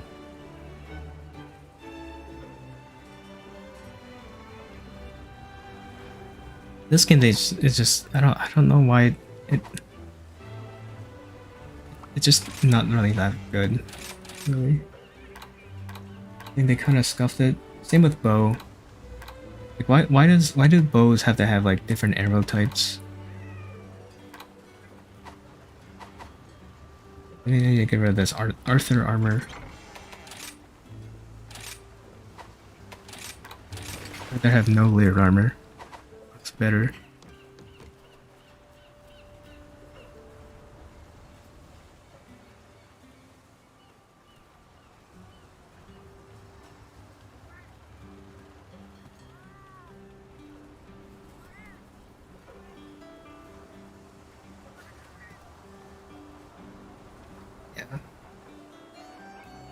Yeah, for now though, Rise is kind of in its... I'll still play it, but...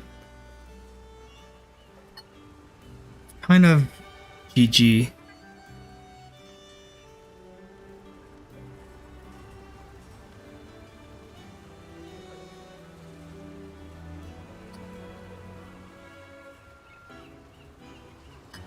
But as far as like other games I want to do on YouTube, or other videos I want to make on YouTube, it's the games I want to cover on YouTube, or this, at least this YouTube channel. Kind of hard because, you know, what do I do. Like obviously I want to do something I enjoy, but also I realize that if I start, uploading my Super Metroid PBs, like it's probably gonna kill my channel. Well, not kill it, but I'm gonna lose hella subscribers.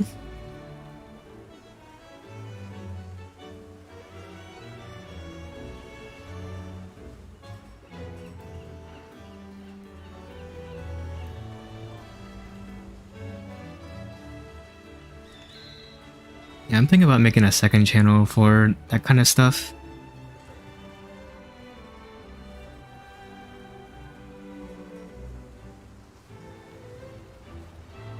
It'll also be interesting to make like tutorial videos for that too, even though there's already like a dozen like tutorial videos on Super Metroid.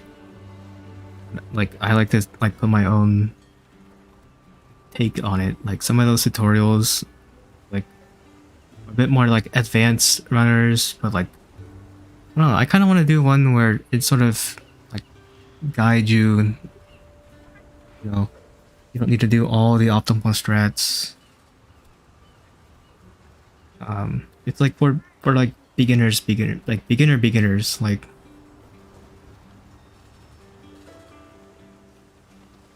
So it's not so daunting. Because there is a ton. There's a lot. It's like Melee. There's like so much tech that you do. Yeah. That's true. As far as this channel goes, probably gonna be in like a break. I might come back to like stream something. I do want to finish my damageless run.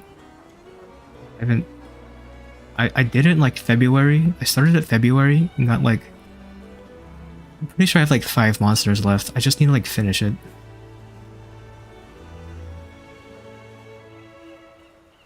Yeah, like people have like people have different perspectives on stuff and the different ways of like teaching, and maybe you'll learn more from one teacher than the other. You can like learn something. And that's like definitely applicable to me because I'm like a teacher myself. Oh, I'm a PhD student, but I'm a TA. I am an instructor at a university.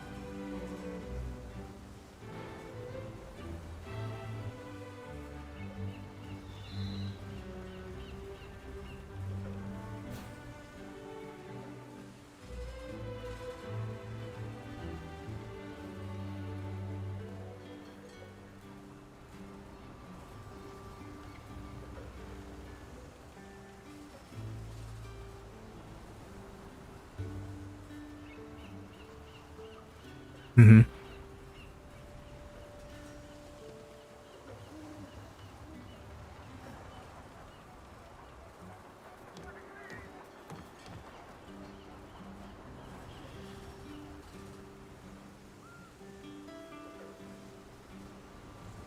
I'm trying to think what to do next.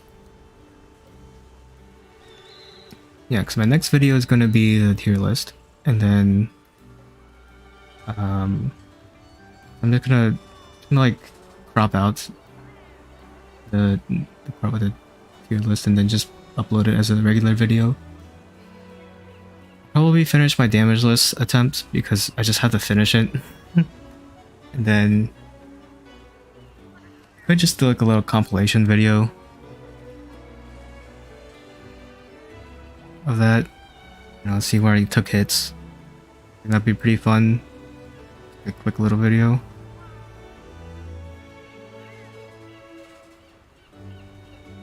Really isn't that much to do. As far as Moss Hunter content, I'm gonna maybe a Ninja Sword April Fool's video. I like that video.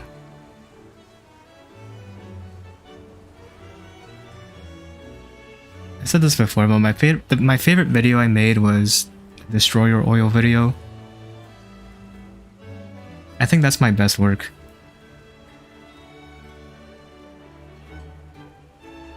The Ninja Master Sword April Fools was good. But I think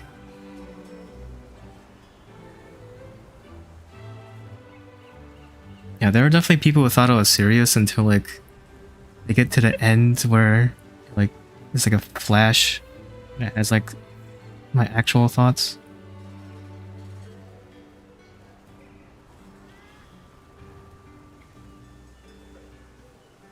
Yeah, that was my best work. I wanted to do like really dry, like people think I'm serious videos because man, people people back in when the game was coming out, when Sunbreak was coming out and they announced Destroy Your Oil, people were absolutely like sewing over it.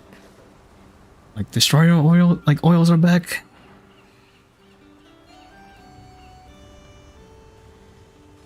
Oils are back, yeah, let's go. And then you actually played this with Destroy Your Oil in the demo, and it sucks. It doesn't do anything. It's crazy.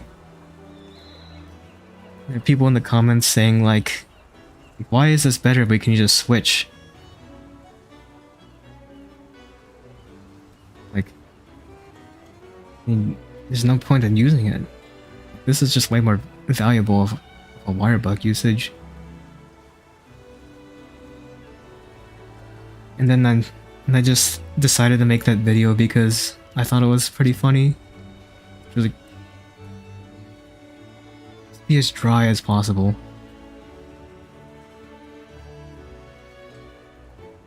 Yeah, I never use Destroyer. If I really needed to break apart, I'll use it. But before it got buffed, I never used it. Ever. Like, what's the point? And then they realized like Destroyer Oil was garbage. Maybe someone watched my video. But man.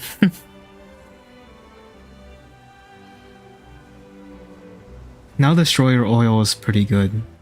Not because of the part break bonus, because it restores 20 units of sharpness. That's all it needed to do. And now it's good.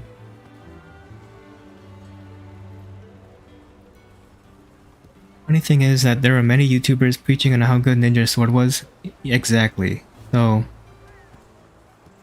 I know like even back in Base Rise, I don't think Ninja Master Sword was that.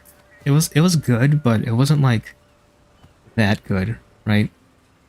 It was definitely not any better than like using the Rathian Sword and Shield or like Tigric Sword and Shield or even like the Nargacuga Sword and Shield. So, for example, I hate to call him out, but like Eric's Gaming, for example, he made 2 videos on the Ninja Master Sword. And one of them, I remember one of them was like 2 big damage mix sets. I'm like, come on, man. You gotta be kidding me. That was green sharpness. Yeah. Which people were like, yeah, you just use Bludgeoner. But then, you know, you do the math.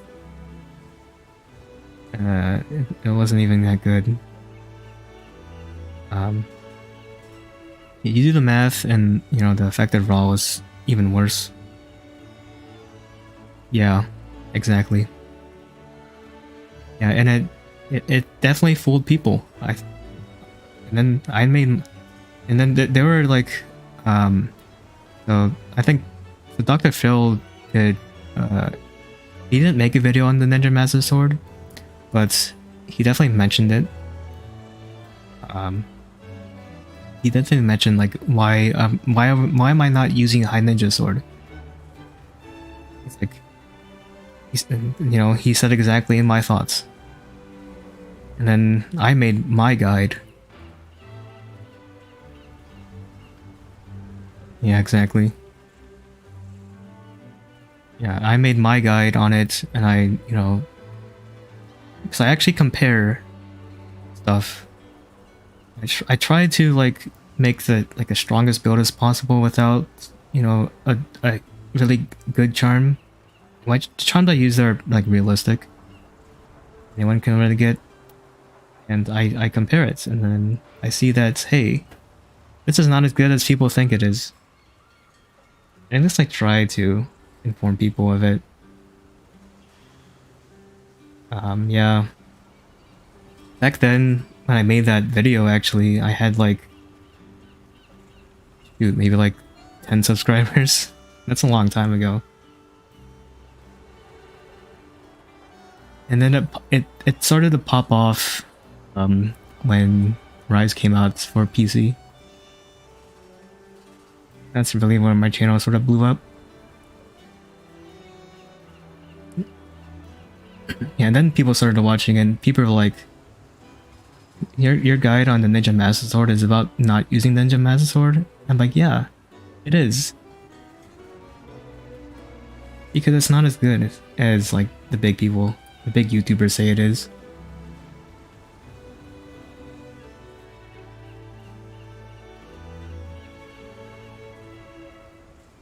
And then Sunbreak came out. And then there was the Ninja Master Sword, which was objectively bad. It was objectively bad, and yet people were still using it. Like, wow. There's a like a website,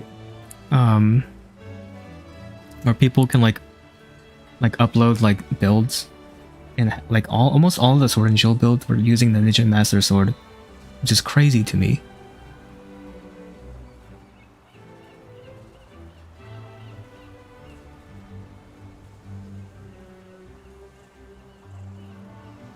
Yeah, I mean, I don't tell them it's like the High Ninja Sword wasn't bad. It just wasn't like if I had like a top 5 Sword and Shield video back in the base game, it just wouldn't even be there.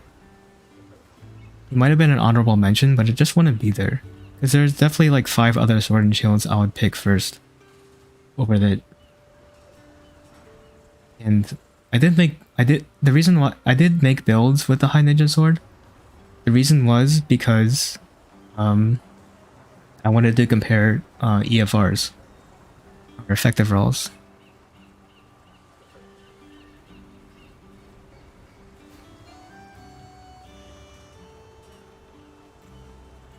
I think there are some websites that advertise meta in the wrong way.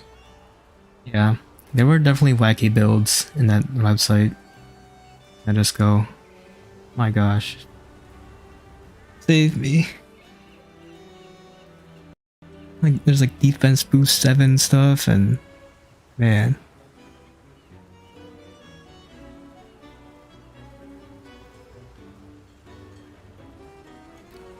Yeah, full damage build in this game is just not important. Like, your execution is just better. What are the dual blades? Oh yeah. I know exactly what you're talking about. Hey there! Alright, let's make it happen! It's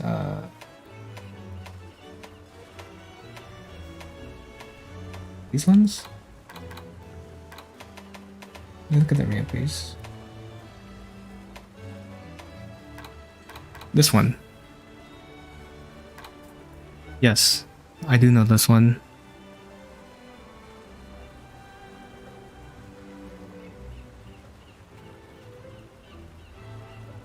I'll put everything Master Yeah, Hand it's got so you this can weapon's not use. good, I right? can swing whatever you need.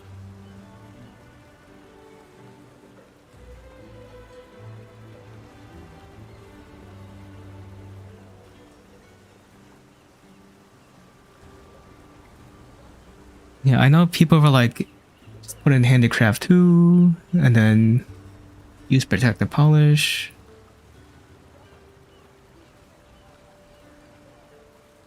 Yeah, I mean, it's probably a fun build, but it's not like... Well, it's probably fun, but it's not that good. Really. I mean, it's so easy to build for crits in this game that it's just so pointless.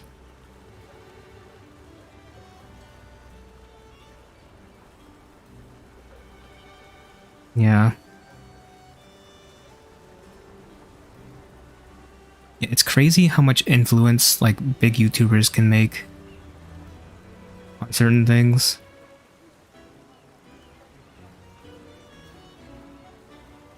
If somehow like a bunch of big like YouTubers like, would like all agree and say like Tears of the Kingdom is bad, then like you get like people who say like, Tears of the Kingdom is bad. Like they do, like big YouTubers do have a big influence on like people's opinions. And it's a little unfortunate because I think people need to think for themselves more a little bit.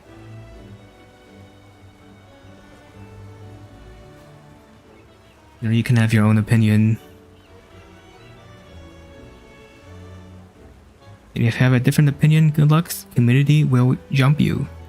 Yes, they will. Like my opinions on the Ninja Master Sword.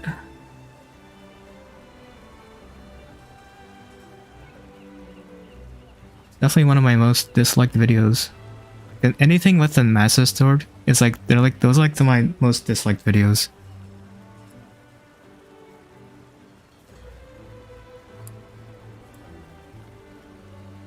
Of course, you can't see dislikes anymore on YouTube. They hide them.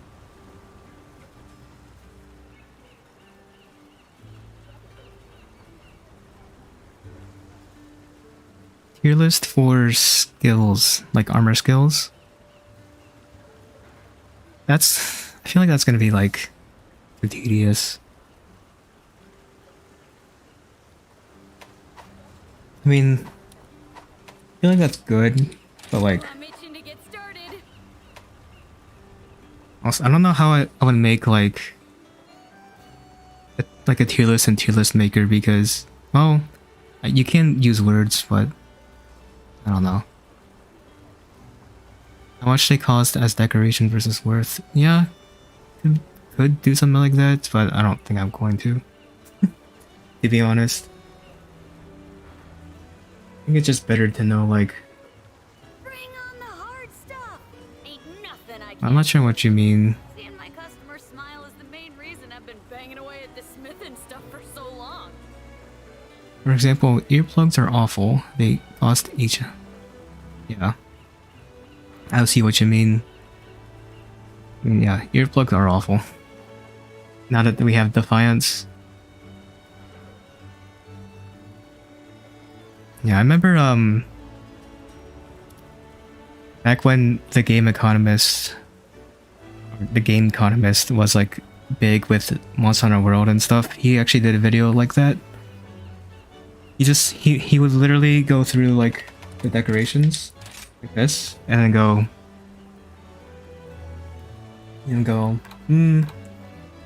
Spare Shot's a very good bow gun, and then this is like this decoration's pretty efficient. This is A tier.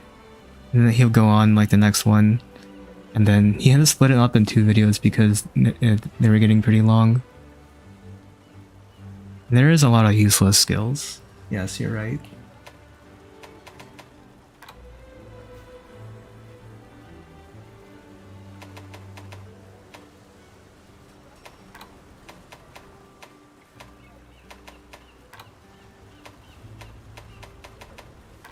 Maybe not these ones, but the leap one. Is it 5? Leap of Faith? Actually, this kind of has like one use that I can think of, and that's when Mother Narwa does the toilets Draginator attack. And like dodging it becomes really free.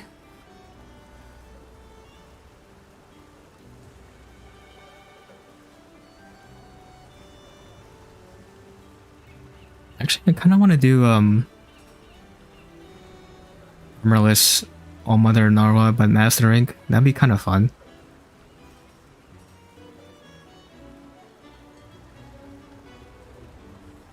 It's sort of like how my Monster Hunter videos got started, is because 2 years ago, Gaijin Hunter did like the Armorless All Mother challenge, and I decided to speedrun it and get like sub 10. It is very strange, but that's like the one use you can use it for. You know what?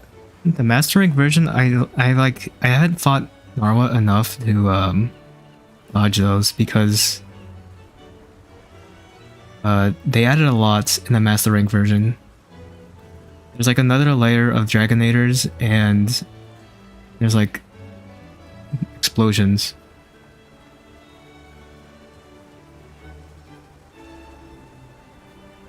Yeah, but without using Leap of Faith is very free. Because you just run towards and just dive. I know the other tech in dodging it is you blow yourself up with a barrel bomb.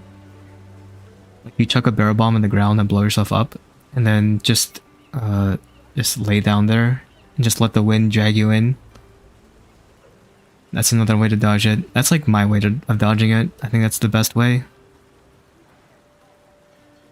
I don't know, like other than that, I don't know how to dodge it, because it's too chaotic. If I am doing like an Armorless Narwa challenge for Master Rank, I have to learn how to dodge that. Yeah, I mean, just use the barrel bomb tech. You don't need this. I'm just saying, like, it's like a useful. It's useful in that one case, but other than that, it's weird. Free meal. Free meal is good if you're a healer, because then you can not only save on consumables, but you don't have to refill camp. There's no potential of having to refill at camp. So free meal is actually good, especially free meal 3. You get almost 50% activation rate, which on average, 45% activation rate on average, is like a multiplier of like 1.8 times more stuff. So if you were carrying like 10 mega potions, then with free meal 3, then you could use like 18.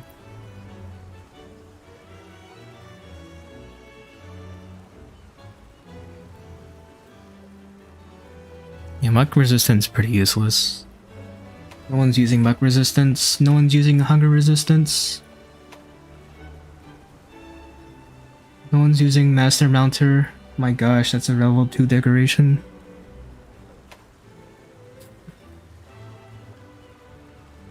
Yeah, especially in base rise. There's like talking about it a little bit, actually in the tier list, but there's a lot of competition for level 2 decorations, and that's definitely something people should keep in mind.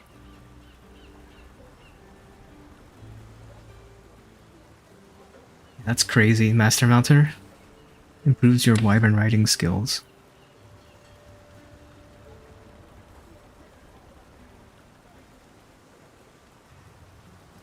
Yeah, lots of competition with level 2 decorations. The fact that this is level 2 is complete garbage. Especially in base rise, like everything was level 2 decorations, and there was almost no competition for level 1 decorations. Like you literally had like flinch free and speed sharpening, and those are like your best ones. And then yeah, some weapons would use Bombardier and stuff like that, but there was just absolutely no competition for level 1 decorations. I'm glad Sunbreak fixed that, because now there is.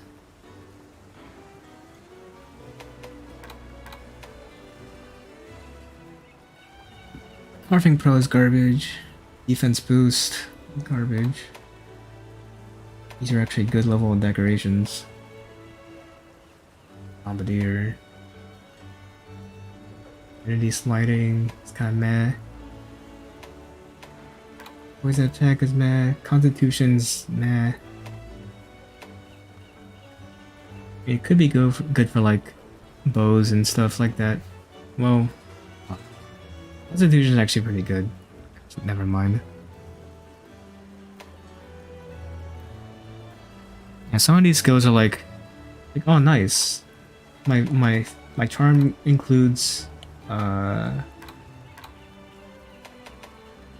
charm includes light resistance level 2. You know, nice. It's like a nice bonus. Actually, this is a level 2 decoration. I'm like surprised at some of these. Like Wall Wonders level 2. I guess you would want, if you're like going around and farming, I guess Wall Wonders okay.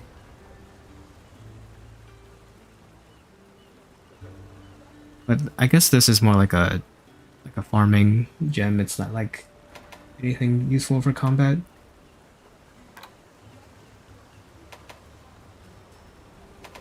Item Prolonger is ridiculous. That's a level 2.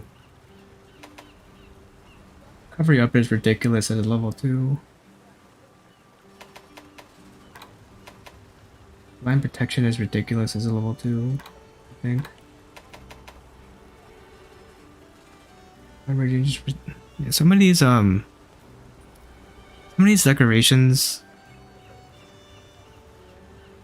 no, they were like most of these were like level 1 decorations in World and Iceborne, and then they just get like nerfed to level 2 for no reason.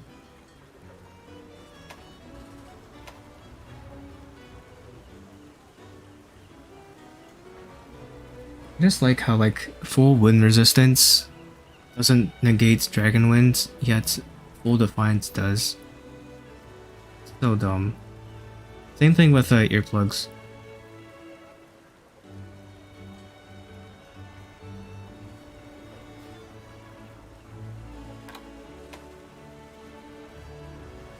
Like there's no reason to bring wind resistance when you can just build for Defiance. Same thing with like tremor resistance and earplugs and that stuff. There's a good reason why Quick Sheath is level 2, because it's OP for longsword. Brace actually used to be level 3 decoration in World and Iceborne, and then thank goodness it's a level 1.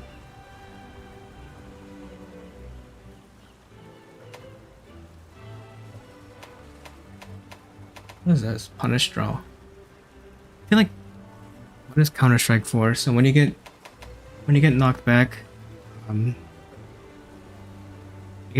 you get attack buff for like remember how long.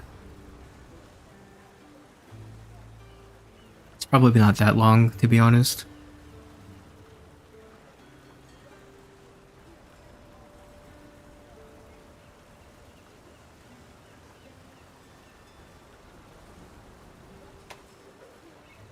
I feel like punishing draw can be really cool, but they're like afraid of it.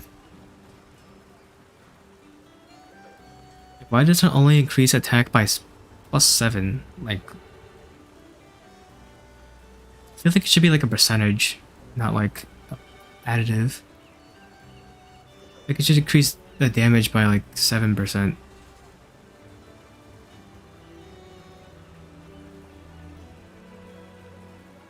He also killed crit draw too.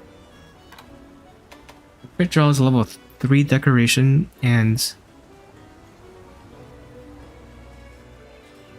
crit draw is a level 3 decoration, and it only increases affinity by 60%. And it lasts for like 2 seconds. Crit draw is pretty garbage.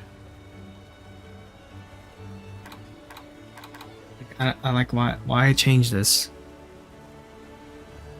And I actually think it was worse than the base game. I think the base game was like 40%. I can't remember. This is still pretty bad.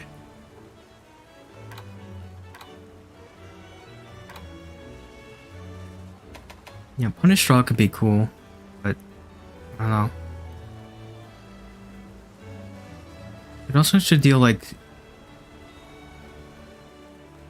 I don't know how much stun damage it deals, but I know it like, oh, I remember like one of my charms having Punish Draw, and I just would never get stun out of just using draw attacks. It just never happened.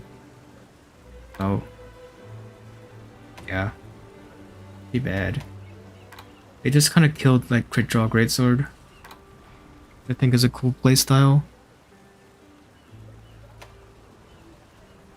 It's definitely not viable anymore. When like 2 charge slash and long arm stance exists.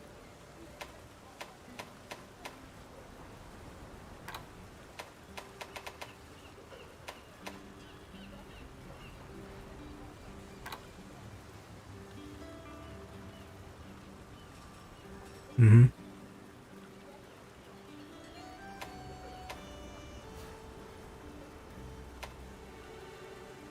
Main power is one of those examples that you're talking about. Like some of the armor pieces and stuff will just have like latent power, but it's like, oh, okay, cool. Cool that it exists in my build, I guess. It did improve latent power though in this game. It used to be pretty poor in previous games, but now they made it activate like... They made it activate way more frequently. Remember how it activates in this game? I wish I just outright told you what these conditions are. I do know in at least in World and Iceborne, latent powers conditions are you take 180 damage, or you're in a fight for 5 minutes or 3 minutes. I think it was 5 minutes. But when one of those conditions hits, you get the bonus for a little bit. In this game, it's a lot. It activates more frequently. I think it's like a timer, but that timer will like decrease faster when you land attacks. It like works better.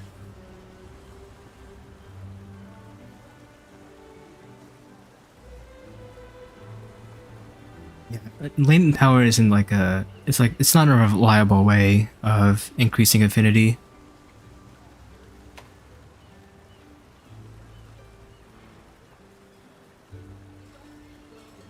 MB says, best SNS equals Lunatic Rose. I will accept no other. Well, you should watch the tier list. The actual tier list. We did it earlier today. Or at least earlier this evening. But I will upload a YouTube video. I'll just like cut out like the stuff I'm doing now in the stream, and then I'll just upload it as a regular YouTube video. Agitator is really nice. I think Agitator is kind of underrated.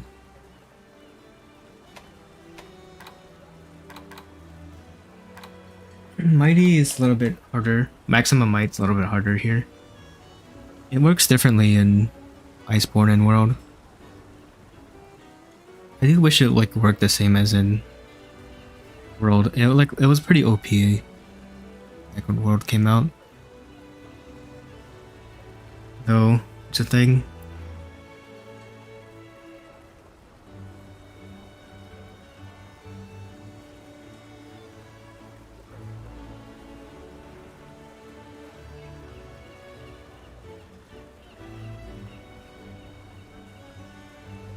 I actually had no idea how Maximum Might really works in this game.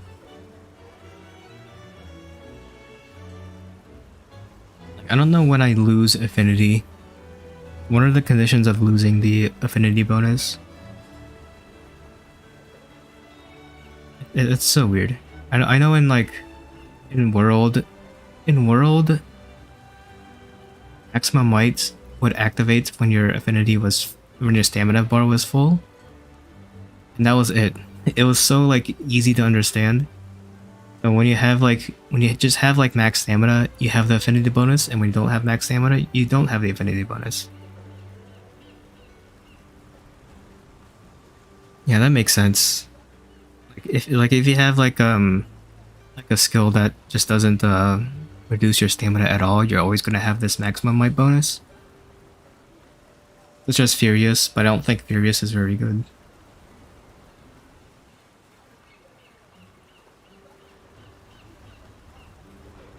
So, maximum might without that kind of stuff, I'm not sure how exactly it works. I think there's a way to just always have this thing active, even if you're maybe do like a dodge. But I don't know exactly how it works. I just don't bother with it. I feel like I should use this. Yeah. Furious is for element. Is it for element? I thought it was literally just for just having max stamina. What else does it do? I know Furious and Red Squirrel will just give you like some defense bonus, which is actually kind of nice. It's a little bit nice. And when you switch to Blue Scroll, I know you have infinite stamina, but I don't know what else.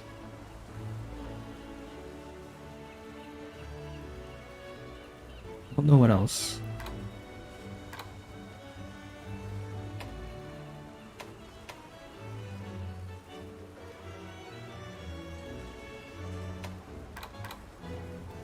Let's see. Bye now.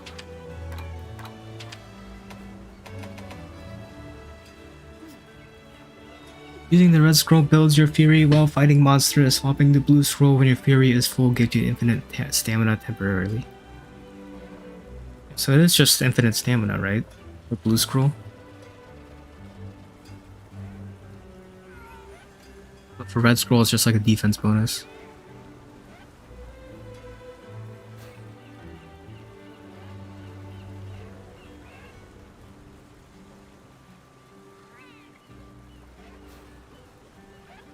Or dragon conversion. Is this good for with dragon conversion as well?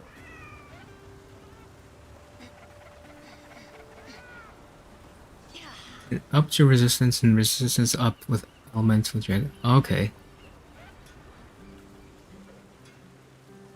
Oh, so like Furious and dragon conversion have like synergy then. Yeah, if you have like Furious 3 and then you switch to blue scroll. Yeah, that's pretty good. It's good synergy. Essence of Amatsu. Furious Rajang is needed just to match one of the old Mega Dash juices. Yeah, rip the Mega Dash juices.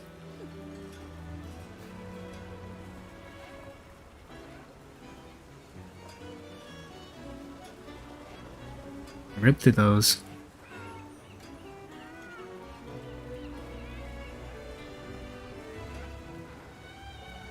Doesn't it cap though? The amount of elements you can increase? I think it caps at, what does it cap? It's like 50 resistance for each element, I believe, right? Charge Blades 100% uses it. I actually never watched like Switch X runners or Switch X builds. I assume like I remember in like base game it wasn't as important to build for crits. Better to build for attack.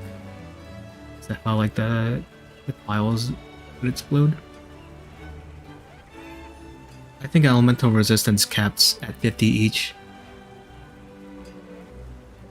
That way when you have like dragon conversion, it converts it.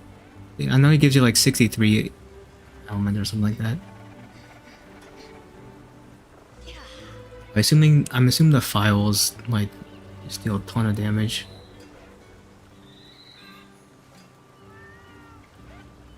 Yeah, so dragon conversion, it will like sum up your resistance and then it will like divide by something, and that's how much it will increase your element. So if your elemental resistance are all capped at 50, then you're gonna have a cap in how much element you increase for dragon conversion. Yeah, the numbers you can hit with like a Sade with Charge Blade is ridiculous. Like I can't believe like dragon conversion wasn't like nerfed or something. But I guess it's like a really specific skill to use. No, it's not good for Sword and Shield. Mainly because, like, with Sword and Shield, you're gonna... Like, your raw damage is still very important. You also use, like, Metsu and stuff, so it's not like... Dragon Conversion is not that good. I know it's good for, like, Charge Blades.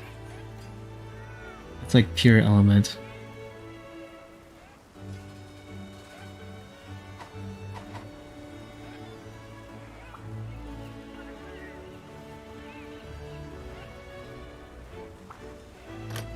You know what weapon I feel really bad for in this game? Insect Glaive.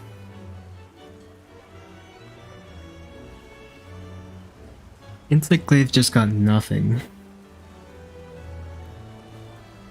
You know how like all these weapons have like a cool counter and stuff? Insect Glaive just has nothing. It is the weakest with Hammer, yes. Hammer was also kind of shafted a little bit.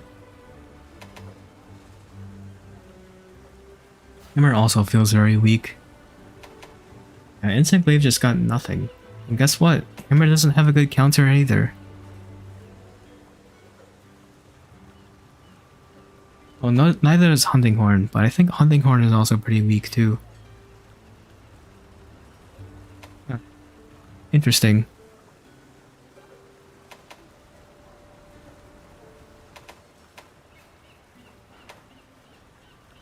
That's true. Especially when I played Insect Glaive. Like, I think the cool thing they added was, the new, like, instead of doing the helicopter, you can just, like, aim and shoot. But, do that way, but other than that, like, Insect Glaive is just, they got nothing. Insect Glaive got new decorations, but I don't know what they do. Like Rampage decorations? The new decoration for Lance is fun, yeah. Remember when it was like super broken?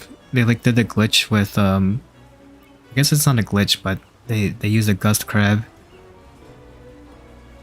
And it would like they do so much damage. Like, that was like the highest DPS in the game. Obviously they patched that out, but or else like there's no reason not to work. Does it still work? I thought they patched it out. Like, that wasn't like the one of the patch notes. I mean, it's really it would be shocking if they kept that in. Like if they kept it in, I would start using Lance. Like, I want to do tens of thousands of damage per second. Maybe not tens of thousands, but like definitely thousands of damage per second.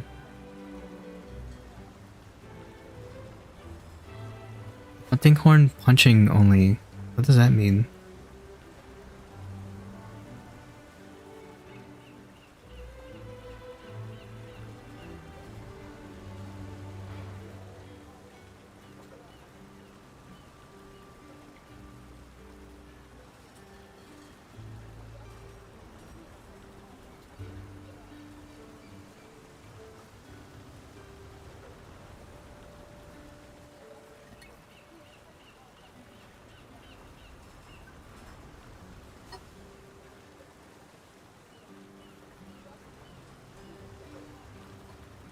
Use a Silkbind move, then you use the punching gesture.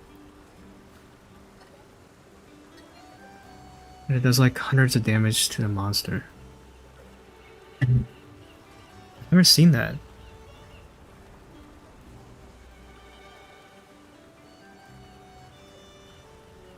Is it like I think I might know what See you you're soon. talking about.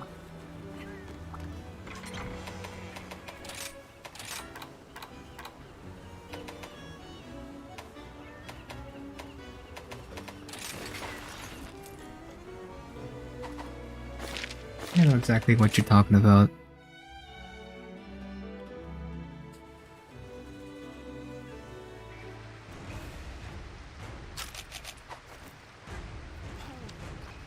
Maybe I should take off. I should put on some layered armor so I don't look goofy as hell.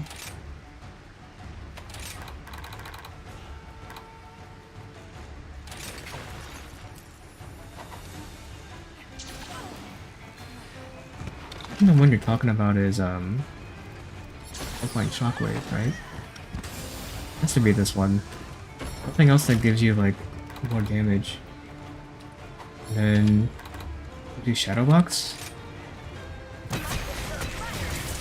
This?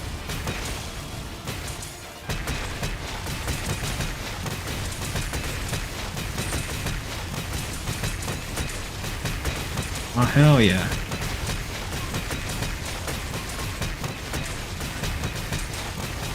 Yep, my Palicos are doing damage too.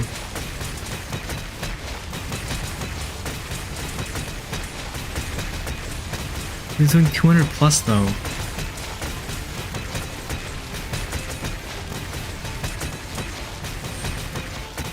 There's probably... There has to be something else to it. Like, first Shockwave. Yeah, I'm pretty sure if you build for more attack, you can probably do it. Because right now I don't have, like, maximum attack. I can. 200 doesn't seem like I can do it with this. Where was Hunting Horn? Is there another weapon that does something similar?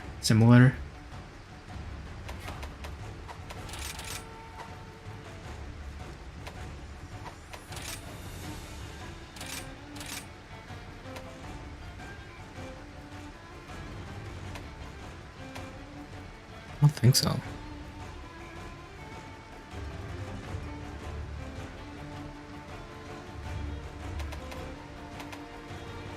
I don't know how... Yeah, you can probably do like big damage, but man, 200 per shockwave is a lot. It's a lot. That's it. You know, it's not like glitch or anything, but it's just funny. Get anyone that does damage? I think so.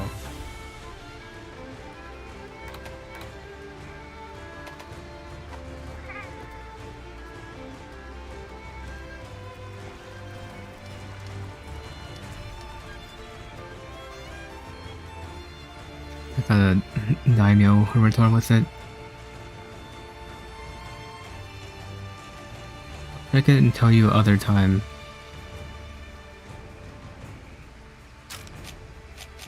Yeah, I have to see what they do.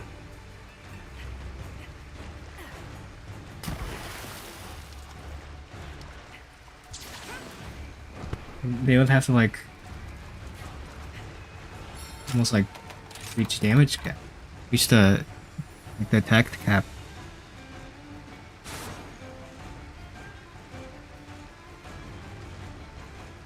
Did it last stream while he was eating? My gosh.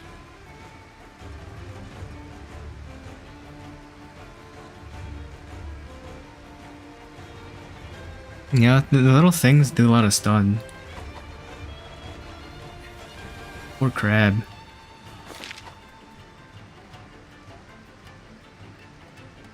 Yeah. The wacky thing you can do. It's obviously not like viable, but it is wacky.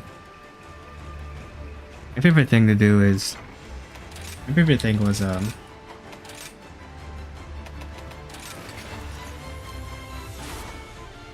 this.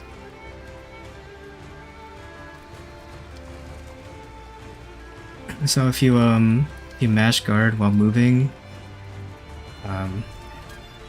Not only will you do this like really goofy movement, but yeah. Not only will you do this goofy movement, but all those guard inputs I'm doing, they're like getting stored in the training area. And when I when I perform another action, all you see is guard. Actually, That's my buddy. you can do this for long enough where the game will crash.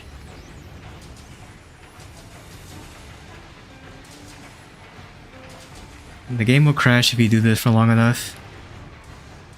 That takes a long time.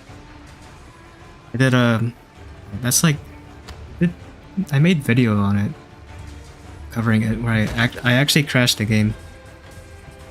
Like recorded all of it. I had my turbo controller.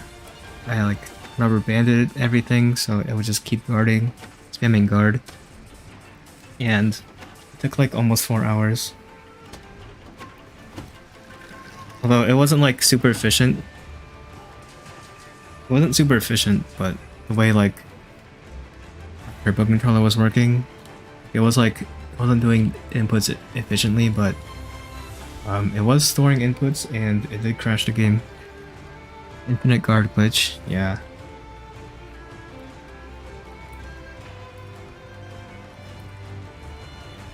I wish more people knew about this, because it's funny.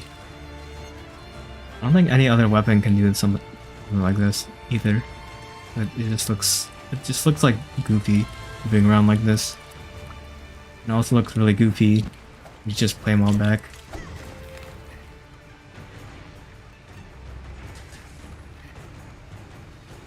And I actually discovered it like the day like Sunbreak released. Actually, no, I discovered it in the demo. I did that in the demo, and then I found out in the training room. It like we just store all the inputs in the training room when Sunbreak released, and then like recently some other person said it crashed the game. But that's like one little useless skill to know with the sword and shield is that.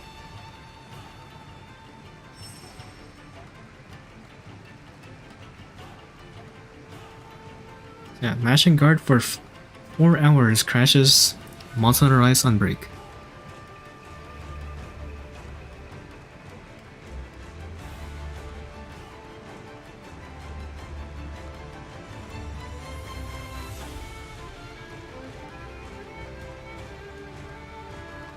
The player would hunt as an ogre, knock it down quick with a spider, and then collect stuff from its back. And would get afflicted materials. But that's like to level up anomaly quests quickly. You can do that. It'd be more like quick to just the monster, right? I don't know, like looking at afflicted materials levels you up. Is it? Wow.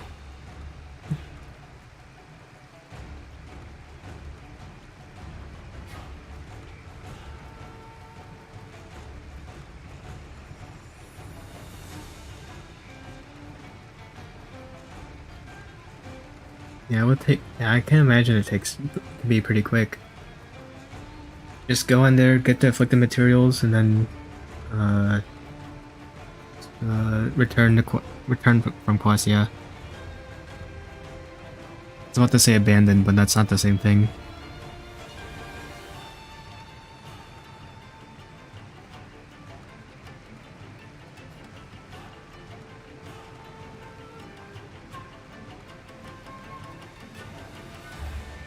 Yeah, I've never heard about that.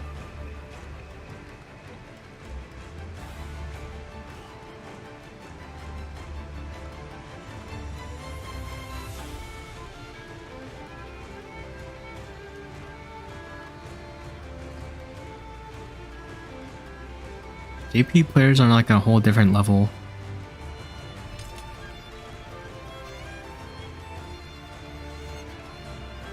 I just remember like my trip to Japan. I enjoy like the Taiko Taiko drum games, like those rhythm games. We play like a little bit of it, my friends and I, and then you know, you see this this lone guy. He brings his own drumsticks.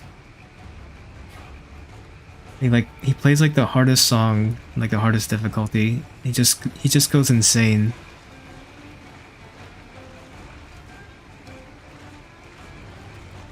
Man.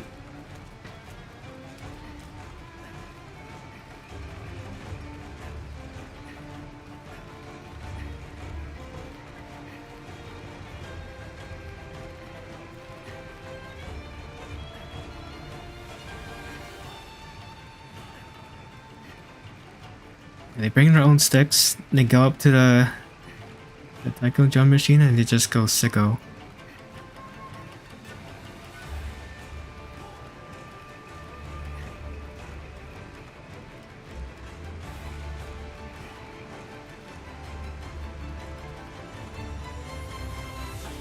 Yeah, and then there's like a bunch of other things too, like DDR stuff. Like they're insane. And there's like another one where it's like a circle. You like tap like parts of the perimeter when they light up, and those guys are crazy.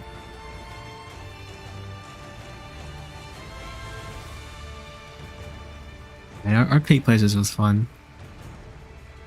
Yeah, we were just in Tokyo, a few friends and I, like a month ago, over a month ago actually. Jeez.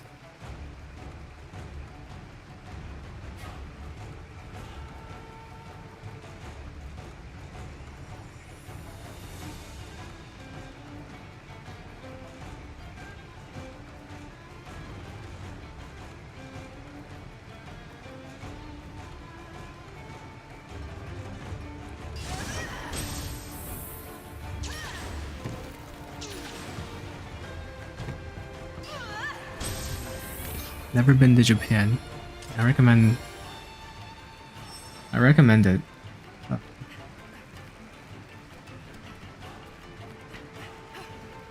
Tokyo is a great place to go to, but I imagine like other like big locations are great as well. Like there's Hokkaido, that region. There's like Kyoto, Osaka. I think Kyoto is more like a bunch of gardens and sort of naturey. And then Tokyo is like technology and stuff.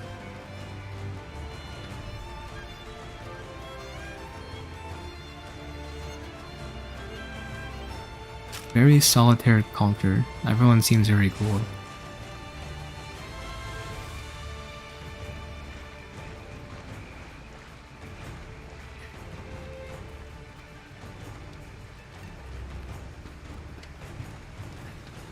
Yeah, I mean, I definitely recommend people, if they can afford it, to travel out. You know, I do want to travel more, but I make no money. You can do it pretty cheaply.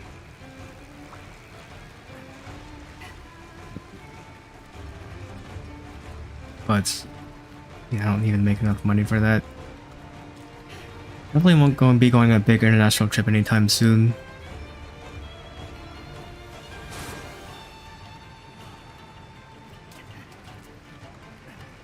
I mean, yeah, it's not a hard benchmark for especially United States.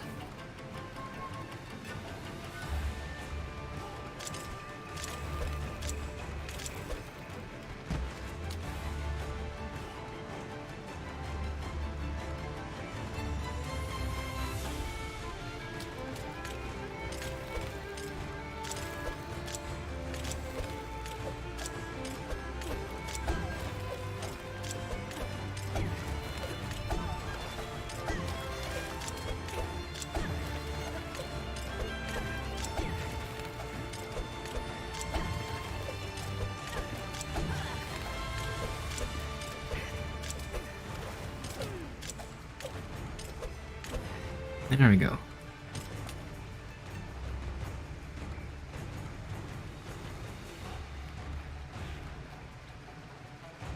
I do want to go to Korea. It's like my next. That's probably gonna be my next biggest, or not biggest, but next big international trip would probably be over there.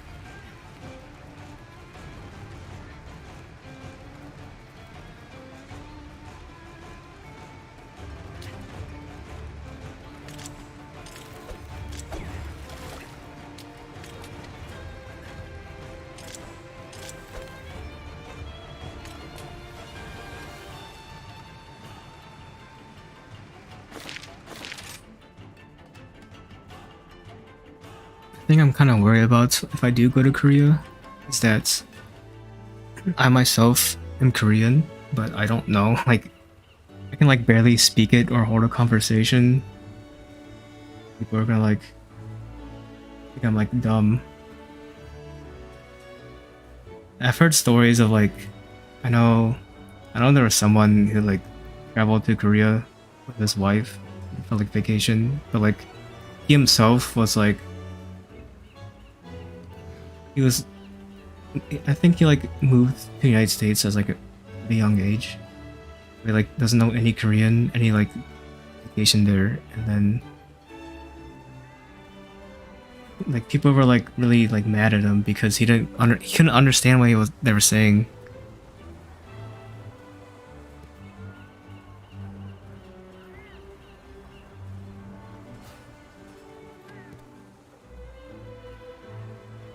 You walk around at late nights, and you can even see people late night walking around as if it's daytime. Mm-hmm.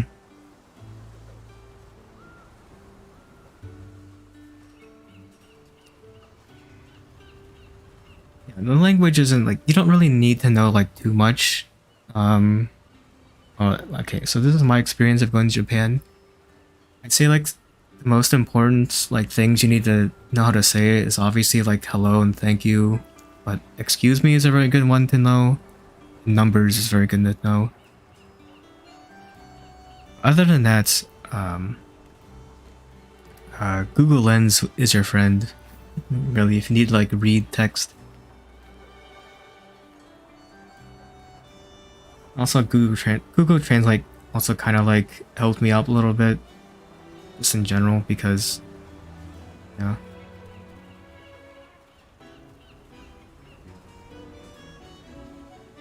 Exactly.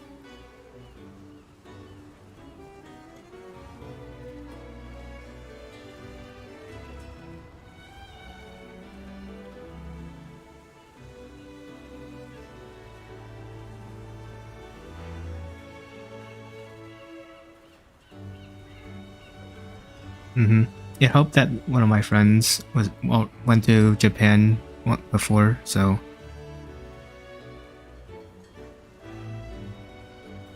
made it a little bit easy.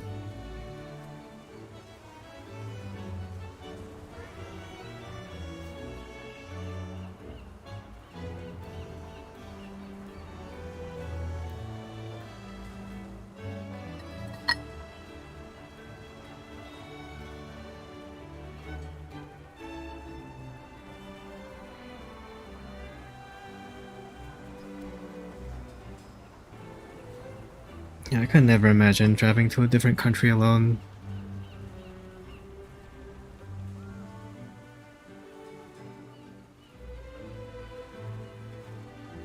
Yeah, having at least one person would be very beneficial.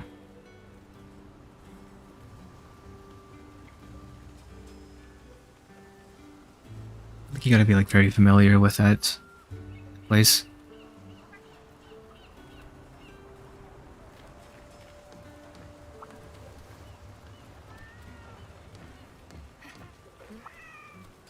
How are things?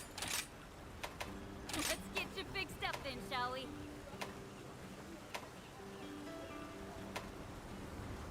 Sorry, I kept you this long streaming. Nah, you're good. This is fun, just for chilling, relaxing.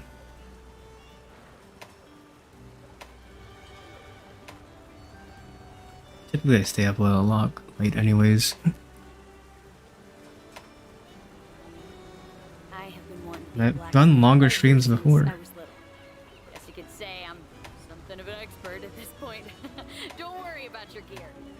this here hammer with confidence. How long have I been live actually? 5.5 hours? Yeah, that's nothing. Let's see.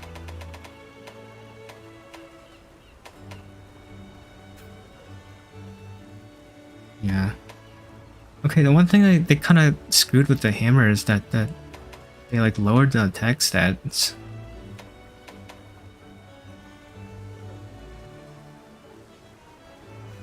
For most other weapons, this is like 330.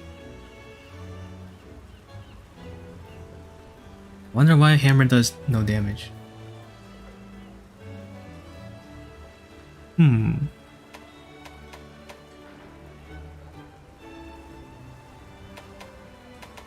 Right, yeah. I want to play hammer. I do. If I want to craft one hammer, I do want to craft this one. I don't think I want to do the Lucid Armor Picker one. I hate Impact Crater so much. Like, it's so silly.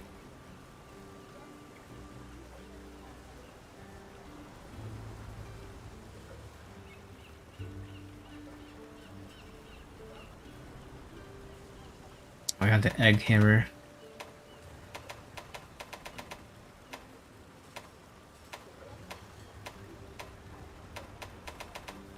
What's the egg hammer?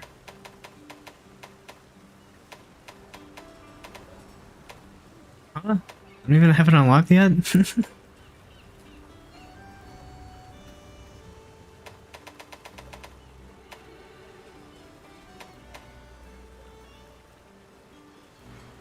Yeah, this one. How do I unlock it?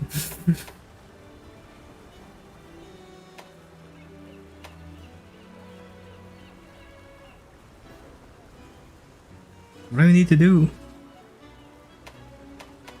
That's whatever. I don't really care. It will be really bad anyways.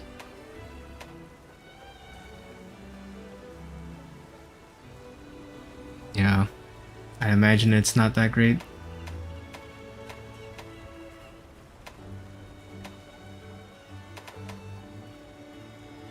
Transport eggs. I don't know. Are there even like egg quests in Master Rank? It's great to see you. Imagine there are, but I just like don't know what the quests are.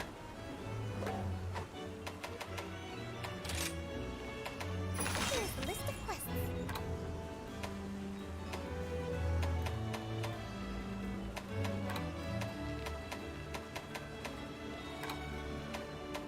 Any delivery quests?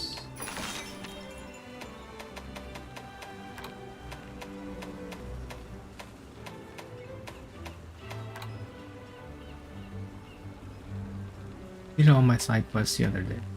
Could be a side quest, yeah. Actually, yeah, now that I think about it.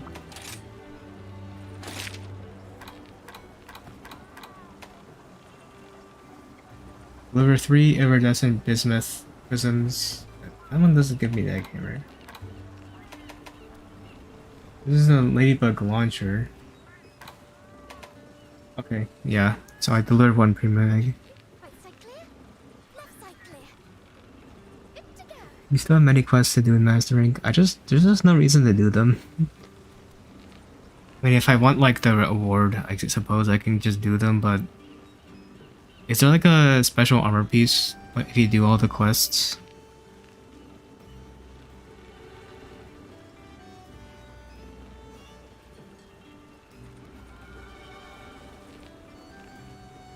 Imagine there is, but I don't know. If it never shows up in the armor set search, then it's not that good. Right side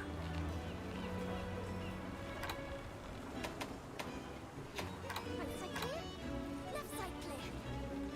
Good to go.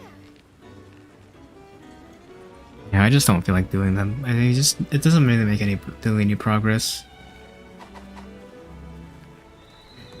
One issue with this game is that if you don't do anything other than anomaly research, you're not making any progress in endgame. You're making very little progress Of course, you got to like fight Lucent Nargacuga if you want the Lucent Nargacuga Sword and Shield. But other than that, yeah, very little progress.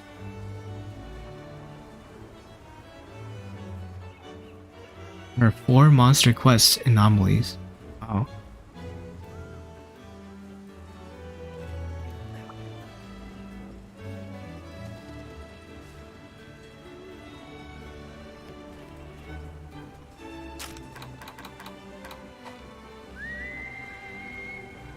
Come here. A lot of quests. That's a lot of monsters. Looking good as usual.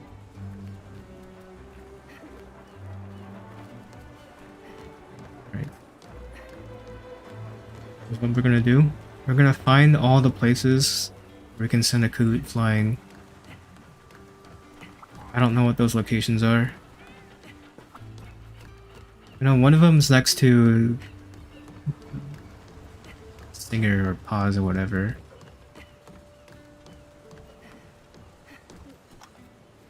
Yeah, I'd imagine so.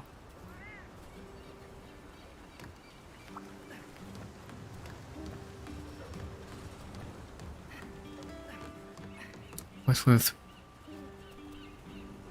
Mortal Malzino Shagarumagal? Yeah.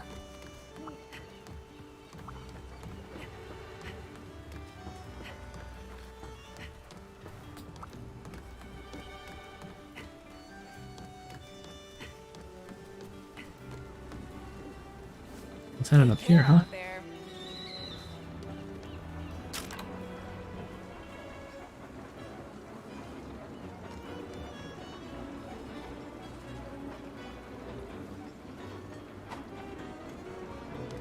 That's it.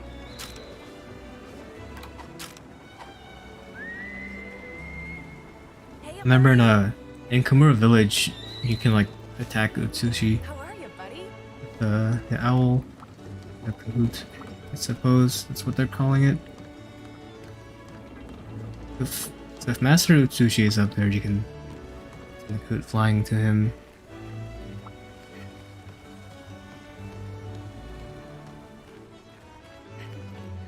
Is there anywhere else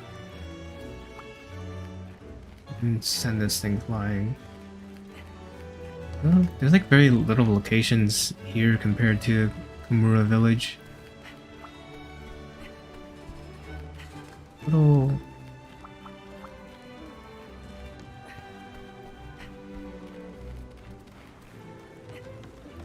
Yep.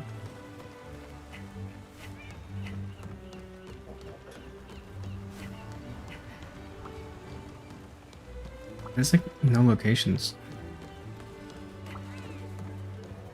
Send you away.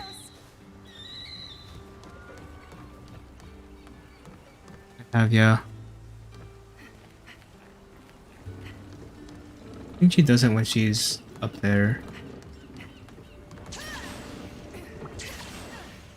Yeah, if Luchiko's like up here, I know she does it for sure.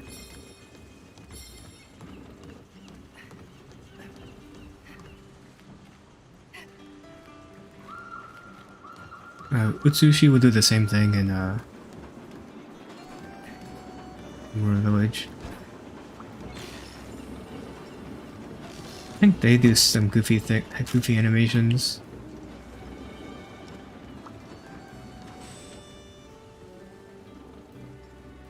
I think something goofy happens with them too. You get close, she eats them quick and pretends she wasn't eating. Yeah.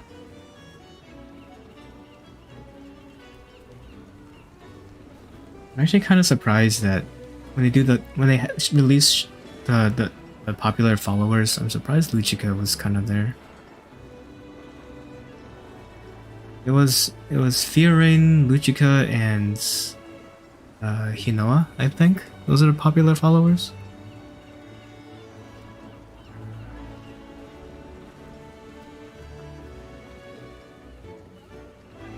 I don't know why you wouldn't just bring like Hinoa Minoto or Hinoa Utsushi as followers.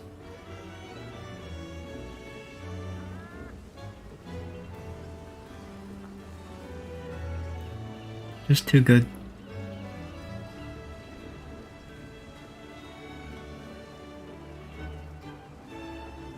Probably, yeah. I mean, there are some practical uses for Luchica. Like, Luchica will sometimes shoot stickies and potentially KO. It's not, well, I used her a few times. I had to use it a few times and like, your sticky ammo would just never land in the head.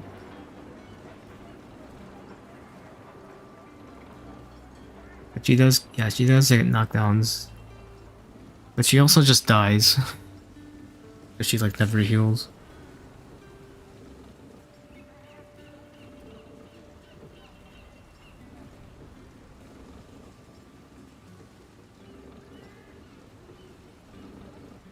Your sadist side. Yeah.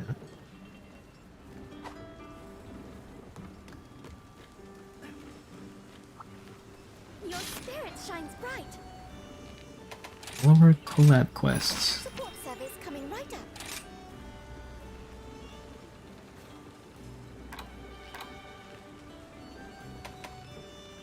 Never heals. I like these builds they make for these people. You know what's funny? And when we first played Sunbreak, you look at these are like insane builds. But now, like these builds are like would be so easy to recreate.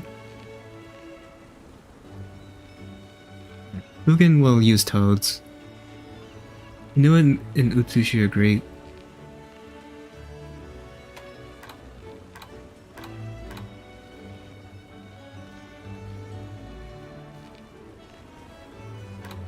Some are probably going to be impossible. The fact that like this is only like 2 pages worth of skills.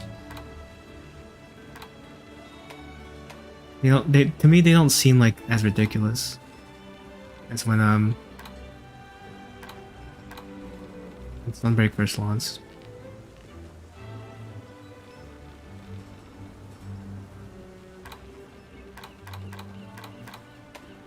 But they build these kind of weird, like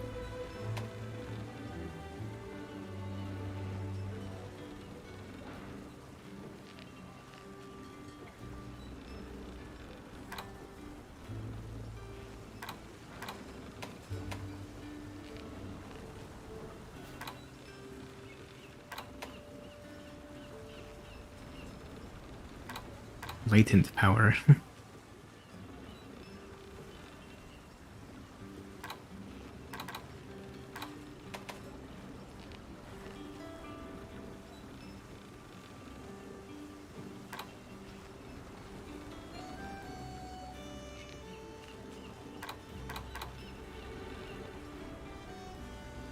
Mugen uses longsword but doesn't have a quick sheath, really?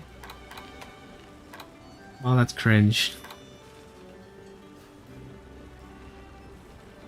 Imagine playing longsword but no quick sheath. Cringe. Also, I like how no one like uses hammer.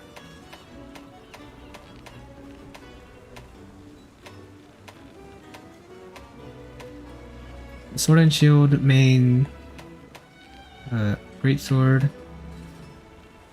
Heavy bowgun. Lance. Large blade. Witch axe. Longsword. Hina, I think, uses a bow. Minona uses a lance. Utsushi is whatever. I think he prefers dual blades.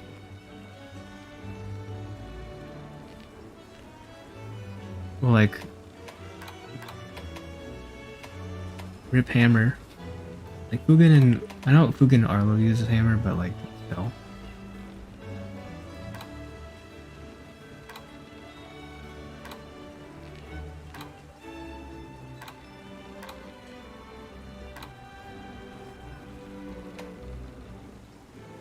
I kinda wish they like would tell us what songs each of these content corn users uses. I mean, it's not hard to figure out. Yeah, literally no point in bringing the others.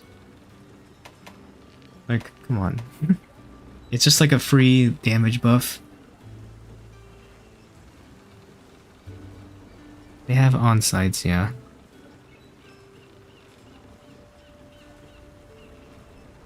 I think Hanoa's is pretty standard. It's just like attack, defense, and health regen, maybe. And I think Minato also have stuff like Divine Blessing.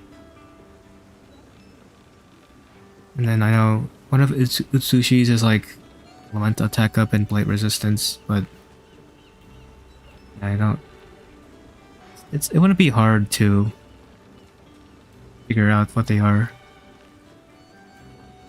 Also, I find it funny that like they make a big point of him like skilled in like switch skill swaps. Like his scrolls are just the same.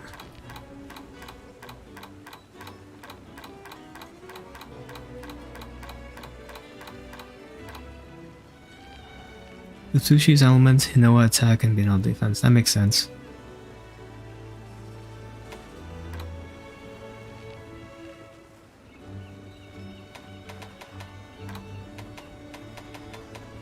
I do like how Minato is just like tank. 450 health.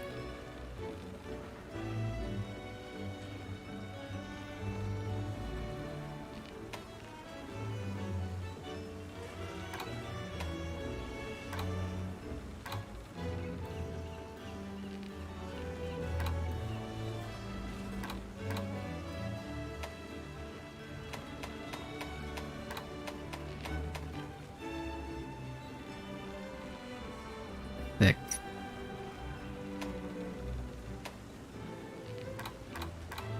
Right, but it's still funny. But Utsushi was still like do switch kill swaps, which is stupid. But they're just they're just identical.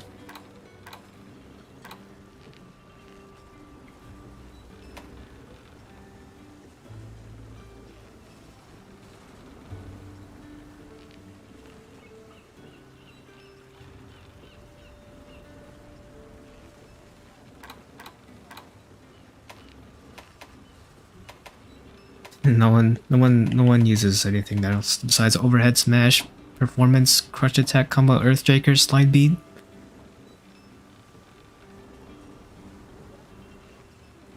Yeah, but there's just no reason to use anyone else besides hunting horns.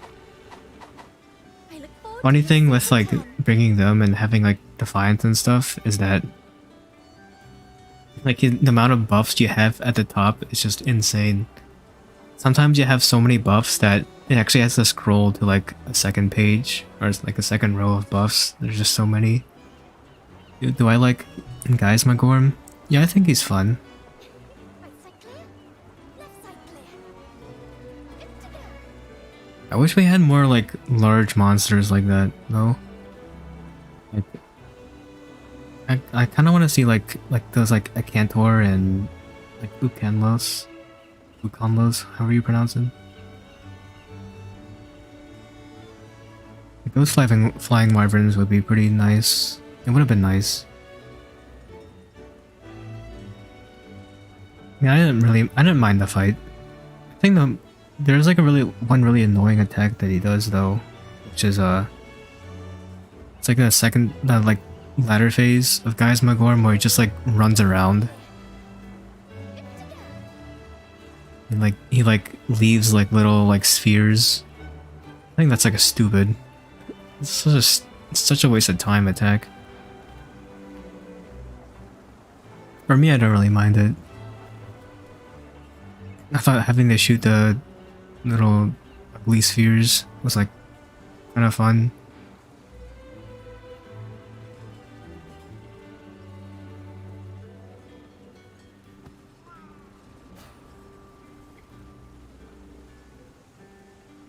If you hate it, then you're in luck because fortunately they weren't really too involved with Guys Magorm. You just have his fight and that's it.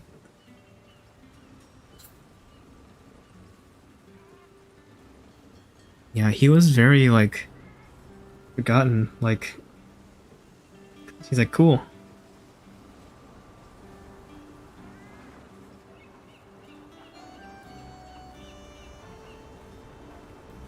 The ballista thing. Reminding you too much of the rampage or something?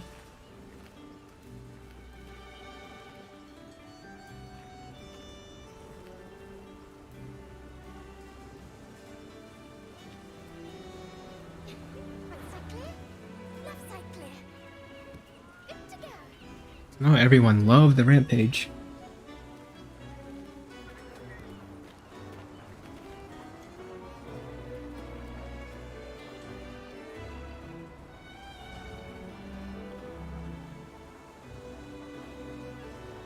Swing and miss a lot.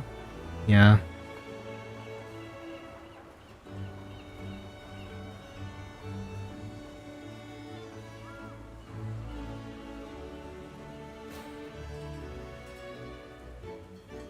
His back is too hard.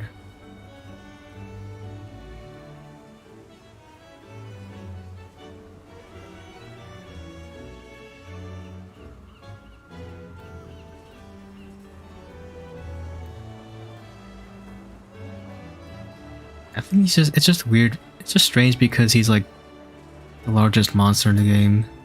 It's really awkward.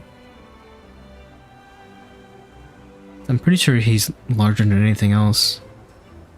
I don't think there's like a larger monster in Rise.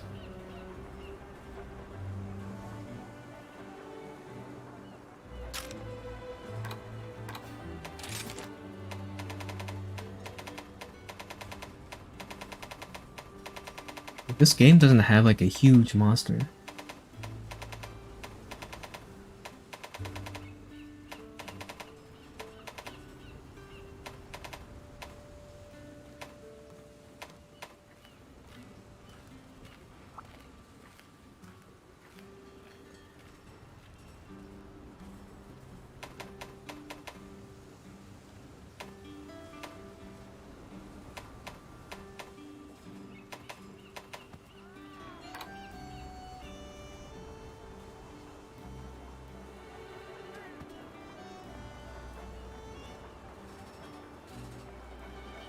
Yeah, it's a little weird that the only good hit zone is the head.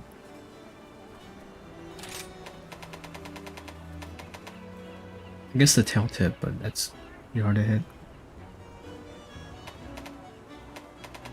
Yeah, you know what's funny about some of these numbers?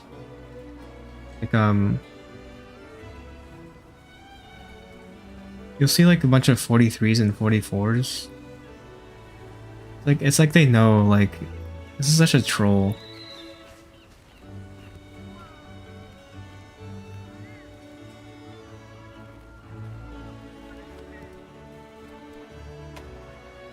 You can why can't you make that 45? Come on, man.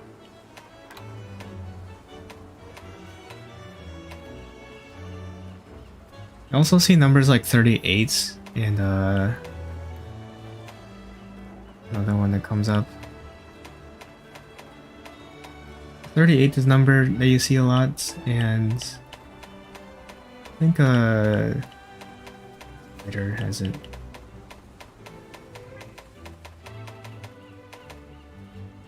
Yeah, 38 and 43 come up a lot, and the reason is because of Mind's Eye shenanigans. Those numbers aren't random. There's no way they're random because they coincide with Mind's Eye thresholds.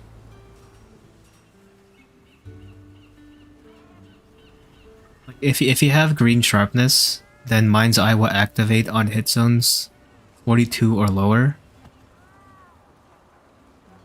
So they know.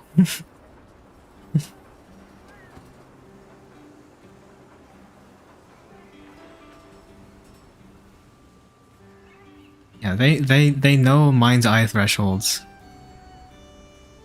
Mind's Eye with green sharpness activates in hit zones of 42 or lower with green sharpness. So they said, you know what? They're not going to exploit this. 43. But also it's perfect because it is just below like the weakest exploit activation threshold.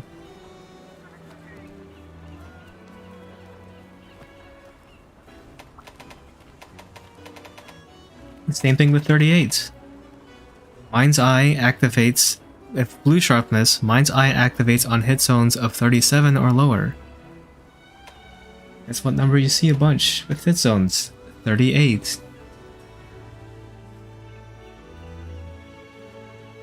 So with blue sharpness, you need to hit hit zones of 37 or lower for Mind's Eye. So they knew about that. So 38 it is. It doesn't act. It won't act. It's just high enough to not activate Mind's Eye. They had to know.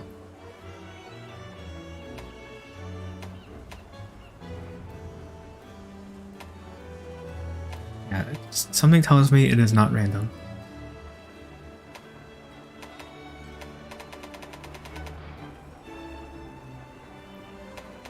I don't think this Mind's Eye in this series. I hate this monster. I mean, yeah, it'll work.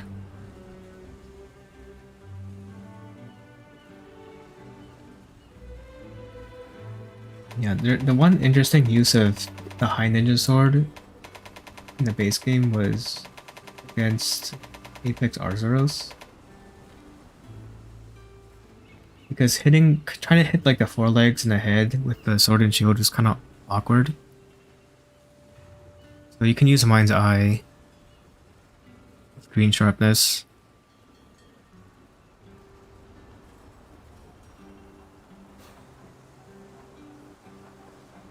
So that's like my one case of the High Ninja Sword was just against Apex Arzuros. It's really good. It's really effective, but other than that, it's like not that useful.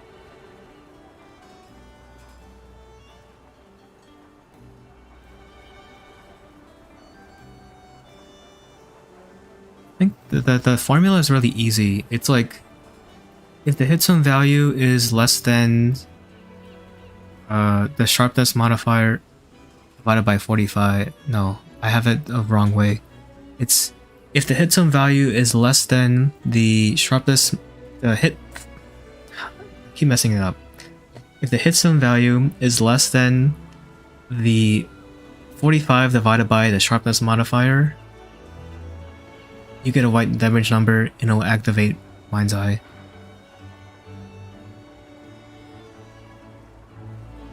So like green sharpness you divide by 1.05. You get a number like 42 point something. So that activate Mind's Eye, you need to hit zones less than or equal to 42.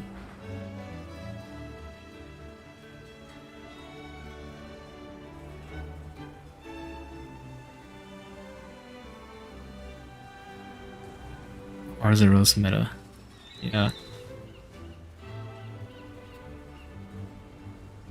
That was the only case of High Ninja Sword. Like I did a speedrun using the High Ninja Sword with Apex Arzuros, and there are far better times with the High Ninja Sword. Other people did. Because I'm not like that great. I'm not like a world-class speedrunner. I don't really plan to. I just hate having to reset and grind this game over and over.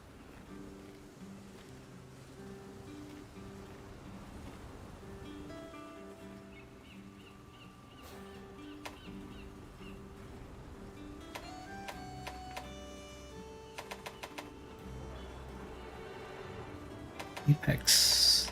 Discount Deviant.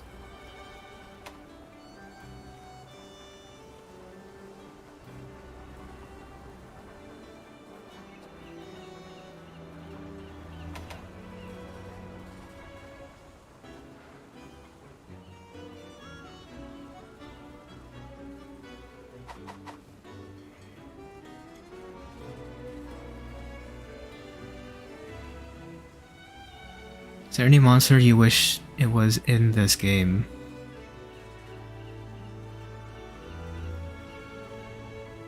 Past games.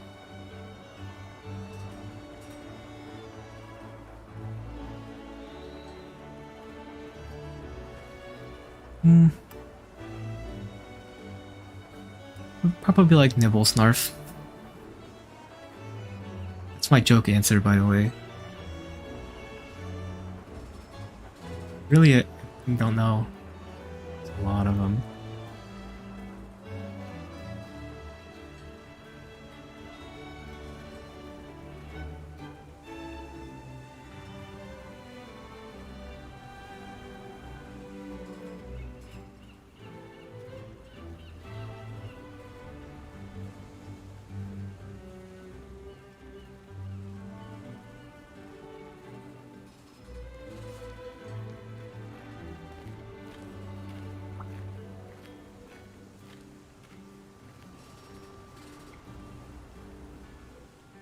Yeah, I'm pretty sure people would be fine if they just left out like Lavasios and Plesioth and that kind of stuff.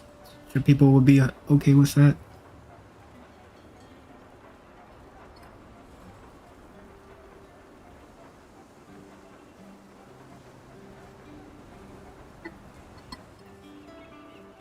Expecting Fatalis.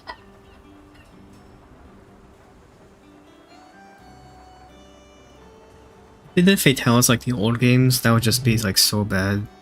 But I think Iceborne Fatalis was also really good. Devil Joe. I'm surprised Devil Joe wasn't there.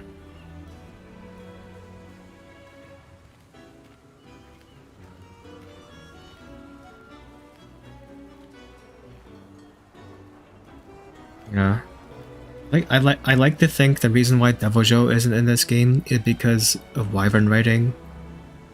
You know, in the Monster Hunter community, Devil Joe is like a pickle. So if you Wyvern write Devil Joe, you're like riding a pickle or whatever. I don't know. Something stupid like that. I imagine they don't want anything to do with that.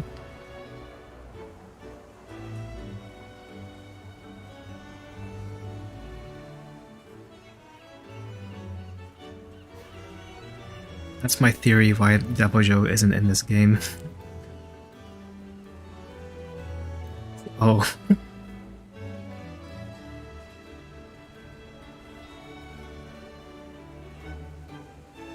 I mean, I'm serious. To me, it seems like a very likely explanation why Devil Joe isn't in the game.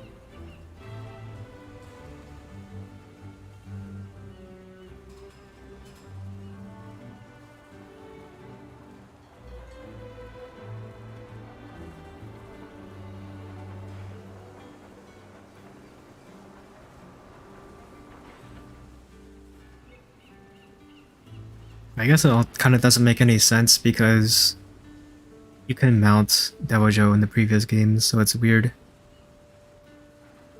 They could make it like Apex where he's not mountable.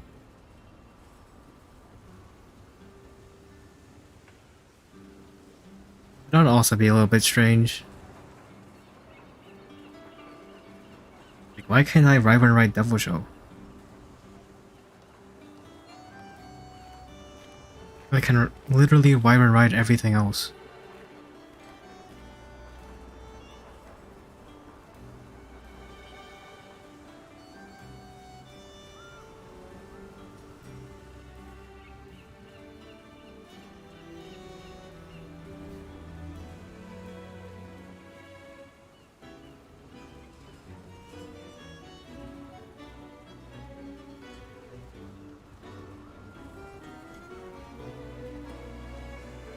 Yes, Wyvern Ride is a Rise exclusive. The previous Monster Hunter 4 introduced a mounting monster, and that involved you performing. I think that was the first game where you can do aerial attacks.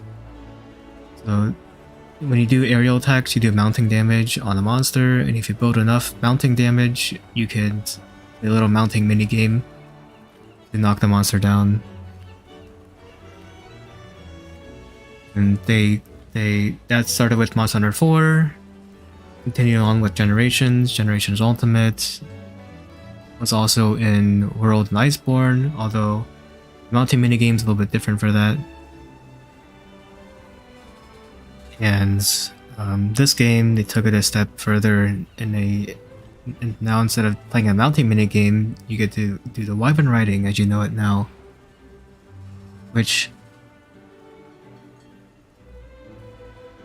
kind of a controversial mechanic, which they probably won't bring back because the way it worked.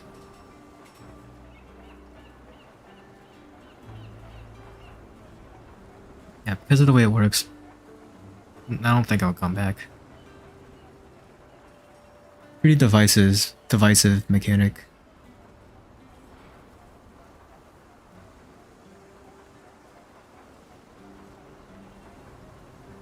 Yeah, the stories in Stories 2 is completely different.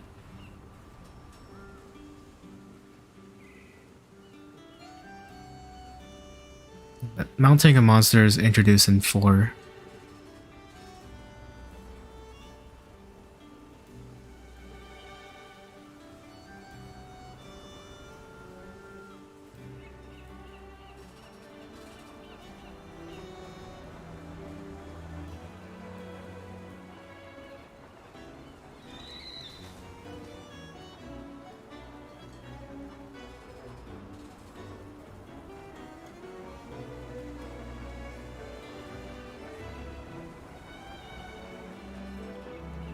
Stories died pretty quick.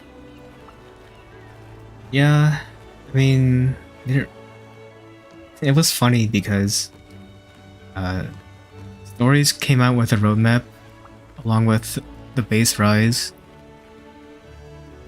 And my goodness, when you put Stories DLC roadmap title updates compared with the base Rise title updates, it's like it's insane. I mean, it obviously there are different games and whatnot, but the roadmaps were just, it seemed like they put so much effort into Stories. Yeah, there's so many returning monsters in Stories, and then in Rise it was just like Melios.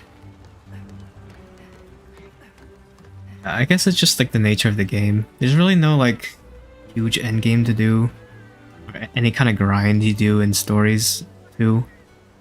I mean, there is, but I really don't think like I enjoyed Stories when I played it, but it's just not really that like the rock paper scissors like turn-based combat isn't like really my thing. At least that kind of style of rock paper scissors, just like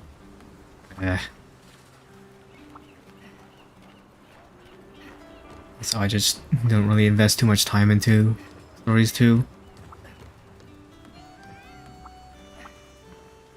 Funny because you played it, it's called Stories, but like you play the game for the story.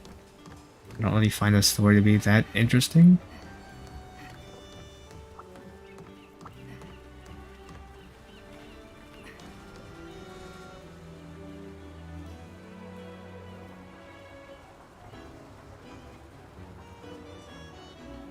Hatching eggs, yeah. Yeah, that's like the main mechanic of Stories. You either go to a monster's nest, you grab an egg, you pray it's a good monster. Well, you can tell what monster it is based on its egg, but you wanna like you pray that it just has like good like I don't remember what you would call it, like good skills and stuff.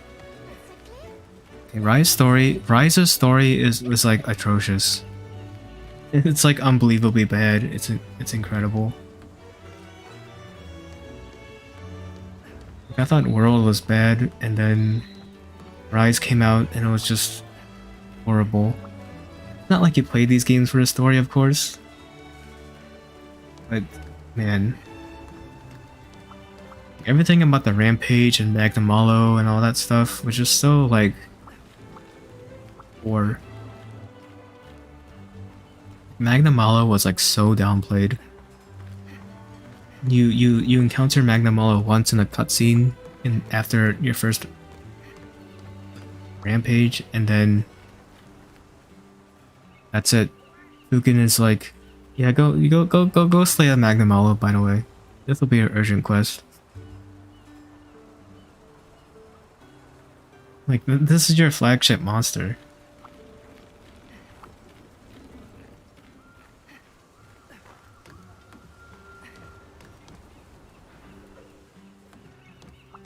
Yeah, I mean... Rise definitely had its problems. It's definitely... When Rise first released, it was definitely like a very tough game. It probably got like... COVID probably had something to do with it because it came out like when COVID came out. Or it came out like a year like after like COVID became a huge thing.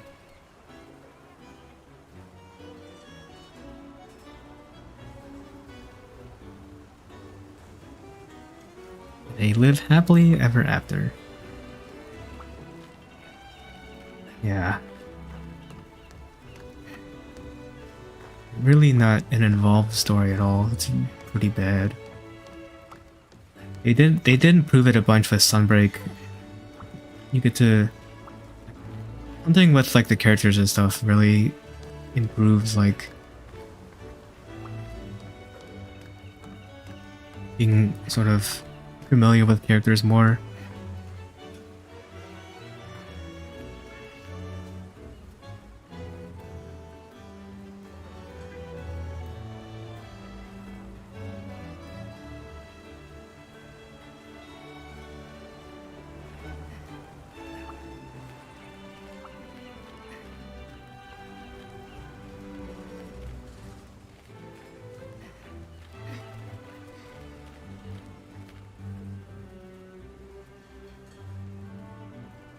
Sunbreak ending, yeah.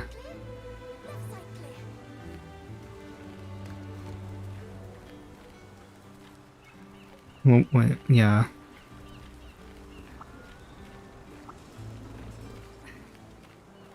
Though, definitely like the best quest they've done is the one with the Lunagaran.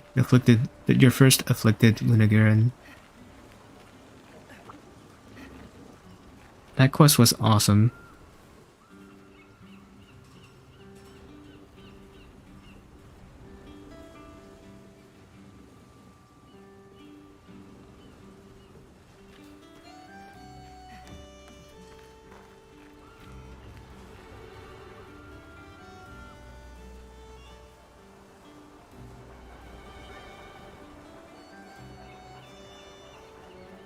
He went all that trouble with Curios and Malzeno, and then he flies away while his Curios.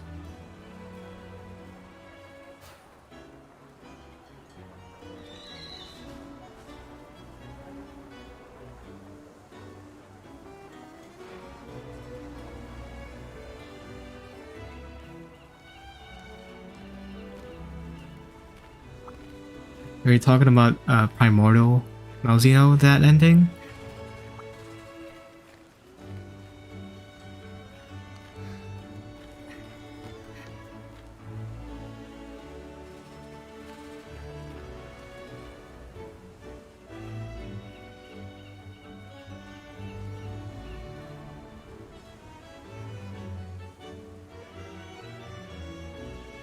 I guess there's a reason why they sort of like cut to part where they finish, because like how did they kill the Curios?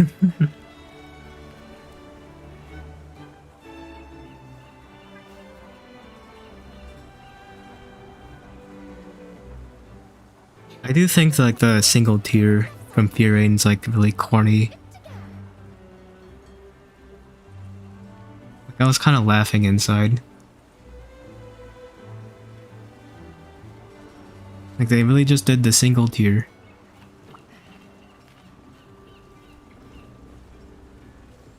He's going to return and rise too.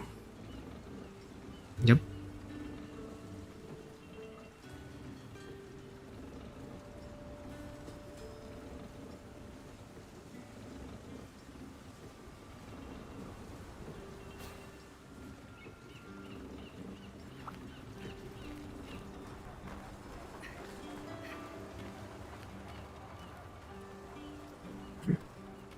You know, Amatsu I think was kind of dumb too.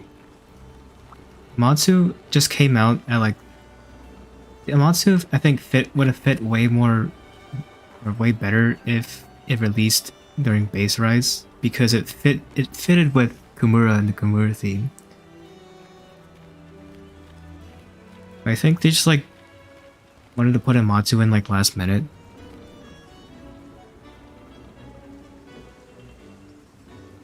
They like realized like people wanted Amatsu, so they wanted to implement Amatsu last minute. Then they also wanted this like backstory.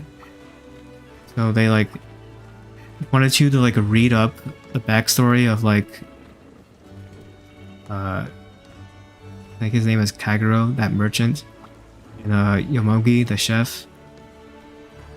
They wanted you to read the backstory of them on Twitter. And then they expect you to like know that in that cutscene. And then the man literally does nothing. The man literally does like nothing. He screams and then like I don't know, man. Amatsu would have fit well. It is a really long scene. If you didn't know the story about like Yomogi, the fact that she was like a princess from this destroyed land, Matsu destroyed, it's like if you didn't know that, like the cutscene wouldn't make any sense.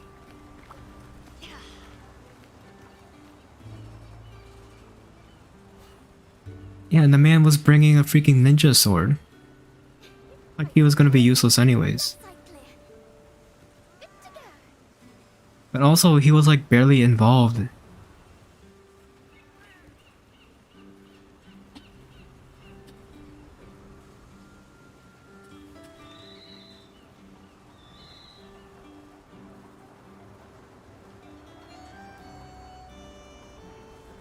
Yeah, it would have been cooler if he was more involved, like if he was like if somehow he was like just an extra follower in that first quest, it would have been like much better.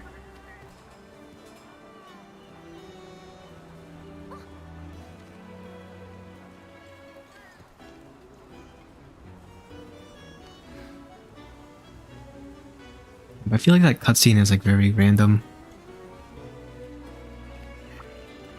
They really just like sort of botched Amatsu really.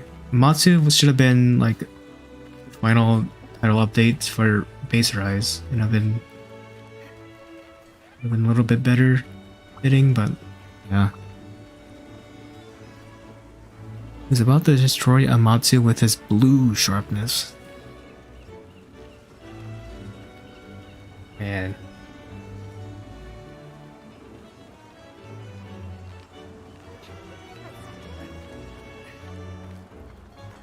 Blue sharpness.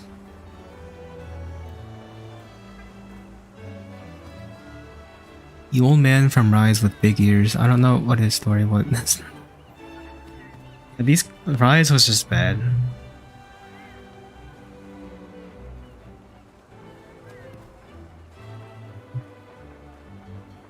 Also, the man's was riding a baby that I was about to say Tetranodon, but that's not what it is. It's baby Tetsukabra. And there's just no Tetsukabra in this game.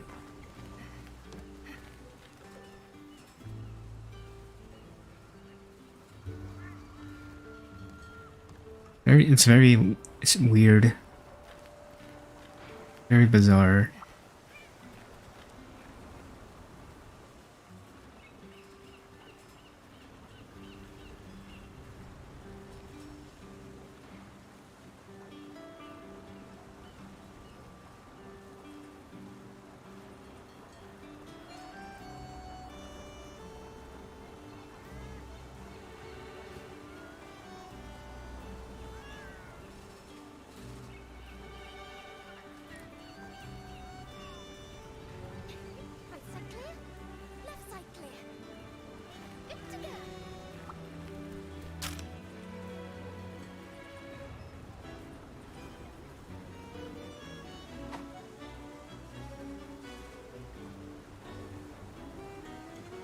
My only complaint with Rise is rampages. Yeah. I mean, the rampages were like fine, I guess, like the first few times, and then you realize you have to like actually like grind the rampages, and it just becomes it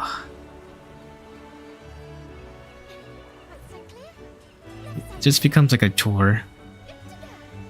There's nothing hard about rampages, it's just such a chore.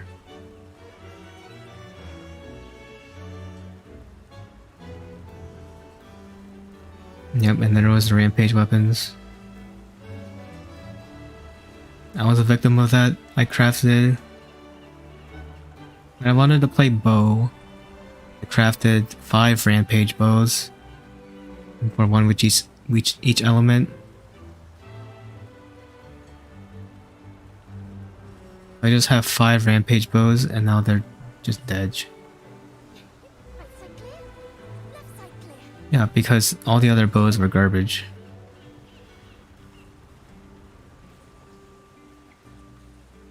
But I wanted to try a bow.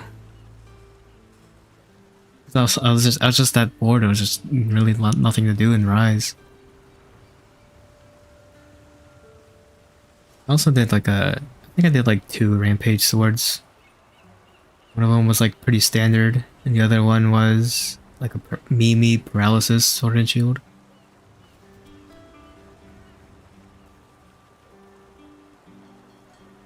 Yeah, and that was also the only way to get like layered weapons at that point. You didn't introduce layered weapons until Sunbreak.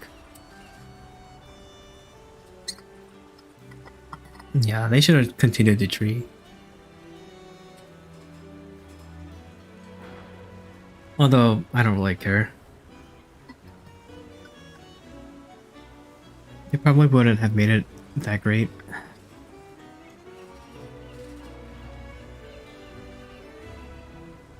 Also would have been like a bit tedious. Unnecessary. Considering how like good all these sword and shields and weapons are.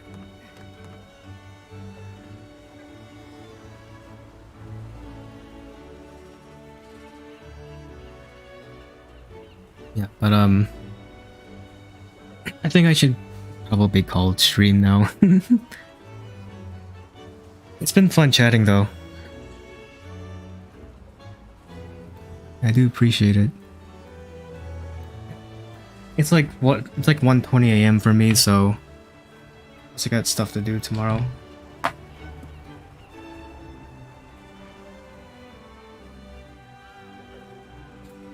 Yeah, so I'm gonna call it there.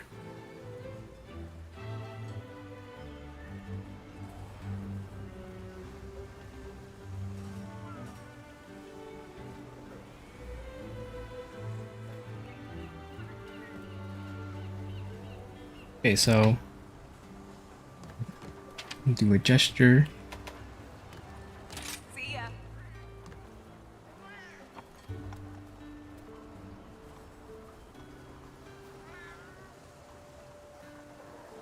Thanks. Thank you.